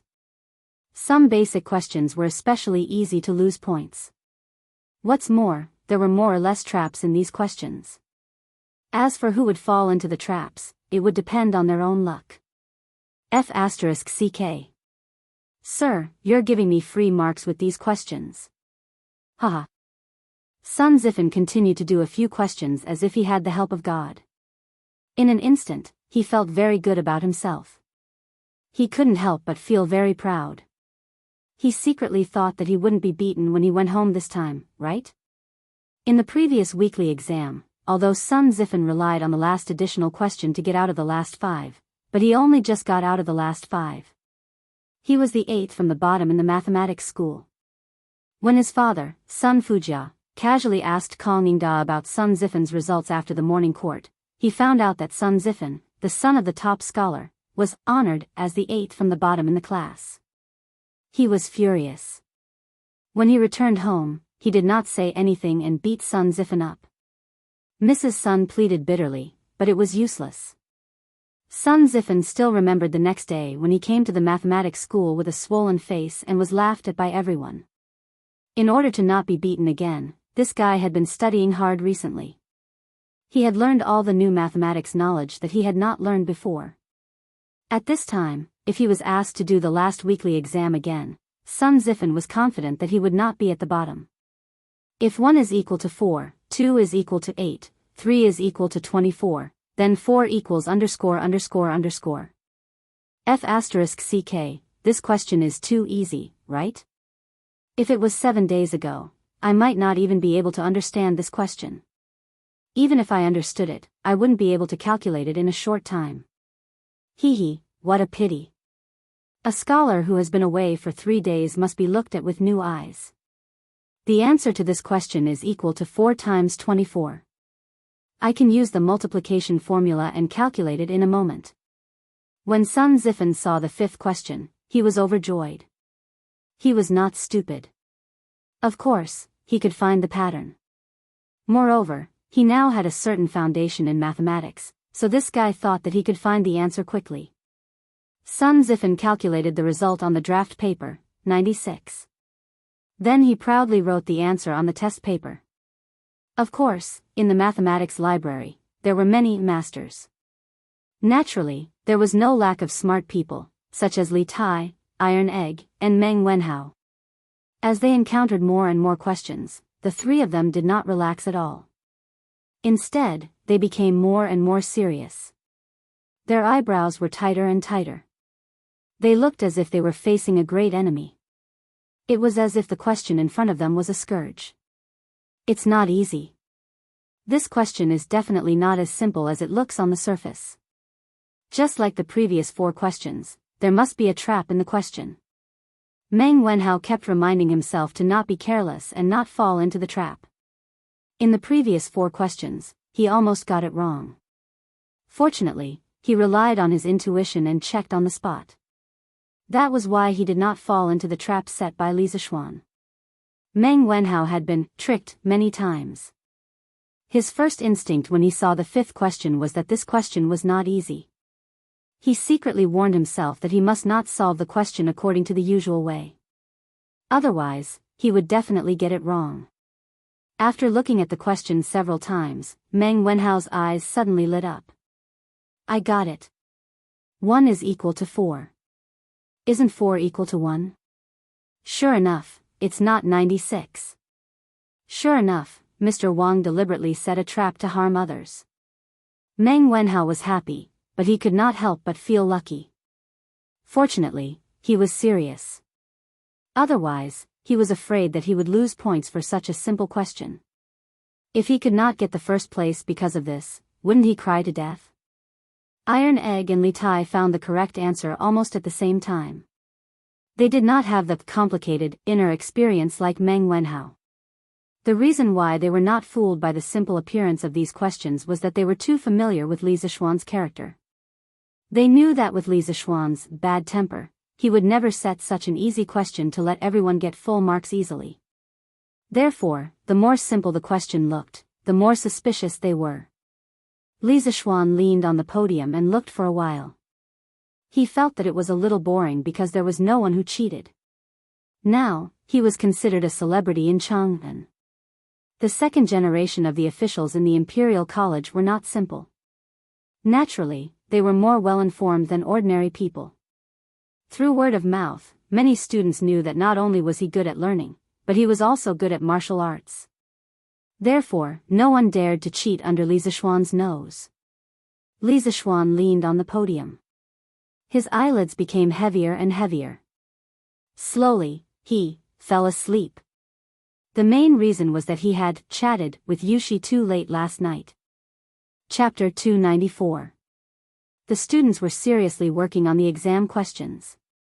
In the classroom, only the rustling sound of the pen tip rubbing against the paper could be heard. In such a quiet environment, Li Zixuan naturally slept very comfortably. However, because the students were immersed in the sea of questions, no one noticed that Li Zixuan was taking a nap. Time passed slowly. The students below were sweating profusely while Li Zixuan was sleeping soundly. Fortunately, he didn't snore when he slept. Otherwise, wouldn't it be embarrassing? When the first class of the Imperial College was about to end, an old man in a scholarly robe suddenly appeared at the entrance of the Institute of Mathematics. It was Kang Ningda. Ever since Li Zixuan joined the School of Mathematics, the series of disturbances in the Imperial College had basically been caused by the School of Mathematics.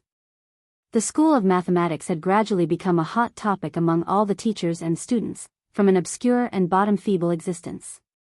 The Institute of Mathematics also became the most active of the 6 institutes of the Imperial College. Nowadays, the monthly examination of the mathematics school was not only a big deal for the mathematics school. The other 5 schools, as long as they were well informed, were also paying close attention to the monthly examination of the mathematics school. After all, the rewards for this monthly examination were too generous. If converted to money, it was almost equivalent to 100 strings of cash. To many people, this was a huge sum of money. And such a generous reward could be obtained as long as one got first place. This made many professors and teaching assistants want to participate in this monthly examination. The students from the other academies were naturally envious and jealous. They all made requests to the professors in their own academies, hoping that they could also have a reward system like the one in the Institute of Mathematics and Mathematics. In this way, those professors and teaching assistants were completely in trouble and annoyed all day long. Of course, there were also some narrow-minded people who secretly bore grudges. For example, Cui Shanyu, the professor of the Imperial College, had come to Kang Ningda more than once 2 days ago to complain that Li Zixuan was affecting the academic atmosphere and maliciously disrupting the normal teaching order of the Imperial College. He begged Kang Ningda to kick this kind of person who didn't follow the rules out of the Imperial College. Kang Ningda was not an unreasonable person. He thought about it and used the excuse that Li Zixuan was the one who paid for the exam and that Li Zixuan was now the director of the Imperial College and had the right to slightly change the system of the Imperial College to send Cui Shanyu away. Of course, Cui Shanyu was unwilling, but Kang Ningda's path was no longer feasible. Even if he was unwilling, there was nothing he could do. Perhaps he could only take another path. Yes, Li Sai is indeed very strict in his studies. The students are all very serious in their exams. Kang Ningda stood at the door and glanced inside. He discovered that no one was looking around and doing nothing. Everyone was immersed in doing the questions. He couldn't help but inwardly sigh in admiration. However, in the next moment, the smile on his face suddenly froze. He saw Li Zixuan lying on the podium, snoring loudly in his sleep. Humph. Sleeping in the classroom is a disgrace to the educated. Kang Ningda snorted angrily and walked in. His footsteps were very light. Most of the students did not notice him coming in. A small number of students who did notice him only raised their heads to glance at him before lowering their heads and continuing to do the questions. Kang Ningda came to the podium and wanted very much to give Li Zixuan a hard slap on the back of his head. But after thinking about it, he felt that it was inappropriate. First, he was afraid that it would be too loud and affect the students' exams. Second, he was afraid that if he did it in front of the students, it would make Li Zixuan lose face and affect his prestige in the hearts of the students in the future. In the end, Kang Ningda thought about it and only gently pushed Li Zixuan's shoulder. Kang Ningda pushed him again, but he still did not wake up. Kong Yingda could only use some strength.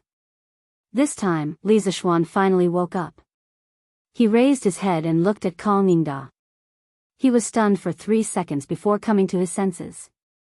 F***ck, as a teacher sleeping in class, he was caught red-handed by the principal who happened to pass by. What kind of experience was this? As the person involved, Li Zixuan only wanted to say, "Old Kong, you're here specially to mess with me, right? This young master has never slept in class before. Why did you catch me after I only slept with her once?" Li Zixuan stared blankly for a moment. Just as he wanted to say something, he was stopped by Kong Yingda's gaze. "Come out with me," Kong Yingda said in a low voice. He then turned around and walked out of the classroom with a gloomy face. "Oh." Li Zixuan responded and followed him out. "Cough, Chancellor Kong, why have you come here?" "I was just meditating on an extremely difficult math problem and got lost in thought. My mind wandered and I almost thought of an idea. I didn't notice Chancellor's arrival. My apologies." Arriving under the ginkgo tree in front of the School of Mathematics, Li Zixuan did not wait for Kong Yingda to speak and took the initiative to explain. This was called taking the initiative. Otherwise, if Kong Yingda spoke first and took the lead in the conversation, Li Zixuan was sure that he would die a horrible death. The corner of Kong Yingda's mouth twitched. He wanted to kick this shameless person but was afraid that it would affect his image as a dignified chancellor. He could only say in a muffled voice, "Whether you were meditating or sleeping, I'm sure Li Sai knows better than me. I'm here today to remind you that the School of Mathematics is flourishing and your hard work is obvious to all. However, you can't be complacent just because of a small achievement. You have to know that there are many people who are watching you from behind." "What do you mean?" Li Zixuan stared and asked in puzzlement. "Humph. That's all I have to say. You're on your own." Kong Yingda originally wanted to have a good talk with Li Zixuan. However, he couldn't help but recall the scene he saw in the classroom. He was furious and left in a huff. Hey! This old man, why is he so angry today? Could it be that his wife is having an affair? Bah bah bah. What are you talking about? Li Zixuan muttered to himself and returned to the classroom. The students were still very obedient and didn't dare to cause any trouble. Li Zixuan sat on the podium and sighed. It was lonely to be a master. At this time, he really wished that a troublemaker would appear in the school. Then, he would have some fun. He was bored and didn't have a cell phone to pass the time. In his previous life, he had experienced many exams. At that time, there were many invigilators who would comfortably play with their cell phones to pass the time while watching the students being tortured. What a pity. He was a time traveler. Although his family was rich, he couldn't afford a cell phone. Li Zixuan could only lean over the podium and take out the pencil he had asked someone to make for him. He started to write The Legend of a Mortal's Journey to Immortality. Recently, he had used up too much of the manuscript for The Mortal. Ma Zhou had already asked him for a few manuscripts. It was not a bad idea to take the opportunity to write a novel. Anyway, he had kung fu now and his writing speed was very fast. Therefore, a very strange scene appeared in the School of Mathematics. The students were crazily doing the test papers while Li Zixuan, the unreliable teacher, was holding a wooden stick on the podium and writing a novel like crazy. Chapter 295. Clang. Clang. Clang. Let's go and take a look at the monthly exam at Clang. It's just a monthly exam. What's so interesting about it? The student named Yuan Shua shook his head and refused. What do you mean it's not interesting? If it's not interesting, why would there be so many people in the first 2 classes? Let's go. TSK, I heard that the first place in the monthly exam can bring their whole family to Zuixian for free. You can order whatever you want as long as you can finish it. Yanfu, although your family isn't rich, you can't afford to eat at Zuixian, right? Your father is the owner of the Hongwen school. His calligraphy is priceless. Any one of his calligraphy pieces would be enough for your family to spend for several years, right? So the young man in front of him was Chu Suiliang's eldest son, Chu Yanfu. Sigh, it's not as exaggerated as you say. But even so, my father won't agree. My father thinks that his calligraphy can't be compared to those filthy things. So, even if I have the money to eat at Zuaxian, I won't be so extravagant as to order whatever I want. Hee, Yanfu, there's no point in being envious. You're not a student of Clang.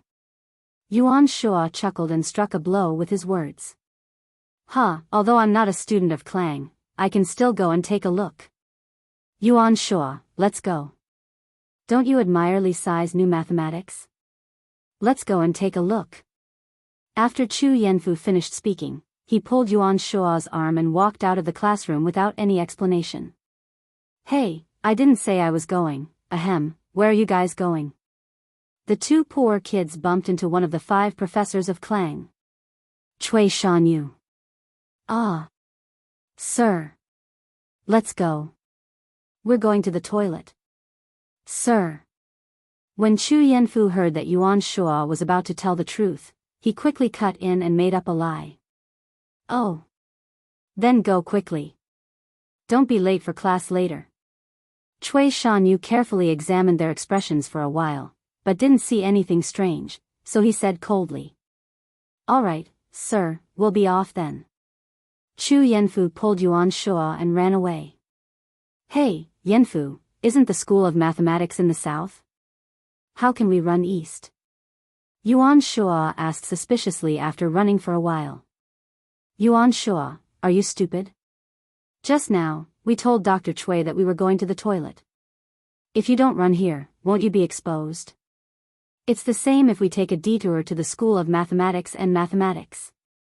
Oh, right, Yanfu, why did you lie to Dr. Cui just now? Haven't you heard? Recently, Professor Cui has always found Li Sai to be an eyesore, believing that he has led the directorate astray. He has already complained to the Chancellor more than once. There was actually such a thing? But Li Sai didn't lead astray? On the contrary, ever since he came to the directorate, we all used blackboard chalk, enjoyed the start and end of class system, and even learned pinyin. Why would Dr. Cui slander Dr. Li like this? Sigh. Who said it wasn't? But Yuan Shua, you don't have to worry. Dr. Li has now become the directorate CE, and Dr. Cui doesn't have the ability to destroy him. In the School of Mathematics and Mathematics, the teachers and students inside were all immersed in their writing and didn't pay attention to the students outside. Li Zixuan was writing a novel and couldn't help but be immersed in the story, so he didn't pay attention to the outside. The students in the School of Mathematics and Mathematics had too many questions, so they didn't have time to look around. After a while, the bell and drum for class rang, and the students outside scattered like birds and beasts, rushing to their respective classrooms. The School of Mathematics and Mathematics regained its silence. Gradually, this monthly examination entered the countdown to the end. Many students had also reached the last question. In this monthly examination, Li Zixuan didn't set any additional questions, so this last question was a compulsory question for the students. However, after everyone read the question, they were all dumbfounded. One day, a young man came to Boss Wang's shop to buy a gift. The cost of this gift was 180 copper coins, and the price was 210 copper coins. In the end, this young man took out a golden bean worth 1,000 copper coins to buy this gift. Boss Wang didn't have so many copper coins at that time, so he used the golden bean worth 1,000 copper coins to exchange with the neighbor for 1,000 copper coins and gave the young man 790 copper coins. However, the neighbor later found out that the golden bean was fake, so Boss Wang had no choice but to return the neighbor a golden bean of the same size. The question is, how much money did Boss Wang lose in this transaction? After reading the question, Sun Zifen felt a little confused. He read the question twice again and felt that he had some ideas. He began to calculate on the draft paper. The 790 copper coins that Boss Wang gave to the young man was his loss, and the 1,000 copper coins that he gave to his neighbor was also his loss. His income was 210 copper coins, but 180 copper coins were his cost, so his total loss was 790 plus 1000 plus 180 minus 210 is equal to 1760 copper coins. TSK, that should be it, right? Sun Zifan sorted out his thoughts and calculated the answer in a short while. He couldn't help but feel a little complacent. When he was about to copy the answer on the test paper, he suddenly felt that something was wrong. He paused and calculated again. No, I should think of it this way. Boss Wang's loss was the 1000 copper coins that he returned to the neighbor and the 790 copper coins that he gave to the buyer. In addition to the 180 copper coins that the buyer took away as a gift, the total was 1000 plus 790 plus 180 is equal to 1970 copper coins. This should be correct, right? Sun Zifan held his chin and thought for a while. He was a little hesitant about the second answer and didn't dare to write the answer on the test paper. He looked at the question again and still felt that something was wrong. That's not right. Although the cost of the gift was 180 copper coins, its price was 210 copper coins. Boss Wang could earn 30 copper coins if he sold it to someone else. After selling it to the young man, other than the money he lost, shouldn't the 30 copper coins be included as well? In this way, Boss Wang's loss would be 1000 plus 790 plus 210 is equal to 2000 copper coins. F***ck, how did he come up with 3 answers in such a short time? Which one is the correct answer? Sun Zifan looked at the 3 different answers on the draft paper and was completely dumbfounded. If this guy had transmigrated, he would definitely vomit blood and say, F***ck. This question is poisonous. Is it 1760 copper coins? Or 1970 copper coins? Or 2000 copper coins? Which one should I choose? Sun Zifan's eyes darted between the 3 answers. After a while, he felt a little dizzy. He shook his head and said angrily in his heart, F***ck, draw lots. I'll take whichever one I get. My luck has always been good. I don't believe that I won't get it. If Li Zishuan knew what this guy was thinking, he would definitely give him 2 big slaps. Do you F***king think you're doing a multiple choice question? Why don't you throw dice instead of drawing lots? In modern times, when students were unable to make a decision on a multiple choice question, many people would choose to draw lots or throw coins. In a way, this silly guy was a pioneer. Chapter 296. The last question of the monthly exam was indeed poisonous. Of course, Sun Zifan was not the only one who was poisoned. Everyone was dumbfounded, and 80% of the students got at least 2 answers. On the podium, Li Zishuan took a deep breath and shook his wrist. In half a day's time, he had actually written a full 20 chapters. He couldn't help but feel a little proud in his heart. It was good to have martial arts. If one were to make a quantitative analysis of everyone's attributes, an ordinary person's dexterity would be around 5 to 6. Li Zishuan's dexterity could reach 30. Of course, writing novels would be much faster. Hey, look at them scratching their heads and frowning. Could it be that they have already reached the last question? Li Zishuan looked up at the student's current situation. After thinking for a while, he immediately understood the reason. He laughed in his heart. This last question was a second-grade math problem in the modern era. However, it was not to be underestimated. It was said that even if it was done by adults, 9 out of 10 people would get it wrong. Basically, the wrong answers were also varied. Meng Wenhao was the most miserable because he had given 5 different answers to this question: 1760 copper, 1970 copper, 2000 copper, 970 copper, and 1000 copper. However, after careful consideration, he had already eliminated the first 3 answers. This question was deliberately set up by the teacher. You have to find another way to get the correct answer clearly and methodically. You can use the most basic relationship to analyze how much money Boss Wang lost in the end. First, I will analyze Boss Wang and his neighbor. Boss Wang first gave the neighbor a fake golden bean in exchange for 1000 copper coins. The value of the fake golden bean was 0, so Boss Wang made a profit of 1000 copper coins from the neighbor. Later, the neighbor found out that the golden bean was fake, so Boss Wang compensated the neighbor with a real golden bean. Now, Boss Wang paid 1,000 copper coins. In addition to the 1,000 copper coins he made before, Boss Wang did not lose any money from the neighbor. Then, he was only left with the money he lost from the young man. Then, between Boss Wang and the young man, Boss Wang gave the young man the change and lost 790 copper coins. After selling the gift, Boss Wang lost 180 copper coins.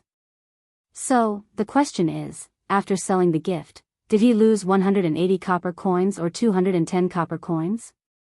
After all, if this transaction was a normal transaction, Boss Wang could earn 30 copper coins. This was originally Boss Wang's labor. Now that it was gone, should it be counted as a loss? If that's included, then Boss Wang has lost 1,000 copper coins.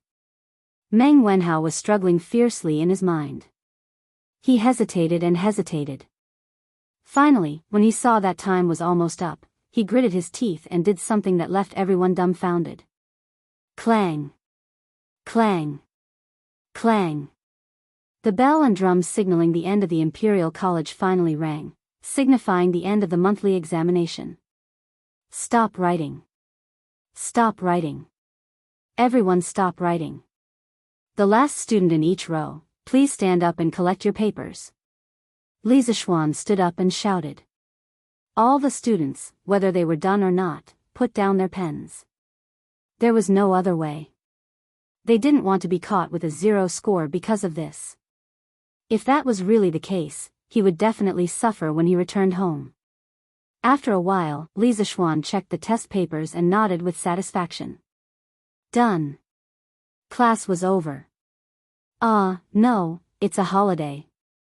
Also, pray that you don't end up in the last 5. I have already asked the craftsmen to prepare the honor roll and shame roll. They will be erected in front of the School of Mathematics in 2 days. I wish everyone a happy holiday. Haha. The students were originally prepared to cheer when they heard that it was a holiday.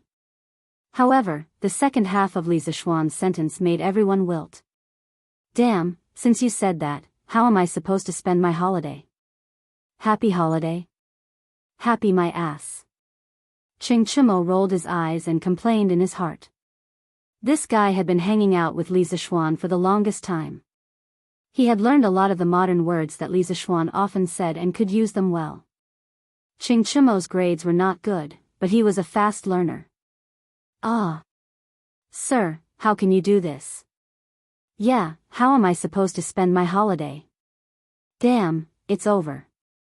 I just checked the answers with Meng Wenhao. Only 40% of the answers are the same. Damn, if I end up in the shame roll, I will be skinned alive by my old man when I return home. Ha ha ha. Wang Meng, good job. Now that you said that, I feel a little more confident. Bullshit. Sun Zifan, how good do you think you will be? You might not even score as high as me. Li Zishuan smiled and did not bother about this bunch of cute idiots. He carried the test papers and got into the carriage to go home. He was actually very happy. He had just finished his confinement period and returned to the Imperial College to work for half a day. Then, he would be able to enjoy the wonderful weekend break. Life was still pretty good. Most importantly, now that he had a telegraph machine, he could chat with pretty girls anytime. He would not be bored anymore. After lunch, Li Zishuan was about to start marking the test papers. After all, he did not like to drag things out until the end. At this moment, a servant came to report that Ma Zhou had arrived. Li Zishuan hurried to the main hall in the front yard. Lord Zhu. Ma Zhou, who was sitting on a chair, stood up and cupped his hands in greeting. It was worth mentioning that Li Zishuan could not stand the stools at home. At first, he only made himself a reclining chair. Later on, he simply asked the craftsman to replace all the benches at home with chairs with backs. Brother Ma, why are you here? Take a seat, don't stand on ceremony. Li Zishuan laughed and sat beside Ma Zhou. Ma Zhou obeyed and sat down. He replied, Lord Zhu, I am here today for 3 matters. First, the shopkeeper of Chang'an's #1 bookstore, Mingda Bookstore, has sent someone to contact us. He said that he wants us to give them a batch of goods to sell on his behalf. Li Zishuan nodded. Didn't I mention this before? If they are willing to cooperate with us, they can do so if the conditions permit. Brother Ma, you can decide for yourself. Ma Zhou shook his head. Lord Zhu, this bookstore is different. Mingda Bookstore's quantity is larger. Moreover, this bookstore's background is not small. Their shopkeeper came with a letter from the current minister of the Ministry of Appointments. A few days ago, they came a few times. However, at that time, I saw that Lord Zhu was in seclusion researching new things, so I sent them away. I did not expect them to come again today. This is a serious matter.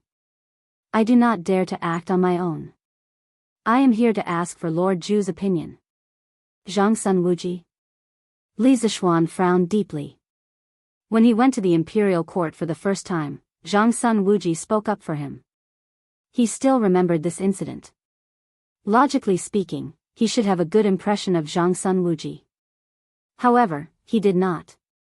This was because from some history books, novels, and television dramas, Zhang Sun Wuji was a scheming old fox. He was not easy to get along with. Give it to them. Satisfy them as much as possible. I owed Zhang Sun Wuji a favor last time. This time, I will return it all. However, Brother Ma, you have to tell them that even if the price of the books they purchase from us is slightly more expensive than our Chi Chu culture, it will only be 10% more expensive than our books. Otherwise, we will not cooperate with them in the future. Li Zishuan thought for a while and said to Ma Zhou. Yes, Lord Zhu. Ma Zhou nodded in satisfaction. Li Zishuan was very considerate.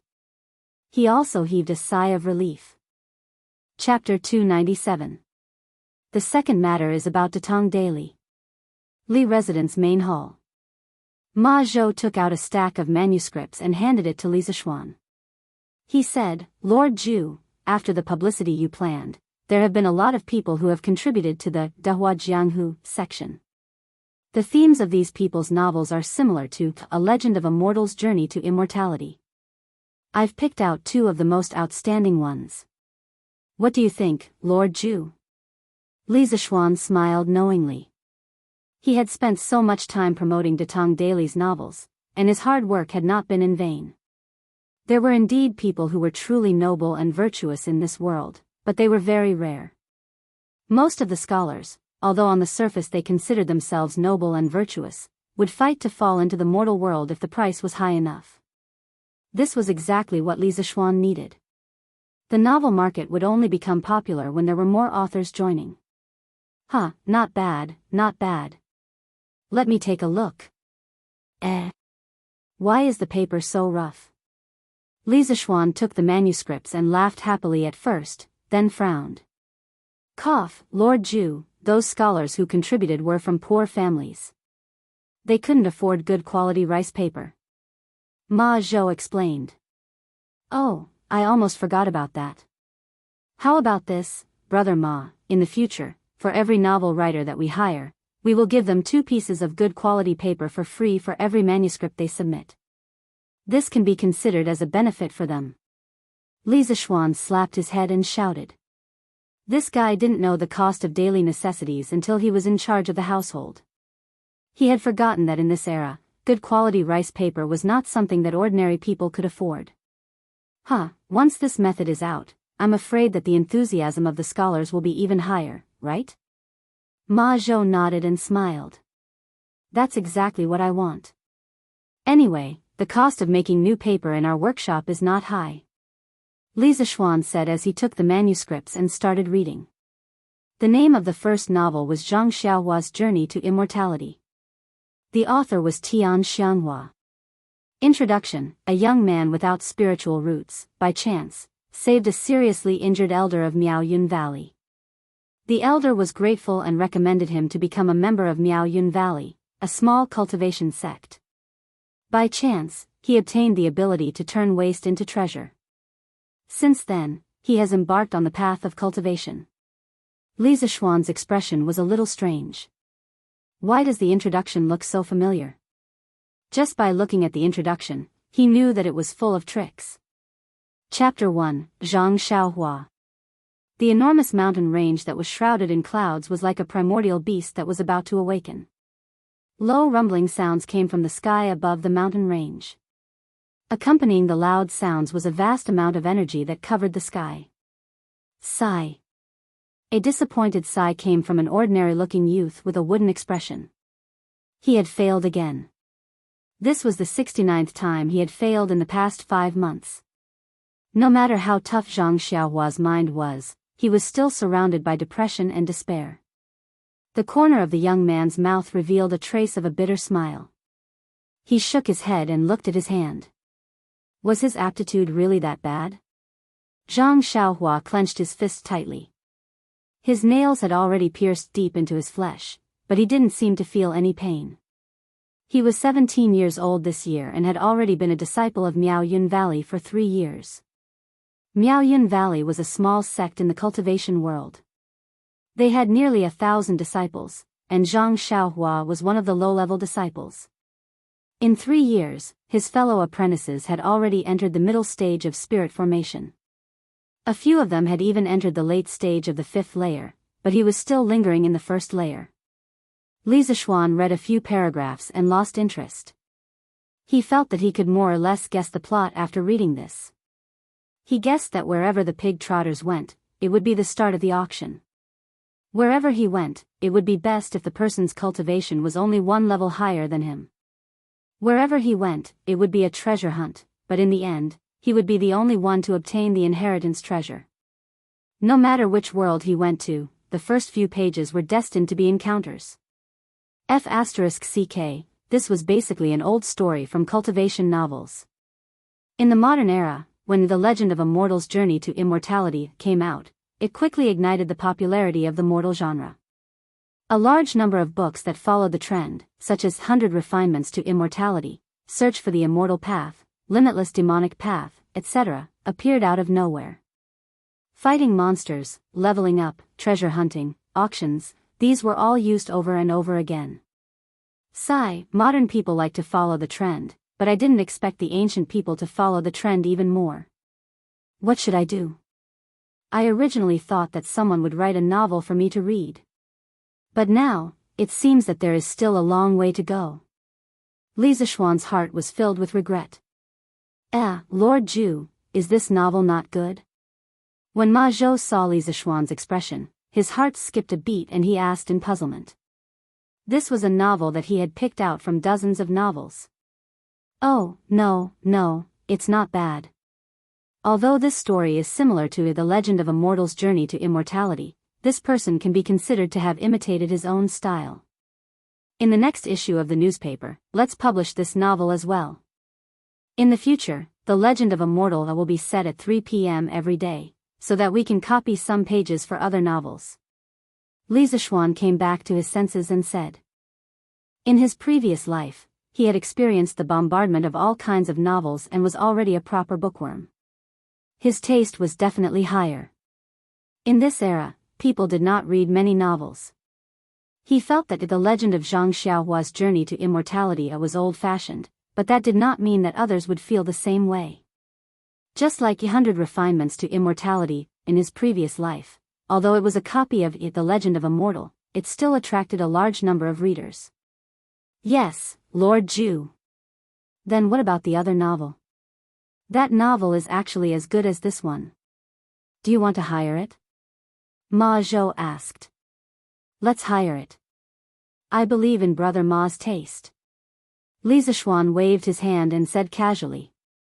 When he heard Ma Zhou say that novel is actually as good as this one, he did not have the mood to open it to take a look. Thank you for your trust, Lord Zhu. Ma Zhou thought that it was really because Li Zishuan trusted him and was suddenly overwhelmed by the favor. No need. Oh right, Brother Ma, in the future, as we hire more and more novels, the original The Legend of the Underworld section will definitely not be enough. You have to be prepared to separate this section. In the future, Datong Daily will be separated into 2 separate publications, news and novels. Li Zishuan thought for a while and added. Yes, Lord Ju. I will arrange it in advance. Didn't you just say that there are 3 things? What's the last one? Replying to Lord Ju, the third thing is that there are not enough chapters for The Legend of a Mortal's Journey to Immortality. I know that Lord Ju is busy, but I still hope that Lord Ju can find the time to write a few more chapters. After all, you said before that the authors who stopped updating didn't have a little, know that thing? As Ma Zhou spoke, he almost blurted out that word. He suddenly felt extremely embarrassed. F***ck. Li Zishuan almost vomited blood in his heart. Was this considered shooting himself in the foot? I've already prepared this. Here, I'll give it to you. This is the 20 chapters of The Legend of a Mortal that I wrote this morning. Chapter 298. After sending off Ma Zhou, the debt collector, Li Zishuan shook his head and returned to his courtyard. He was surrounded by beauties, running water, and a gentle breeze. Under the pavilion, Li Zishuan was marking the test papers while enjoying the wonderful, humanistic care. He was very satisfied. He planned to finish marking the test papers today and then have a comfortable holiday for the next 2 days. Of course, the facts later proved that he was thinking too much. TSK, amazing. Yu Dongkai, this unlucky guy, perfectly stepped on all the traps I dug. He didn't let any of them go. Amazing. Did this little bastard do it on purpose? Li Zishuan looked at the test paper in front of him and sighed. On the top right corner of the test paper, there was 18 written on it. If Yu Dongkai was here, he would have vomited blood if he heard this sentence. What the hell do you mean by I did it on purpose? Isn't it because you purposely set me up? Doesn't your conscience hurt when you say that? But then again, Yu Dongkai was too good. As long as Li Zishuan purposely set a trap for him, he would answer all the questions wrongly. If this guy walked on a road with landmines, he would probably walk on all the landmines buried.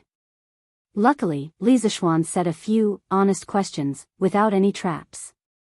Otherwise, Yu Dongkai wouldn't have dared to score a 0. Xiao He and Xiao Shi, who were waiting on the side, heard Li Zishuan's words and couldn't help but cover their mouths and chuckle. They silently mourned for this student named Yu Dongkai. Not bad. Sun Zifan, this kid, improved quite quickly.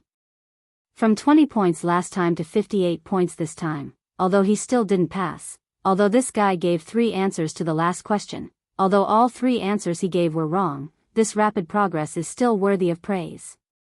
Li Zishuan held Sun Zifan's test paper and sighed. Xiao He and Xiao Shi looked at each other and were speechless. This sentence sounded strange to them. The first half of the sentence was fine, but the second half of the sentence was used 3 times in a row.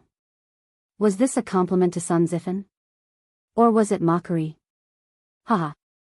Brother Hua, my novel has been accepted by Datong Daily. Furthermore, their editorial department had offered a high price of 20 copper coins per 1,000 words. That's great. Jin Yu Academy, under the pine forest. Chen Tianhua laughed heartily with an excited expression. Oh. Why was the price so high? Didn't they say that 1,000 characters were worth 5 copper coins? Hua Hongyi asked in surprise. Brother Hua, you didn't read it carefully. Back then, he said at least 5 copper coins per 1,000 words. As for the exact amount, it depends on the quality of the work. Chen Tianhua explained. Oh, then congratulations to Tianhua. This way, you'll be able to earn 3 or 4 strings of cash every month.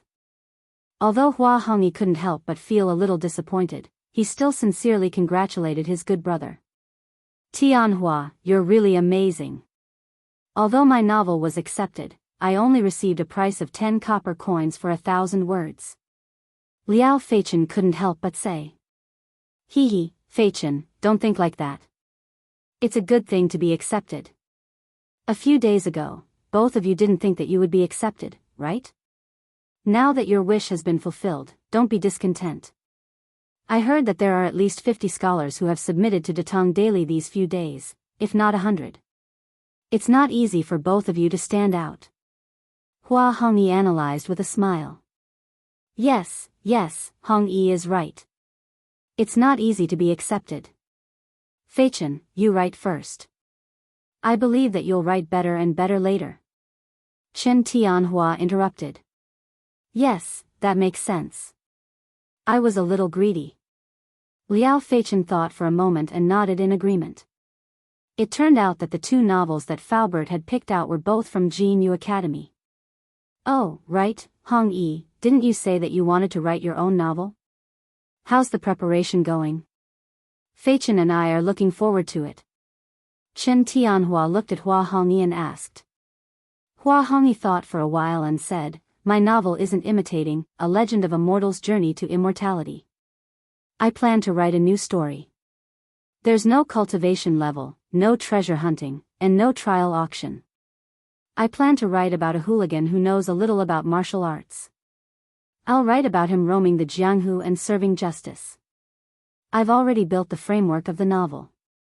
I should be able to write 30,000 words soon.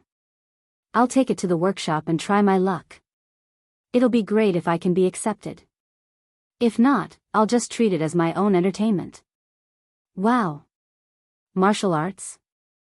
It sounded pretty good. But Hongyi, have you seen any Jianghu masters? Liao Fei-chen asked in surprise. Of course I have. When I was young, I lived in the Sichuan area. There were many Jianghu sects there. I've seen many real Jianghu masters. So, I thought that instead of writing about those illusory cultivation and Tao, I might as well write about the Jianghu masters that I've seen. Hua Hongyi looked to the south with some nostalgia and said. After hearing what you said, Hongyi, I can't wait to see it. Hongyi, go and write it. Chen Tianhua said excitedly. Yes. Go and write it. I've never seen a legendary Jianghu master before. Husband, see if there's anything else you need. I'll go to the East Market tomorrow and buy it for you. The sea is windy and the waves are strong. You have to prepare everything in advance. Gi Lane, Meng family. Although the fleet would set sail the day after tomorrow, Mother Meng had already started to help Father Meng pack his things. Hey, it's still early. Why are you in such a hurry, you silly woman? Besides, we're going out to sea to work. Why are you packing so many things for me? Isn't it troublesome to bring them along? Father Meng looked at the luggage on the bed and felt a little uncomfortable. However, he still said impatiently. But these are the clothes that you need to wear frequently. How can you not bring them? Also, I heard from Sister Wang next door that it's cold at sea at night. You might catch a cold. Bullshit. You believe that woman's words? Father Meng said angrily. It's always good to prepare more. Husband, you have to be careful at sea. Hao and Yaya are counting on you. Mother Meng said weakly. It's fine. I won't die for sure. Don't you know how good I am in the water? Why are you wasting time here? Go and cook for the two children. Father Meng waved his hand and turned around impatiently. However, no one noticed that a drop of turbid tear almost fell from the corner of this tower-like man's eye. He was actually afraid that he wouldn't be able to come back this time. If that was the case, what would happen to his two children? All right, husband, I'll go and kill that old hen and stew it for you. Wait, you prodigal woman. That hen's eggs are for Hao, to nourish his body. How can you kill it? Chapter 299. Father, outside the house, Meng Wenhao stood in the corner with his back against the wall. He clenched his fists so tightly that his fingernails dug deep into his flesh. However, he did not seem to feel any pain at all. His eyes were slightly red at this moment. Obviously, he had heard the conversation just now. At this point, no one could stop Father Meng's journey to the south. Meng Wenhao and Mother Meng had tried, but in the end, they returned without success. Meng Wenhao's heart was extremely heavy. He sighed, shook his head, and went to the front hall dejectedly.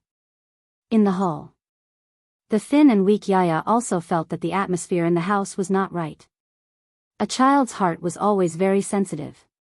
Big brother, is Daddy leaving soon? Yaya looked up and asked in a crisp voice. Yes. Father will leave the day after tomorrow. Yaya, you have to be obedient and not distract father. Meng Wenhao's heart ached. He rubbed his little sister's braids and said softly. Yaya will definitely be obedient. But brother, where is father going? When will he be back? To the south. He should be back in 2 or 3 months. Meng Wenhao replied with uncertainty.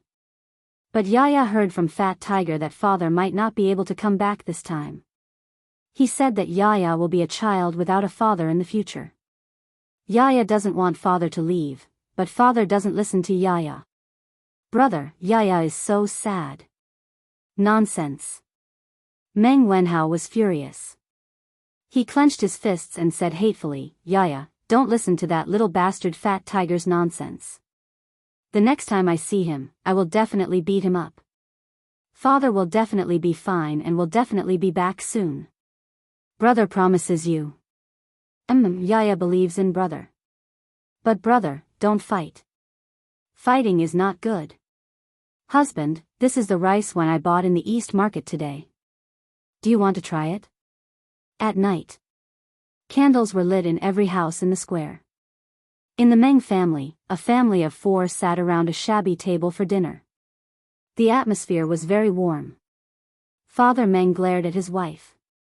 He wanted to scold her for being extravagant, but in the end, he didn't say anything. Smelling the fragrance of the rice wine, Father Meng's long-suppressed alcohol addiction was also aroused. He picked up the bowl and took a sip. He didn't swallow it immediately, allowing the taste buds in his mouth to absorb the stimulation of the rice wine's fragrance. Ha! Good wine. A moment later, Father Meng swallowed the mouthful of rice wine and sighed. Father, what kind of good wine is this? The Drunken Immortal's Drunken Immortal is the real deal. Meng Wenhao forced a smile in order to liven up the atmosphere. Ha! You stinking brat. That immortal drunken wine is a liter of 5 strings. Is it something that rough men like us can drink? Although Father Meng had never drunk the Drunken Immortal before, he was obviously quite knowledgeable. He pointed at his son and scolded him with a smile. Hey! Who said that father can't drink it? Teacher said before that everyone is born equal. The reason why we are treated differently is because we don't work hard. One day, I will let you drink the Drunken Immortal every day. You can drink as much as you want. Meng Wenhao said firmly. Haha. My son is ambitious. The proudest thing in father's life is to have a son like you. So what if Squire whose family is rich? His son is not as capable as my Hao. When Father Meng heard this, he didn't criticize his son for bragging. Instead, he was filled with pride and laughed heartily. How did you do in the monthly exam this time? I heard from Squire whose son that your school of mathematics is getting higher and higher in the Directorate of Education. Many students from other schools are paying attention to the monthly exam this time. Mother Meng smiled and asked with a hint of joy on her face. It was not easy for Meng Wenhao to enter the Imperial College of Mathematics and Mathematics from the provincial capital school. His mother was very satisfied, but people were greedy. After Meng Wenhao entered the Imperial College of Mathematics and Mathematics, Meng Wenhao's mother thought that it would be good if her son could continue to enter the Four Gates School of Mathematics and Mathematics. However, she didn't expect the School of Mathematics to suddenly rise in status. It seemed like it was going to surpass the other schools. When Meng Wenhao heard his mother's question, he couldn't help but think of the situation during the exam this morning. He pondered for a moment and answered, Mother, I think I did okay. As for whether I can get first place, it will depend on my luck. He looked at the wine bowl in Father Meng's hand and continued, If I can get first place, according to the rules of our School of Mathematics, I can bring you all to the Drunken Immortal restaurant for free. However, by the time the results are announced, I'm afraid Father will have gone to sea. The atmosphere in the room became a little heavy for a moment. You're such a boring woman. We're having a good meal, why are you asking about the exam results? When have we ever worried about our How's results? Father Meng slapped the table and glared at Mother Meng. He then looked at Meng Wenhao and said earnestly, although I won't be home at that time, you can take your mother and Yaya with you. All these years, our family has been eating chaff and vegetables. It's good to take this opportunity to improve our diet. Isn't Yaya craving for that gnawing chicken? This time, let's let her eat to her heart's content. As a man, how can you act like a little girl? Although father didn't study much, I know that separation and joy are common things in the world. A man should be open-minded. How can you care about these trivial matters every day? Yes, father, I understand. Meng Wenhao wanted to refute, but after hesitating for a moment, he still responded in a muffled voice. Father knows that you're all worried. Actually, there's no need for that. For this voyage, Boss Feng has equipped each of our ships with a compass. Even if we're separated from the team due to strong winds and waves, we can still use the compass to find the direction. As Father Meng spoke, he took out an exquisite compass from his arms. It was a product of the Curious Pavilion workshop. Meng Wenhao was very familiar with this thing. When the first generation of compasses was released, he was still at the scene. Mother Meng saw the shiny object and took it curiously. Hey, be careful, be careful. This little thing costs 5 strings of money. Father Meng hurriedly exhorted. Mother Meng was so shocked that her wrist trembled and she almost dropped the compass to the ground. Fortunately, Meng Wenhao's hand was quick enough to catch it. Mother Meng said with lingering fear, thank goodness. Why is this thing so expensive? Bring it over. This thing is a navigation tool specially made by the Curious Pavilion for this voyage to the south. It's said that How's husband, Li Xiannan, personally invented it. This thing is light and can give accurate directions. How can it not be expensive? I heard that the bosses of the other fleets only equip 1 compass for every 5 ships. It's rare to see someone as generous as Boss Feng. Father Meng asked for the compass and carefully put it back into his pocket as he grumbled in annoyance. Oh, then Boss Feng is really a good person.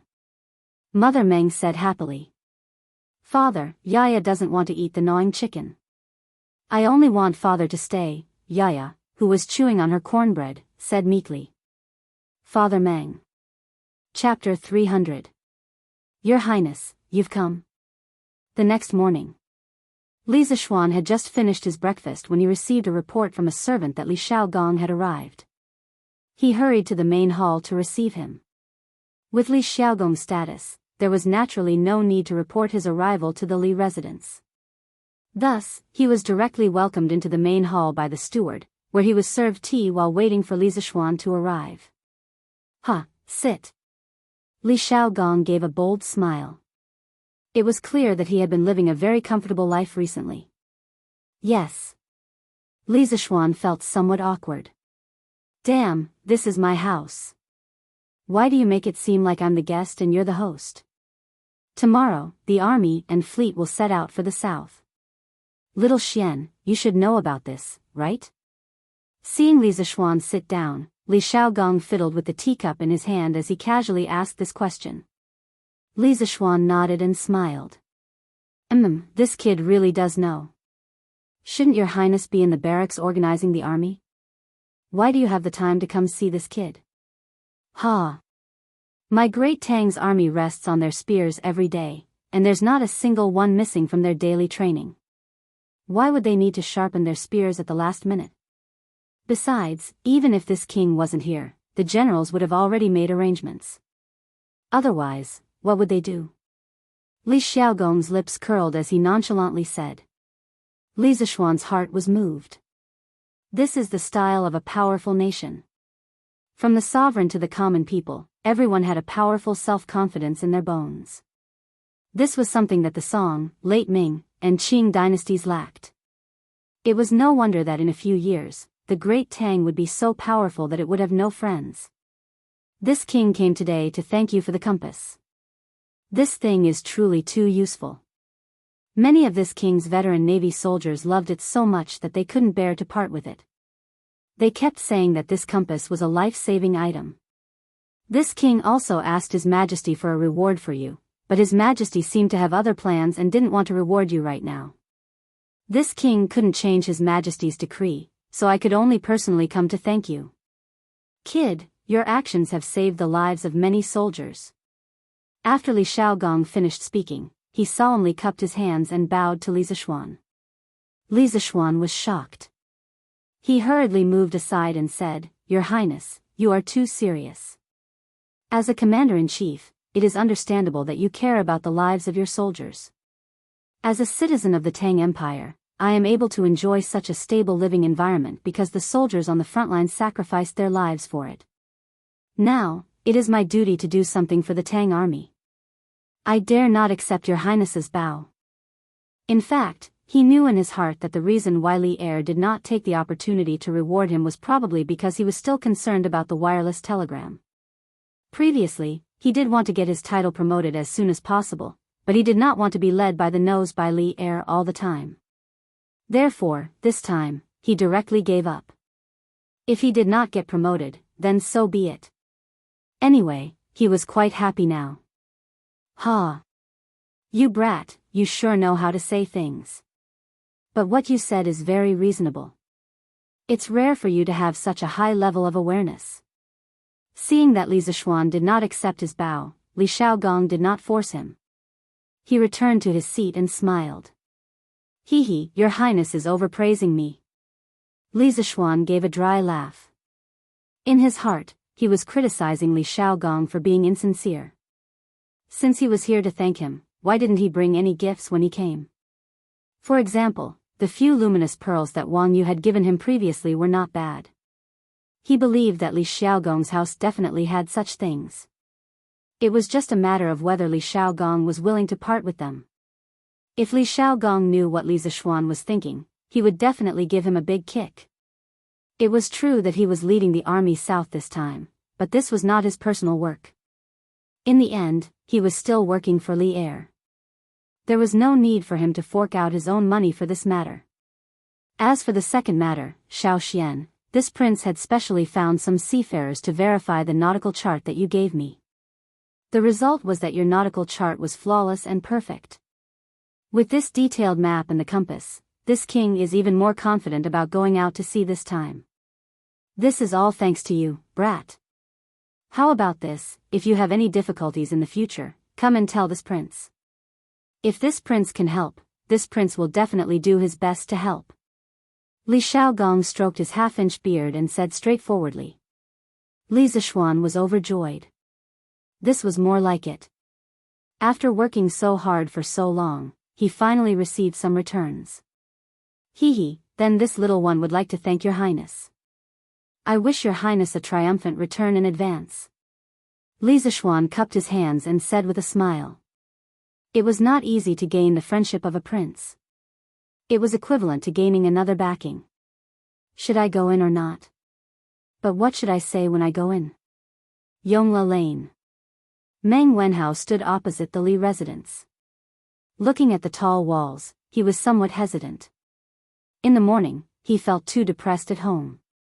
He originally planned to go to Annie Lane to see how little Yu was doing. On the way, he passed by Yongla Lane. He did not know what he was thinking, but he unexpectedly walked in and stood beside the Li residence. He looked into the distance and hesitated. Hee, then take care, your Highness. This little one will go to Murky Mountain to see you off tomorrow. While Meng Wenhao was hesitating, a burst of laughter came from the front door of the Li residence. Then two people came out. One was Li Zishuan, and the other was a middle-aged man with a noble aura. Meng Wenhao had never seen him before. That's fine. See you tomorrow on Murky Mountain. The middle-aged man laughed and got into a luxurious carriage parked in front of the door. Then the carriage started and gradually went away. Wenhao? Why are you standing here? Are you here to see your master? Why don't you come in? Li Zishuan was about to turn back to the house when he inadvertently glanced at Meng Wenhao at the entrance of the alley. he asked curiously. Meng Wenhao was shocked and panicked. He was so focused on watching Li Zixuan and the middle-aged man talking that he forgot to avoid Li Zixuan's sight. Now that he was discovered, he could only bite the bullet and go over to reply. But the strange thing was that he clearly saw Li Zixuan and didn't shout, but his voice traveled so far. It was really strange. "Yes, sir. This student is just passing by." Meng Wenhao came in front of Li Zixuan and stammered. The corners of Li Zixuan's mouth curled into a meaningful smile, and then he looked at Meng Wenhao and said with a smile, "Hee, since you're just passing by and I've coincidentally bumped into you, then why don't you go in and have a seat? This isn't a dragon's pool or a tiger's den." "Wenhao, why are you so afraid?" "No, this student isn't afraid. I'm just afraid of disturbing sir." Meng Wenhao hurriedly explained. "Ha! It's good that you aren't afraid. Come in, I also have something to tell you." Li Zixuan didn't wait for Meng Wenhao's reply. He flicked his sleeves and turned to enter the courtyard. Meng Wenhao opened his mouth but didn't have time to say anything. He could only obediently follow in. He was also very curious about what Li Zixuan wanted to tell him. Chapter 301. Meng Wenhao had just followed Li Zixuan into the front hall of the west courtyard when he smelled a faint fragrance of spices. Following that, he felt a trace of refreshing coolness. He looked around and found that there was actually a basin of ice placed in each of the four corners of the room. Above the wooden basins, there was still a trace of cold air. Meng Wenhao couldn't help but sigh in his heart at Li Zixuan's extravagance. This was the first time he entered the Li residence's interior. When he came to the Li residence before, Li Zixuan received him in the pavilion in the courtyard. He couldn't help but take a few more glances. There was a large chair made of lacquered red peach wood, a few seats that were relatively simple but still couldn't hide the magnificence of the carved materials, a small square table with a porcelain pot decorated with flowers and birds, and a few small porcelain cups with the same flower decorations. A table, a chair, a table, and a stool, the furnishings were ingenious. The entire room revealed a sense of luxury and nobility. Sit. Sit. Although Li Zixuan didn't stare at Meng Wenhao, he had been paying attention to him from the corner of his eyes. He came to the vermilion chair at the head of the hall, sat down, and laughed. "Thank you very much, sir." Stimulated by the fragrance of the spices and the coolness of the ice, Meng Wenhao's heart gradually calmed down and wasn't as flustered as before. "Here, let me tell you a piece of good news first. Congratulations on getting 101 points in this month's examination, first place in the entire academy." Li Zixuan didn't beat around the bush at all and directly said. The main reason Meng Wenhao came today was to inquire about the results of this examination. Although he felt that this examination was not bad, and he was lucky enough to get first place, but when it really came down to it, he realized that he was not mentally prepared in this aspect at all. Hearing this, he could not help but be stunned. Immediately after, he was hit by such a huge surprise that he almost fainted. His lips trembled a little. He wanted to say something, but nothing came out. His young heart was like a pot of fire that was burning up, hot and warm. Li Zixuan smiled and didn't say anything to interrupt. He just leisurely drank his wine while waiting for Meng Wenhao to wake up from the surprise. Meng Wenhao took a few deep breaths and suppressed the fanatical excitement in his heart. He looked at Li Zixuan and asked, "Sir, when you were outside the door, you said that you had something to do with me. Is it about this?" "Yes," Li Zixuan said casually. Meng Wenhao choked for a moment and then asked, "Sir, if I remember correctly, this is the total score of the monthly examination, should be 100 points. But why did I get 101 points? Could it be that you have remembered wrongly?" Of course." Li Zixuan smiled and then went to the back room to take out Meng Wenhao's test paper. He said, "I think that you answered the last question very well. Your thinking is very comprehensive. Of course, you wrote 2 answers in the end, which also shows that you are very courageous. In the last question, in the whole school, there are only 5 people who can consider the cost of labor. Not only did they consider the cost of labor, but you were also the only one who came up with the correct answer. I calculated that there are a total of 10 people who answered the last question correctly. Except for you, the other 9 people all answered 197, and your answer was 197 or 200. Wenhao, your thinking is very comprehensive. What's commendable is that not only can you ask questions, but you also have the courage to put it into practice. I admire you very much, so I gave you an extra point. Anyway, I'm not afraid of you being proud. Haha. In his previous life, there were 2 correct answers to the last question of the monthly exam. The only point of contention between the 2 answers was whether or not the 30 copper coins that Boss Wang should have received from this transaction should be included in the loss. The various experts on the internet all had their own opinions, each saying that they were right, while the other saying that they were right. In order to avoid a debate, when Li Zishuan set the question, he simply decided on 2 answers. He didn't expect Meng Wenhao to be so daring as to write down both answers. Li Zishuan admired this courage from the bottom of his heart. After all, if he were in Meng Wenhao's shoes, he wouldn't have dared to play around like this. So that's how it is, Meng Wenhao suddenly understood and muttered to himself. After he handed in the test paper yesterday, he regretted it for a while. He was afraid that because of his meddling, he wouldn't get a point for the last question. He didn't expect that in the end, he would get an extra point. Li Zishuan laughed and said, "Haha, Wenhao, don't be so agitated. Since you were lucky enough to get first place in this monthly examination, what I said before still counts. After classes officially start in 2 days, I will announce this time's results to the public. At that time, you can bring your family to the Drunken Immortal restaurant. Feel free to order whatever you want to eat. I'll treat you." "Wow. Little Xian, you're treating. Then I want to go too." At this moment, Ching Chimo's voice came from outside the room.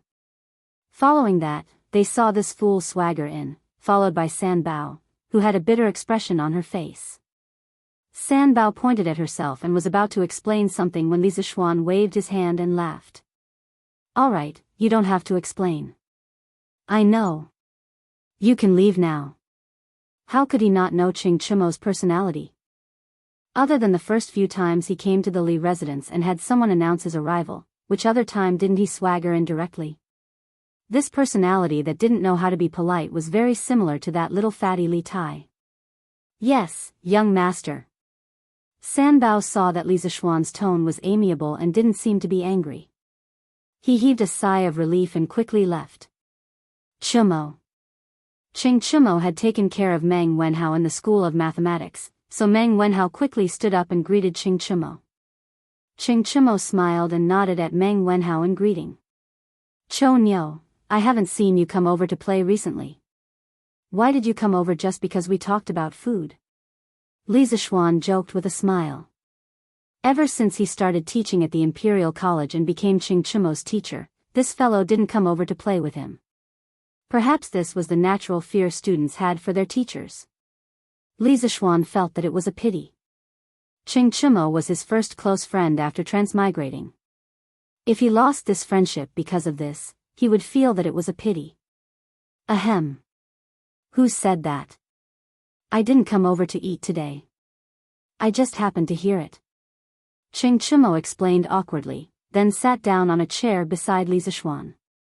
"Heh, TSK, Xiao Xian, the chairs in your house are still the most comfortable. It's a pity that they aren't sold outside. Otherwise, I would have asked my father to buy a set." This fellow leaned against the back of the chair and didn't forget to exclaim. "Hee hee, if Uncle Ching really likes this chair, I can ask the workshop to make another batch. It won't take much effort. But it's only you who wants it, not Uncle Ching, so I think we should just forget about it." Li Zishuan didn't want to alienate this friendship. He didn't put on airs in front of Ching Chimo and spoke as casually as before. "Xiao Xian. You're not a good friend," Ching Chimo said angrily. "Huh, alright, let's get down to business. Cho Nyo, why are you here today?" Li Zishuan laughed and asked, no longer teasing him. "What else can I be here for?" I'm just here to ask old Sheng how he did in the exam and whether he would enter the role of shame. Ching Chimo sat up straight and looked at Li Zixuan. Although Ching Chimo didn't care about his results, he didn't want him to enter the role of shame and embarrass the Ching family. Chapter 302. Oh. So, Cho Nyo, you're here to ask about my results. Li Zixuan felt as if the sun had risen from the west when he heard that Ching Chimo was here to ask about his results. The son of the devil incarnate actually cared about his results? Yeah, Xiao Xian, tell me, did I get out of the role of shame? Ching Chimo asked anxiously. Li Zixuan glanced at Ching Chimo and then looked at Meng Wenhao with a strange expression. They were both his students, but one of them was here to ask if he got first place, and the other was here to ask if he got out of the bottom 5. This was really, ahem, let me think about it. Oh, I remember, Cho Nyo, you got 59 points this time. Not bad, you're already in the middle of the School of Mathematics. Li Zixuan's insane mental strength was not for show. With just a thought, the results of the monthly test appeared in his mind. He looked at it and found Ching Chimo's results and ranking. Really? Haha. That's great. My dad has nothing to say now. Ching Chimo was very excited when he heard it and shouted loudly. However, after a while, he suddenly reacted and said unhappily, that's not right. Why is it only 59 points? Xiao Xian, we have such a good relationship. Can't you give me more points? Don't worry, I won't be proud if you give me more points. Pfft. Ahem, Meng Wenhao almost choked to death when he heard this. There was no other reason but because of what Ching Chimo said. Li Zixuan had just told him that. Today, he had seen the strange relationship between Ching Chimo and Li Zixuan. Both of them had a similar style of speaking. Li Zixuan was also speechless. Now it seemed that his previous worries were unnecessary. Ching Chimo, this idiot, did not alienate this friendship because of the teacher-student relationship. This joker was still as shameless as before when he played with treasures. Oh. Now that I think about it, ugly bull, you forgot to deduct a few points from your test paper. So you can only get 50 points. You're not just 1 point away from 60 points. You can't expect me to give you another 10 points, right? Li Zixuan shrugged, pretending to be helpless. Ciao, little Xian. I've never seen someone as shameless as you. Ching Chimo stomped his feet and said angrily. Bang! You still have the guts to call others shameless? Li Zixuan casually tossed a teacup to Ching Chimo, who was already prepared. He stretched out a hand and caught it firmly. Ha, just kidding, don't take it seriously. Ching Chimo laughed dryly. Then he suddenly sighed and said, that's right. Sigh, actually little Xian, you can also see that I'm not cut out for studying. The fleet heading south is going to set off tomorrow. If it wasn't for my father, I would have definitely gone with Uncle Li and the others. The vast sea, free and unfettered, this is where I, Ching Chimo, should go. Haha. Li Zixuan could hear the loneliness in his words and couldn't help but feel a little uncomfortable. The atmosphere in the room also became a little quiet. Ugly bull, how's your swimming? After a while, Li Zixuan broke the silence and asked. I'm not good at swimming. Ching Chimo's face turned red and he scratched his head awkwardly. F***ck, you're not good at swimming, and you still want to go south with the prince? Why don't you go and ask the prince if he wants you? Li Zixuan's face was as if he had just been F***ked.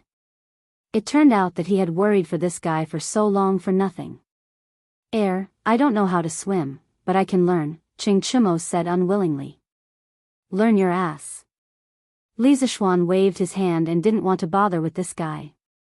He turned to Meng Wenhao and said, Wenhao, you actually came here today to check your score, right? Meng Wenhao heard Li Zixuan call him and he quickly recovered from the explosive conversation between the two and answered honestly, yes, sir. Well, since you have checked your score, then you can go back. The fleet will set off tomorrow, so you can go back and accompany your father. Wenhao, you don't have to worry too much. I've already asked Prince Hejian to send someone to keep an eye on your father's safety. Also, I know the owner of your father's boat company and I've already sent someone to talk to him. He won't make things difficult for your father. Li Zishuan nodded and said. Ah. Thank you, sir. Thank you, sir. Hearing this, Meng Wenhao was pleasantly surprised. The big stone that had been hanging in his heart for a long time finally fell to the ground. He stood up excitedly and bowed to Li Zishuan to express his gratitude. Hee, no need, no need. Sit down. This is just a small matter. You are my student. Of course, I can't just sit by and do nothing when you are in trouble. Li Zishuan comforted him. Yes. Wenhao, you don't have to be like this. I was wondering why you were so depressed these days. So it's because of this matter. If you had told me earlier, it would have helped you. Haha. Ching Chimo was boasting shamelessly on the side. A good picture of a master and disciple was interrupted by this guy. Meng Wenhao was so amused by Ching Chimo that he couldn't continue to bow. He stood up, hesitated for a moment, and said to Li Zishuan, Sir, this student has one more thing to ask. If it is convenient for you, please agree.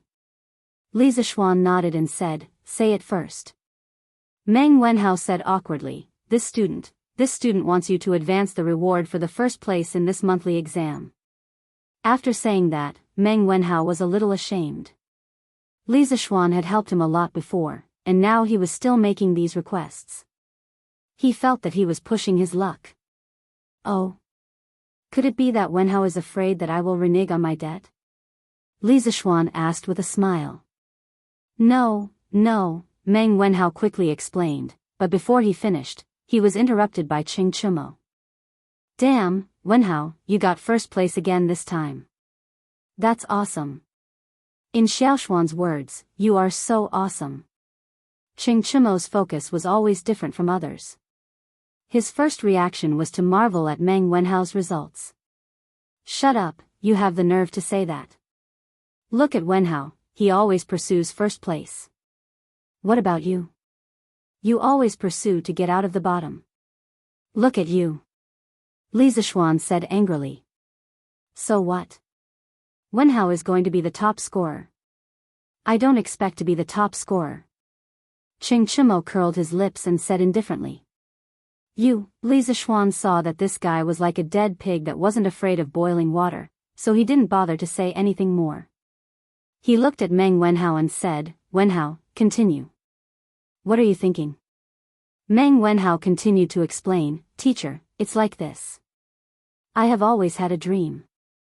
I hope that one day, I can take my parents and sister to the best restaurant in Chang'an City for a meal. I came from a small place and entered the Imperial College. In fact, my parents worked harder than me. I want to repay them, but they never let me work for them. I can only study hard. Now that I finally have the chance to realize that dream, my father is going to go to sea. Therefore, I hope that I can redeem the reward for the first place in the monthly exam in advance. I can let my father drink the wine of his dreams before he goes to sea. Please grant my wish, teacher. After saying that, he bowed deeply to Li Zishuan. Li Zishuan was silent. Ching Chimo also stopped joking and became silent. I promise you. Wenhao, get up. These are what you deserve. You don't have to beg me. Chapter 303. Meng Wenhao, why are you looking for me? Li Yu, who was in the editorial department of Datong Daily, was racking her brains to write the news. When she heard that someone was looking for her, she came out and saw that it was Meng Wenhao. She couldn't help but be surprised. No. Nothing. I'm just here to see how you've been recently. Compared to the first time they met, when her clothes were tattered and her face was dirty, the current Li Yu could only be described as stunning. Her eyebrows were picturesque, her lips were red, her small face was like a goose egg, her thin body, and her fiery red clothes fluttered in the wind. She was like a fairy that had descended from the heavens, elegant and otherworldly. She was completely different from the little beggar a few days ago. Meng Wenhao couldn't help but stare blankly at her, stuttering a little. Li Yu was the treasure in the hearts of his adoptive parents. She was afraid that she would melt in their mouths, fall in their hands, and touch in their arms. She had been doted on since she was young.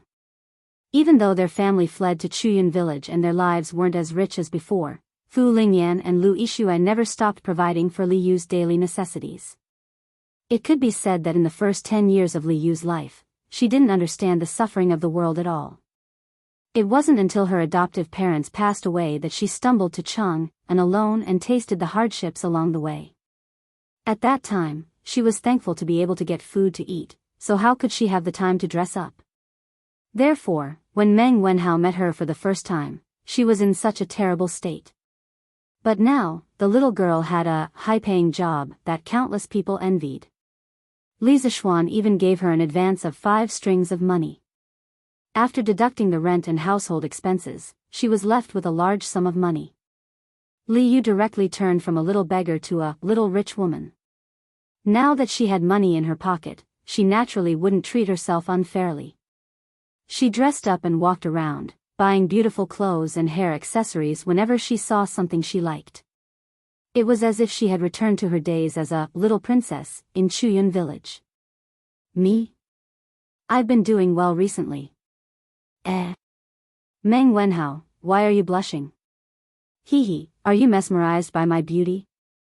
Li Yu immediately noticed the unnatural expression on Meng Wenhao's face. She proudly spun around on the spot.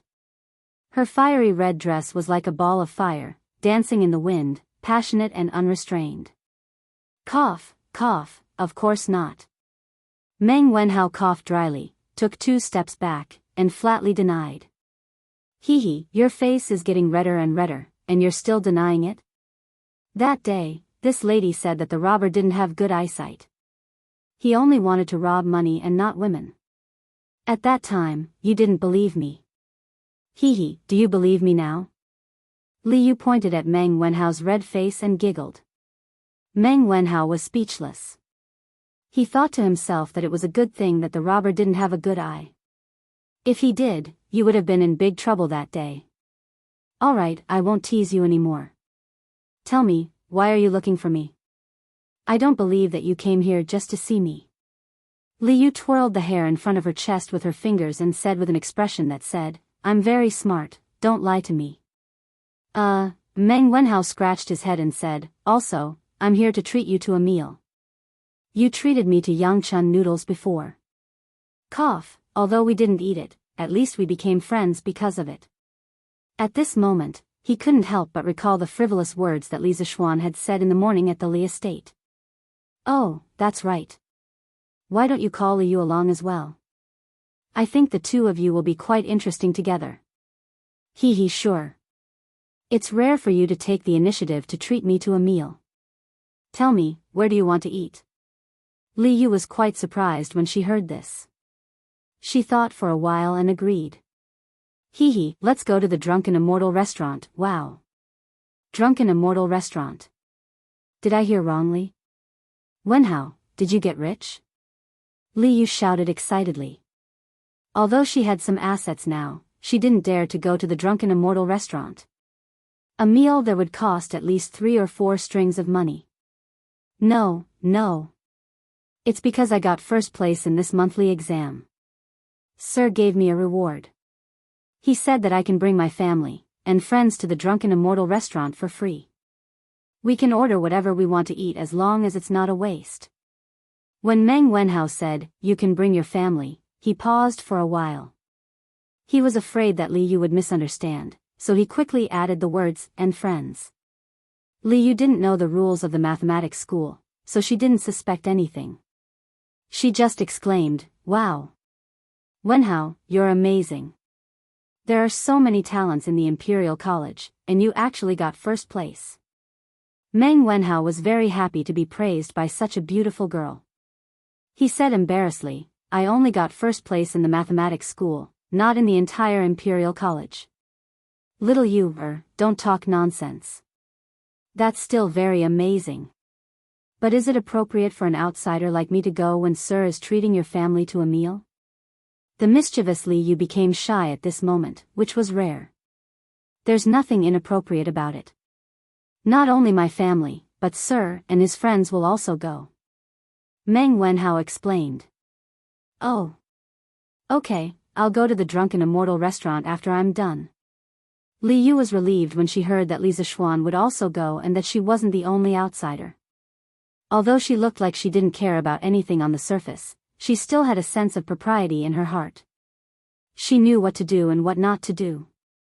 Mom, you don't have to cook for lunch.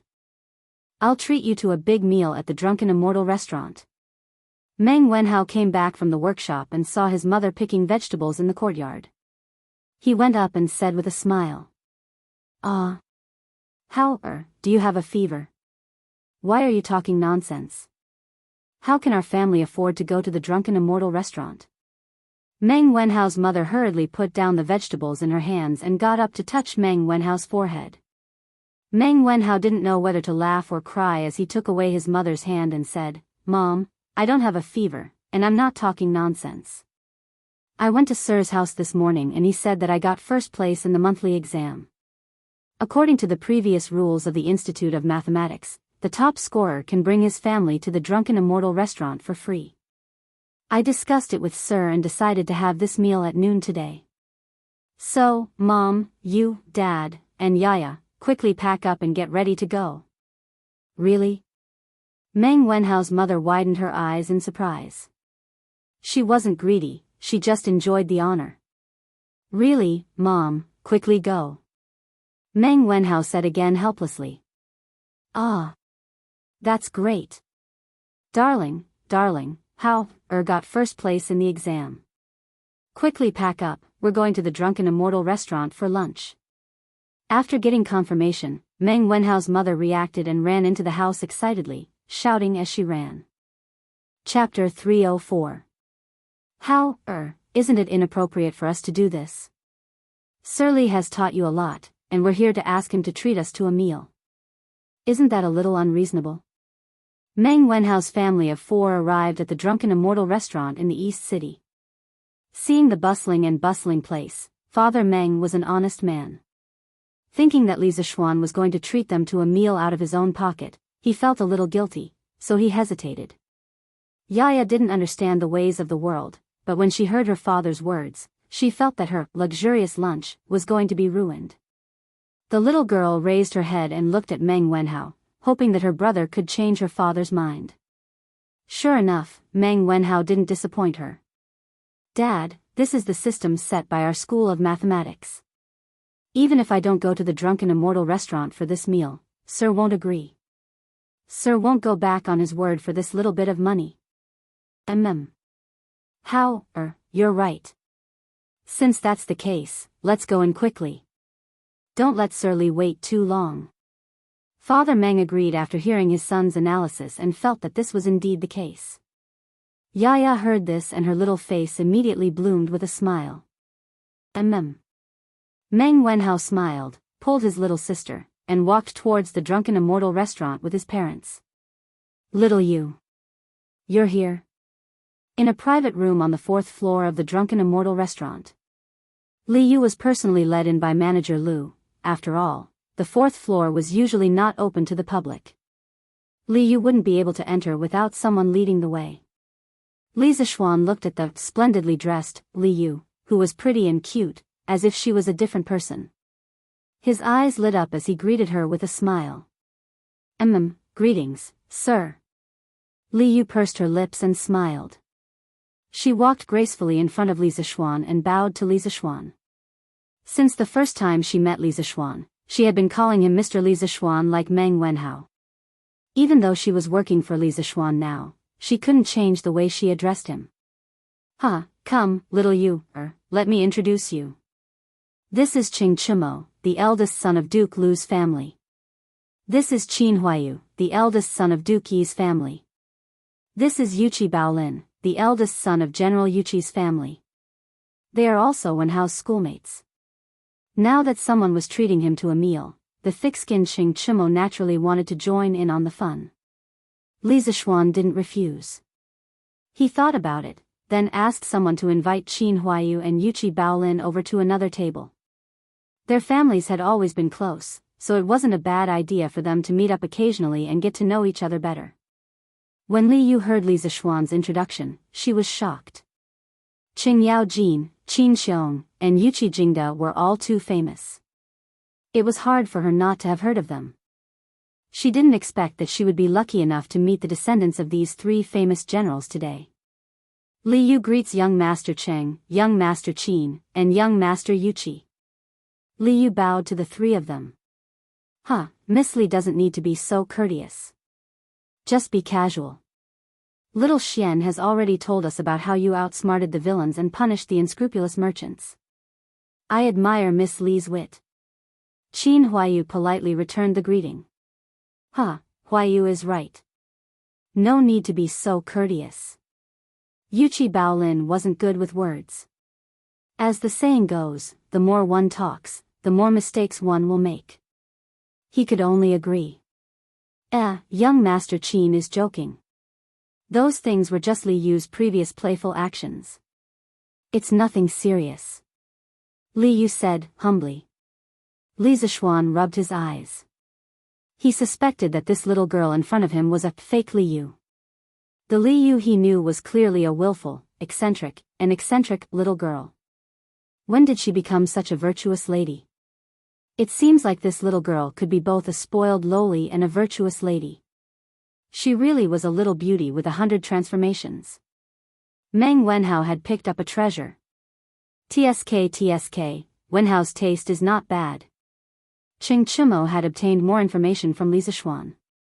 He pinched his chin and smiled as he looked at Li Zishuan for a moment and muttered in a somewhat improper manner. Li Yu didn't hear it clearly, but Li Zishuan's hearing was good. After he heard it, he glared at Ching Chimo. He really didn't know how to chat. Who would joke with a girl like this? It seems like this guy was destined to be a single dog for life. Little you, sit here for a while. When Wenhao and the others arrive, you can go and eat with them. Mister, you're not going to eat with them? Li Yu was dumbfounded. We're not going. There are so many people at the table. Li Zishuan shook his head and said. Then. Mister, I'm not going either. I'll just eat here. Li Yu hesitated. We're all men here. Why are you, a little girl, joining in the fun? What's wrong? Our fearless little Yu also knows how to be shy. Li Zishuan joked. Of course not. Who's shy? Young Master Meng, this way please. Yes, this is the room. The four of you can eat here. My young master and a few of his friends are next door. He'll be here in a while. Meng Wenhao and the others arrived at the Drunken Immortal restaurant. After they explained their identities, Manager Lu personally led them to the room next to Li Zishuan's. Thank you, Manager. Meng Wenhao politely cupped his hands and said. You're welcome, young Master Meng. You're an important guest that my young master specially instructed. Just tell him what you want to eat. I'll take my leave first. Okay. Take care, Manager. Brother, Yaya wants to eat nibbled chicken. After Manager Lu left, Yaya pulled Meng Wenhao's sleeve and said greedily. Nowadays, gnawed chicken was already a household name in Chang'an. In the past, Yaya could only listen to those rich kids describe how delicious gnawed chicken was, and then she would drool at the side. Now, after coming to the birthplace of gnawed chicken, how could the little girl hold back? Okay, I'll let Yaya eat nibbled chicken today. You can eat until you're full. Meng Wenhao rubbed the little girl's ponytail and smiled. By the way, Dad, do you want to drink Immortal Drunken Wine? Drunken Immortal Restaurant's most famous is Immortal Drunken Wine. Do you want a liter? Meng Wenhao looked at his father and asked. Ever since Father Meng entered the Drunken Immortal Inn, he had been in a daze. The Drunken Immortal Inn's extravagance and Manager Lu's respectful attitude had given him a huge mental impact. He never thought that a poor and pedantic man like him would actually have the opportunity to come to such a luxurious place and even receive such respect from the manager. He felt like he was dreaming. He had given birth to a good son. All of this was because of his son. Father Meng sighed in his heart more than once. Ah.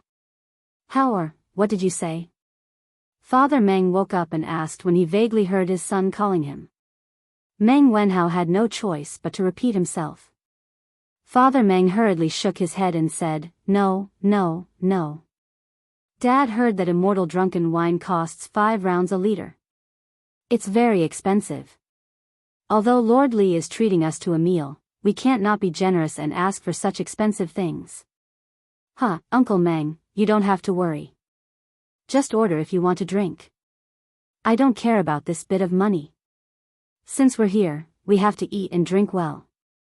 Otherwise, wouldn't we be wasting the opportunity that Wenhao fought so hard for? At this moment, a burst of hearty laughter came from outside. Following that, Li Zishuan walked in with Li Yu. When Li Zishuan and Li Yu came in, Manager Lu personally served them while sending a servant to inform Li Zishuan. When Li Zishuan heard the news, he walked over with Li Yu and happened to hear Father Meng's declining words. Chapter 305. Sir. When Meng Wenhao saw Li Zishuan enter, he quickly stood up and bowed. Then, he turned to his parents and said, Father, Mother, this is my teacher in the School of Mathematics. Meng Wenhao's father was shocked. He didn't expect his son's teacher to be so young. He secretly thought that the son of a rich family was indeed not someone his small family could compare with. He was so young and yet he had the ability to become a teacher in the Imperial College. Meng Duchuan greets Lord Zhu. Zhu Qing greets Lord Zhu. Meng Wenhao's father and mother quickly came over and bowed to Li Zishuan. As a commoner of the lower class, they had a natural fear of the upper-class aristocrats. They had never come into contact with such a high-ranking official, so they were even more reserved. You don't have to be so polite. Take a seat. Li Zishuan quickly walked over and helped the two of them up. He said in a warm voice, You two gave birth to a good son. This banquet is an opportunity that Wenhao fought for himself. Since you are here, don't think about saving money for me. Eat and drink as much as you can. If you don't eat well, I will be unhappy. This is what you deserve. Meng Wenhao's father and mother heard this and were inexplicably excited. They stepped forward and said, Thank you, Lord Zhu. No need. Wenhao, is this your little sister? Li Zishuan smiled and waved his hand. Suddenly, he saw Yaya hiding behind Meng Wenhao and looking at him timidly. Yes, sir. Come, Yaya, come and greet sir. Meng Wenhao quickly pulled Yaya out and said. Before Meng Wenhao's mother came, she had dressed the little girl up. At this moment, Yaya's hair was neatly combed. Although the clothes on her body weren't luxurious or expensive, they were still neat and tidy. At least there weren't too many patches. But even so, the little girl was too thin and looked malnourished. It was very distressing to look at her. Yaya greets Lord Zhu. When the little girl saw that everyone was looking at her, she couldn't help but feel nervous, uneasy, and shy. She carefully took 2 steps forward and bowed to Li Zishuan and said weakly. Little sister is called Yaya. She's so cute. But Yaya still needs to eat more in the future. Right, what's Yaya's favorite food? Li Zishuan could see the wariness and restraint in the little girl's eyes. He squatted down and tried to use a gentle tone to look into Yaya's eyes. However, with his current appearance, it was unknown whether he would be misunderstood as a wretched uncle who was trying to kidnap a lowly. Oh, Yaya wants to eat the gnawed chicken. Perhaps Li Zishuan's appearance was very deceptive. Hearing this, Yaya tilted her head and thought for a moment before replying in a crisp voice. The drunken immortal restaurant has so many bites of chicken. How many bites of chicken can Yaya eat? 3 portions, no, 5 portions. Yaya looked at Li Zishuan gesturing there, and her mouth couldn't help but drool. She licked her lips and replied. Good. Yaya, you have to keep your word. You have to eat 5 servings, okay? Only by eating more can Yaya grow up to be as beautiful as this big sister. Do you understand? Li Zishuan waved his hand to stop Meng Dachuan, who wanted to come over and scold Yaya. He then pointed at Li Yu and said to Yaya. Yaya looked at Li Yu, who was dressed up like a little fairy. Her eyes revealed an envious gaze. She firmly nodded and said, Yaya must eat more. In the future, I must grow up to be as beautiful as this big sister. When Li Yu heard the two people praising her beauty, the corner of her mouth couldn't help but curl into a beautiful arc. It was obvious that she was very happy in her heart. Yaya is so obedient. Li Zishuan patted Yaya's head with satisfaction. He stood up and looked at Father Meng and Mother Meng and said, "Cough, since that's the case, I won't disturb your family's meal. Oh, this lady is Li Yu. She can be considered as half a disciple of mine. She is also a very good friend of Wenhao. She hasn't seen Wenhao for a long time. Today, she came over to eat together and reminisce about the past." Li Zishuan almost forgot the purpose of this visit. He quickly pushed Li Yu out and introduced her. As for how much of his words were nonsense, only Meng Wenhao and Li Yu knew. Greetings to uncle and aunt. Li Yu knew that it was time for her to go on stage. She gracefully stepped forward and bowed. Good. No need to be so polite, no need to be so polite. Mother Meng's eyes lit up. She enthusiastically stepped forward and held Li Yu's hand with a smile. Li Zishuan gave Meng Wenhao and Li Yu a look that said, "This is all I can do for you too." Then he bid farewell to Father Meng and Mother Meng and left the room. Sigh. As a teacher, not only do I have to impart knowledge to my students, I also have to matchmake them. TSK. Li Zishuan thought to himself. Haha. How long has it been since the last time we gathered? Today, I, Old Sheng, am going to drink to my heart's content. In another room, Ching Chumo poured a glass of drunken immortal for everyone, except for Li Zishuan, of course, and laughed heartily. Li Zishuan knew very well that the excuse of not gathering for a long time was just an excuse. Most importantly, he did not have to force them to pay for the food and drinks today. Cho Nyo is right. Huayu, Bao Lin, it's rare for us to gather together. Let's eat and drink to our heart's content. To Li Zishuan, money was just a bunch of numbers. He did not even know how much money he had.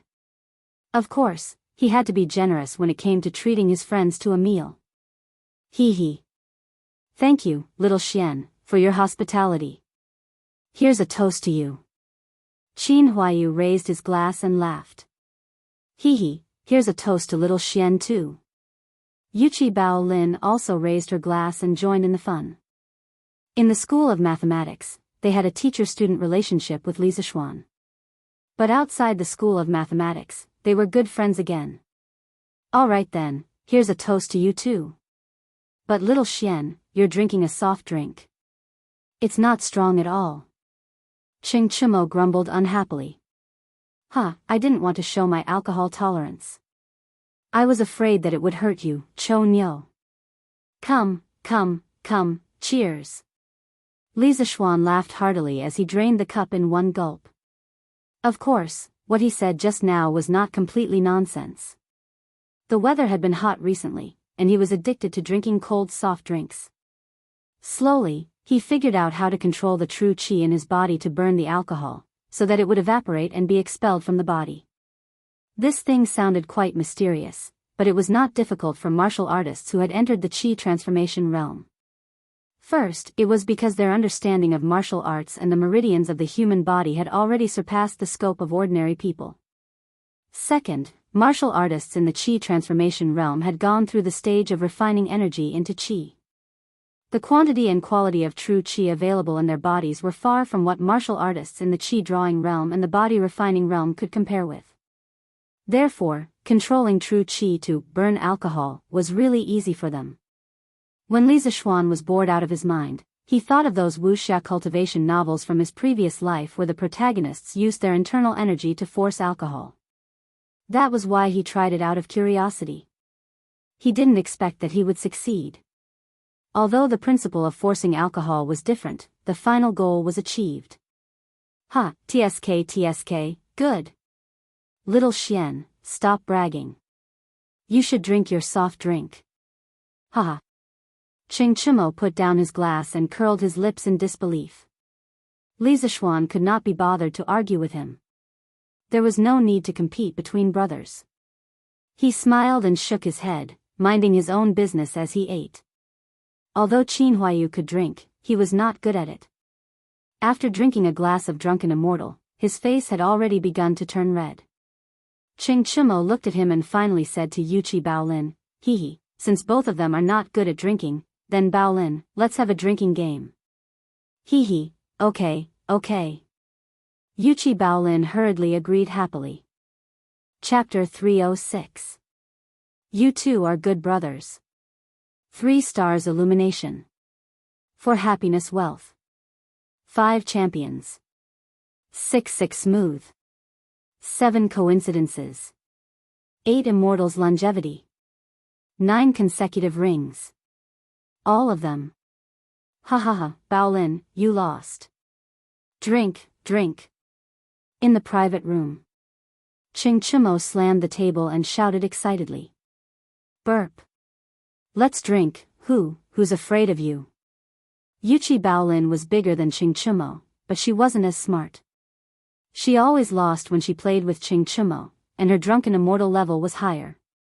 Therefore, after a while, Yuchi Baolin was a little tipsy and couldn't speak clearly. Li Zishuan and Qin Huayu were almost full. They put down their chopsticks and sat at the side to watch the show with interest. This was the second time Li Zishuan saw the ancient version of the finger-guessing game. The first time was also in this place. That was when the gnawed chicken had just come out. Ching Chimo and Li Qingxian were playing finger-guessing games here. However, Li Zishuan was accompanying Lan, and Changle to tell stories, so he didn't pay much attention. Therefore, this was the first time Li Zishuan seriously observed the ancient version of the finger-guessing game.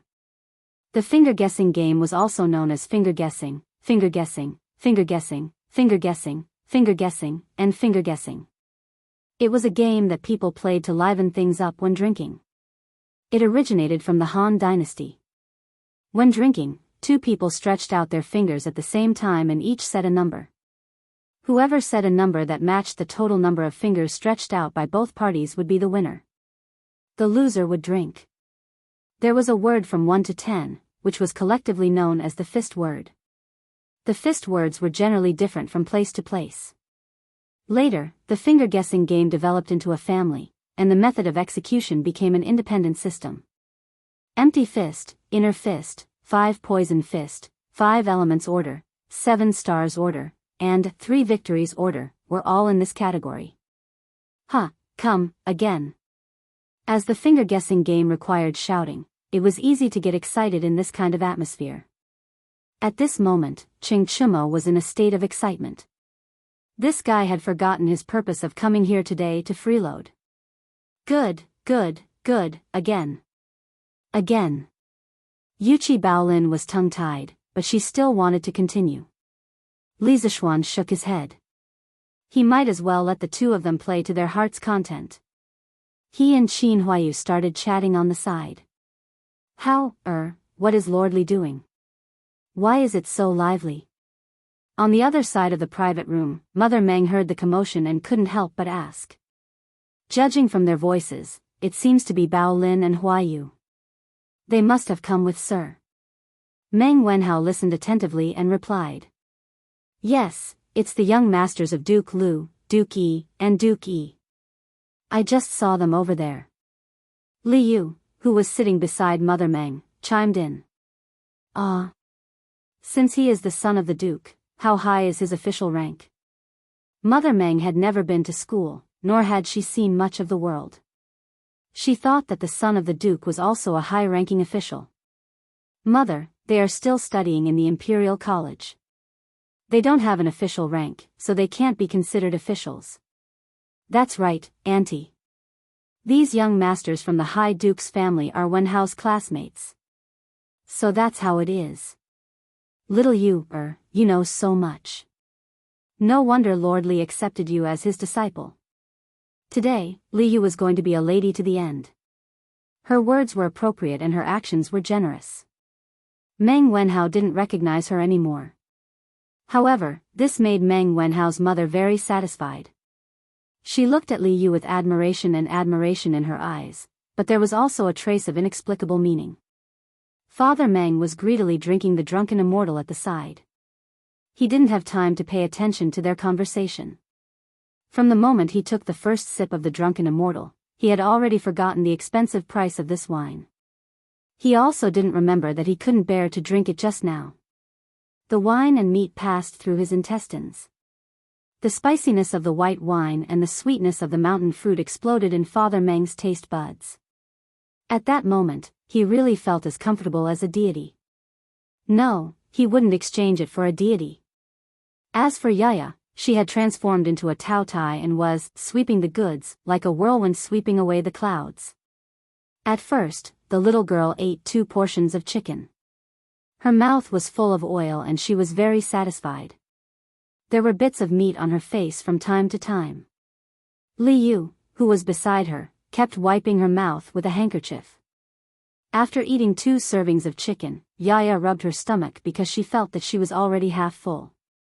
She thought about how she told Li Zishuan that she wanted to eat 5 servings of chicken and grow up to be as beautiful as Li Yu in the future. The little girl's eyes flashed with a trace of determination and stubbornness. She started to attack the other 3 servings of chicken. However, the tragedy was that after a while, the waiter came up with 4 more dishes. They were red braised pork, red braised lion's head, dompa pork, and twice cooked pork.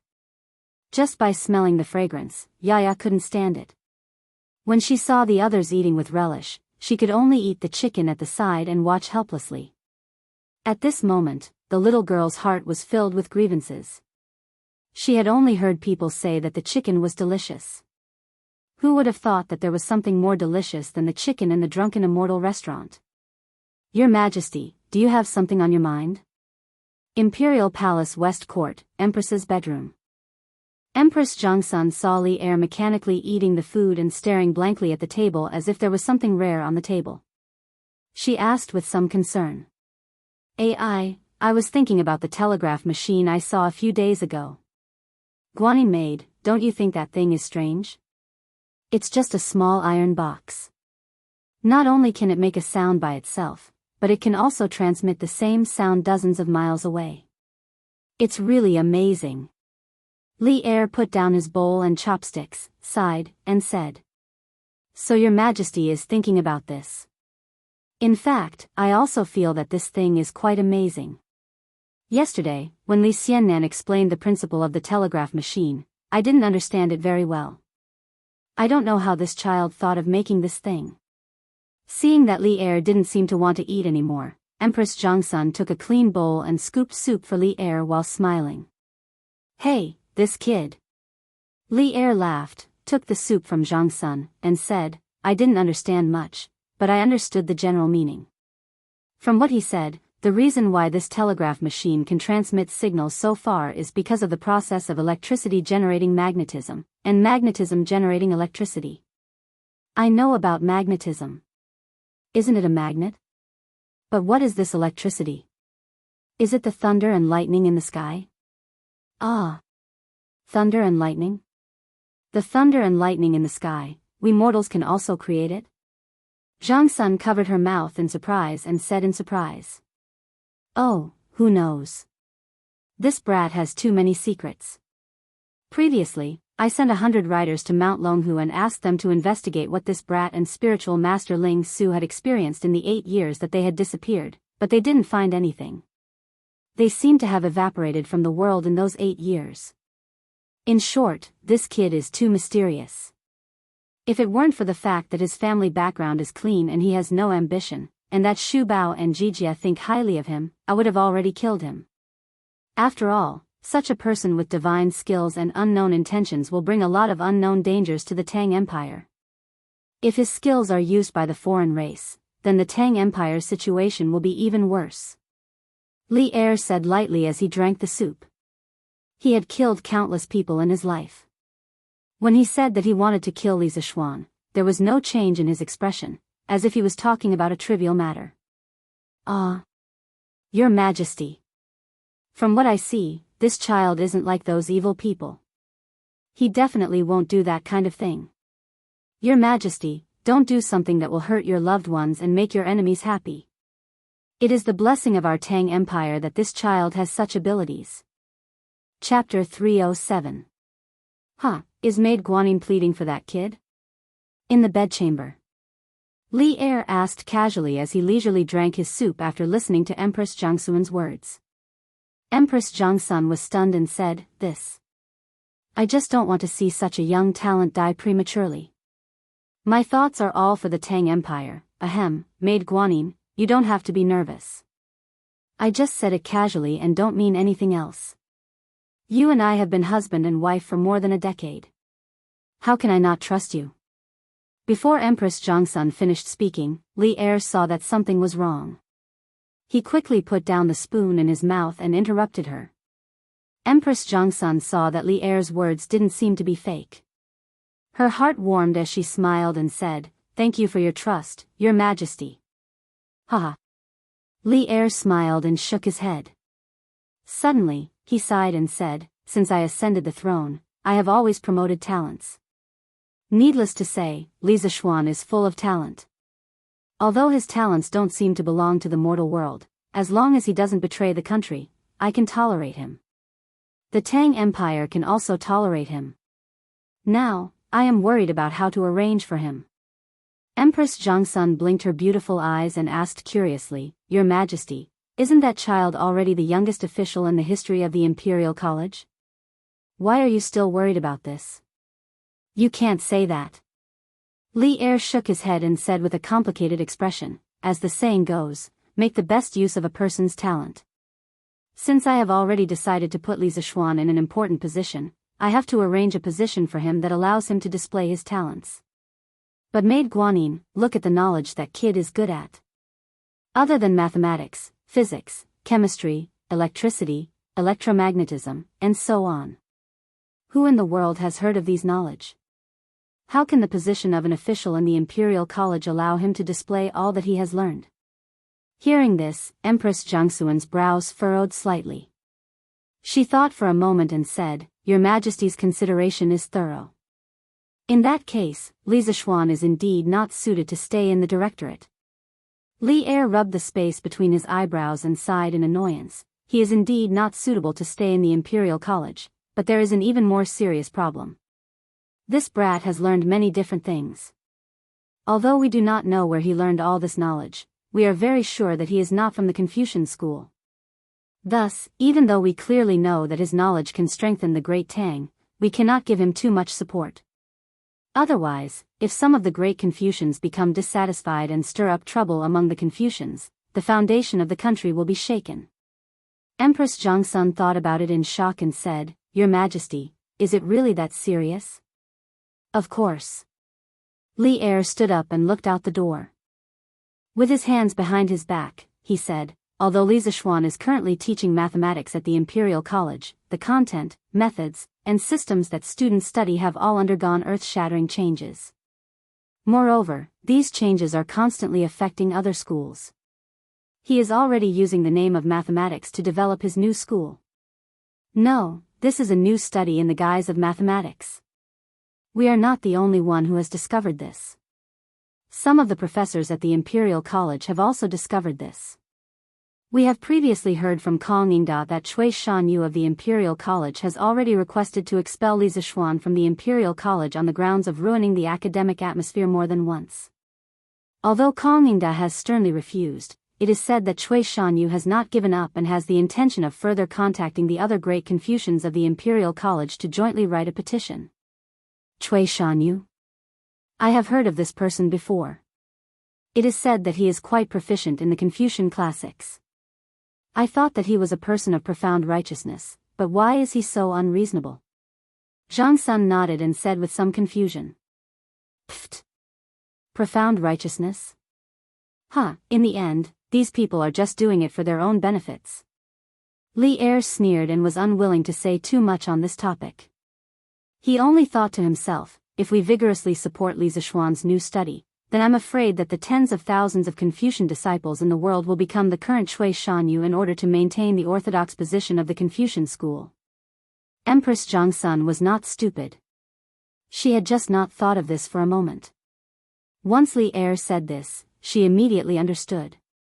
However, as the Empress, she knew that on this sensitive topic, she could only maintain her silence because the more she spoke, the more likely she would make mistakes. The room was silent for a moment.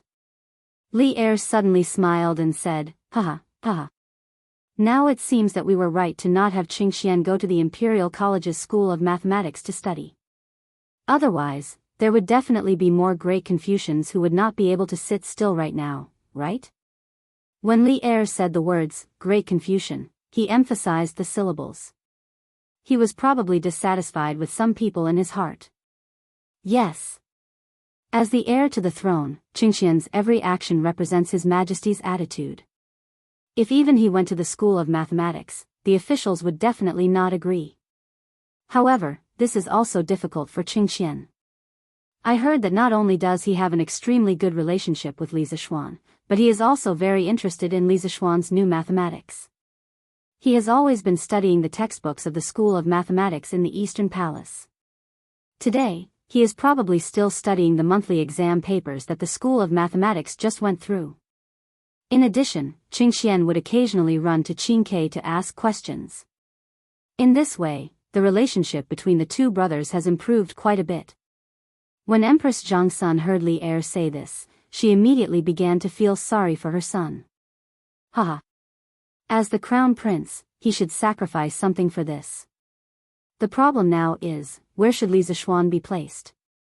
Li Er first smiled as if it was a matter of course. Then, when he thought of Li Zishuan, he began to frown. Why not ask Li Zishuan for his thoughts, Your Majesty? This child has always had a lot of ideas. I think he will have some ideas. Empress Zhongsun stroked the hair in front of her forehead and said. Ha! This is a good idea. Guanin's servant is indeed more intelligent than others. Haha. Li Er's eyes flashed with a trace of brilliance as he said excitedly. Eastern Market. Chen's noodle shop. Yes, it was the noodle shop that almost cheated Li Yu and Meng Wenhao last time. Tianhua, aren't you too stingy? You're treating me and Fei Chen to a meal at this small noodle shop. In front of the noodle shop, the three only seedlings of Jin Yu Academy were sitting on the stools and waiting for the boss to serve the dishes. Oh, no, it was the dishes. Then, Hua Hongyi looked at the terrible surroundings and couldn't help but complain. That's right. Tianhua, you're too unkind. This time, Datong Daily gave you such good conditions. How much money will you earn from writing this novel? Moreover, today is the first time your novel is in the newspaper. It's fine if you don't treat us to Zuaxian restaurant to celebrate, but no matter what, you can't come to this broken noodle shop. Liao Feichen also quickly agreed. Chen Tianhua's mouth twitched slightly. Zuaxian restaurant? His 1 month's remuneration was probably not even enough for the three of them to have a meal at Zuaxian restaurant. Feichen, Hong Yi, I haven't received my remuneration yet, right? Datong Daily will only give me this month's remuneration next month. When I get my remuneration, I'll bring you to a good meal, but definitely not at Zuaxian restaurant. Moreover, the Yangchun noodles in this noodle shop are not bad either. Chen Tianhua was helpless. Tycoons were always used to be cheated. Dad, that pretty boy with a mole on his face outside called our noodle shop a broken noodle shop. Do you want me to beat him up? Not far away, in the kitchen, Giant Baby complained to Boss Chen who was cooking noodles. Are you surprised? Are you surprised? Huh, after the dinner gathering, the swordsmen immediately wrote a chapter to calm themselves down. Therefore, the record of the swordsman for 144 days did not break. Although I'm tired now, I'm still happy. Dear readers, seeing that the swordsmen are working so hard to update, can you come to QQ to read or subscribe to a few chapters on Qidian? Because I found a lot of students who read pirated versions, and some of the pirated versions are very interesting. If there's no author on it, I'll write it at the end, and the pirated readers won't be able to see it. Swordsmen drag their tired bodies to update every day. Don't tell me I can't exchange it for 20 cents a day from you guys. Chapter 308. What are you talking about? Dabao, don't cause trouble. Boss Chen, who was rolling out noodles, heard his son's silly words. His arms shook and he almost crushed his fingers. He immediately said to Dabao angrily. Ever since Li Zishuan caused trouble in his noodle shop, not only was his business not as good as before, but he was also scared out of his wits by Li Zishuan's martial arts. He used to think that with 2 giants at home, he didn't have to be afraid of some unruly and evil customers. But Li Zishuan taught him how to be a person through his abnormal martial arts value, so he didn't dare to be as arrogant as before. Oh. Dabao knows. The giant baby scratched his head. He was somewhat puzzled by his father's attitude, but he didn't dare to continue asking. Outside the noodle shop. Sai, I don't know how my Zhang Xiaohua's biography of a cultivator is received. On the way here, we only heard people talking about a mortal's journey to immortality, but no one talked about my Zhang Xiaohua's biography of a cultivator. Hong Yi, Fei Chen, does this mean that my novel isn't popular? Chen Tianhua saw that Yang Chun's noodles hadn't come up yet. He recalled the scene on the way here and said worriedly. Tianhua, you're simply insatiable. Datong Daily has already given you such a generous reward, why aren't you satisfied? So what if your novel isn't popular? At most, you'll lose some readers who give you tips. But now, the money that Datong Daily gives you is enough for you to live comfortably. Why do you have to be so stubborn? Liao Feichen didn't realize that he was almost beaten up by the giant baby because of his cheap mouth. He complained to Chen Tianhua with a speechless face. As he spoke, he suddenly realized something. He slammed the table and shouted, "Oh! I understand, Tianhua, you want to compete with A Mortal's Journey to Immortality, right? Why bother? Our 2 novels are both imitating A Mortal's Journey to Immortality. It's very difficult to compare with it. Let's just focus on writing our own novel." Hearing this, Chen Tianhua's face was full of awkwardness. In his heart, he didn't want to surpass A Mortal's Journey, but he more or less hoped that his novel would be like A Mortal's Journey and receive the support and rewards of many readers. Tianhua, you've only released 3 chapters of your novel today. How could someone reward you so quickly?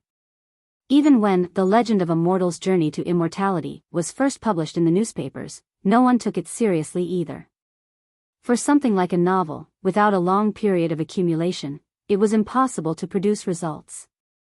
You need to calm down and write slowly. You can't rush it, or it will affect the quality of your work. Hua Hongyi was a mature and steady person. He hit the nail on the head and pointed out the crux of the problem. Brother Hong Yi is right. I've gone too far. Thank you, Hong Yi, for enlightening me. Hua Hongyi's words were like a wake-up call to Chen Tianhua. Chen Tianhua was stunned for a moment, then reacted. He cupped his hands and thanked Hua Hongyi. Yang Chun noodles are here. Please enjoy your meal. Boss Chen brought out 3 bowls of Yang Chun noodles on a tray and bowed to Hua Hongyi and the other 2 with a smile. Let's eat noodles. No matter what, thank you for your hospitality today, Tianhua. Hua Hongyi laughed. Yes.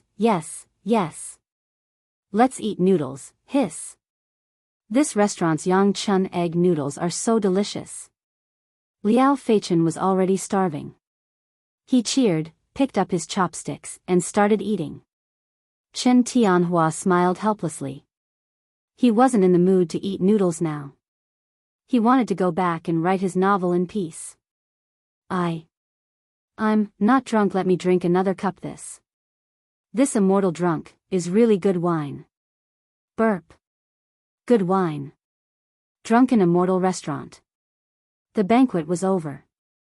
Everyone was full, especially Yaya. The little girl was rubbing her stomach in pain. As for Father Meng, he was drunk and was throwing a tantrum. You're already so drunk and you're still not drunk? I told you to drink less, but you didn't listen. Come, get up, let's go home. Mother Meng pulled Father Meng's arm and shouted angrily. Auntie, why don't I hire a carriage to send Uncle Meng back? After all, Drunken Immortal Restaurant is quite far from Guyi Lane. After this banquet, Li Yu had become very familiar with Meng Wenhao's family. She quickly suggested. This, Mother Meng hesitated. Hiring a carriage would cost a lot of money. There's no need to hire a carriage. Drunken Immortal Restaurant has its own carriage. I'll ask Boss Lu to send someone to send you back later. At this time, Li Zixuan walked in with a smile. The banquet was over. Qin Huaiyu had already left with the drunk Xing Chumo and Yuqi Baolin in the carriage. Thank you, Lord Zhu. Mother Meng was surprised and happy at the same time.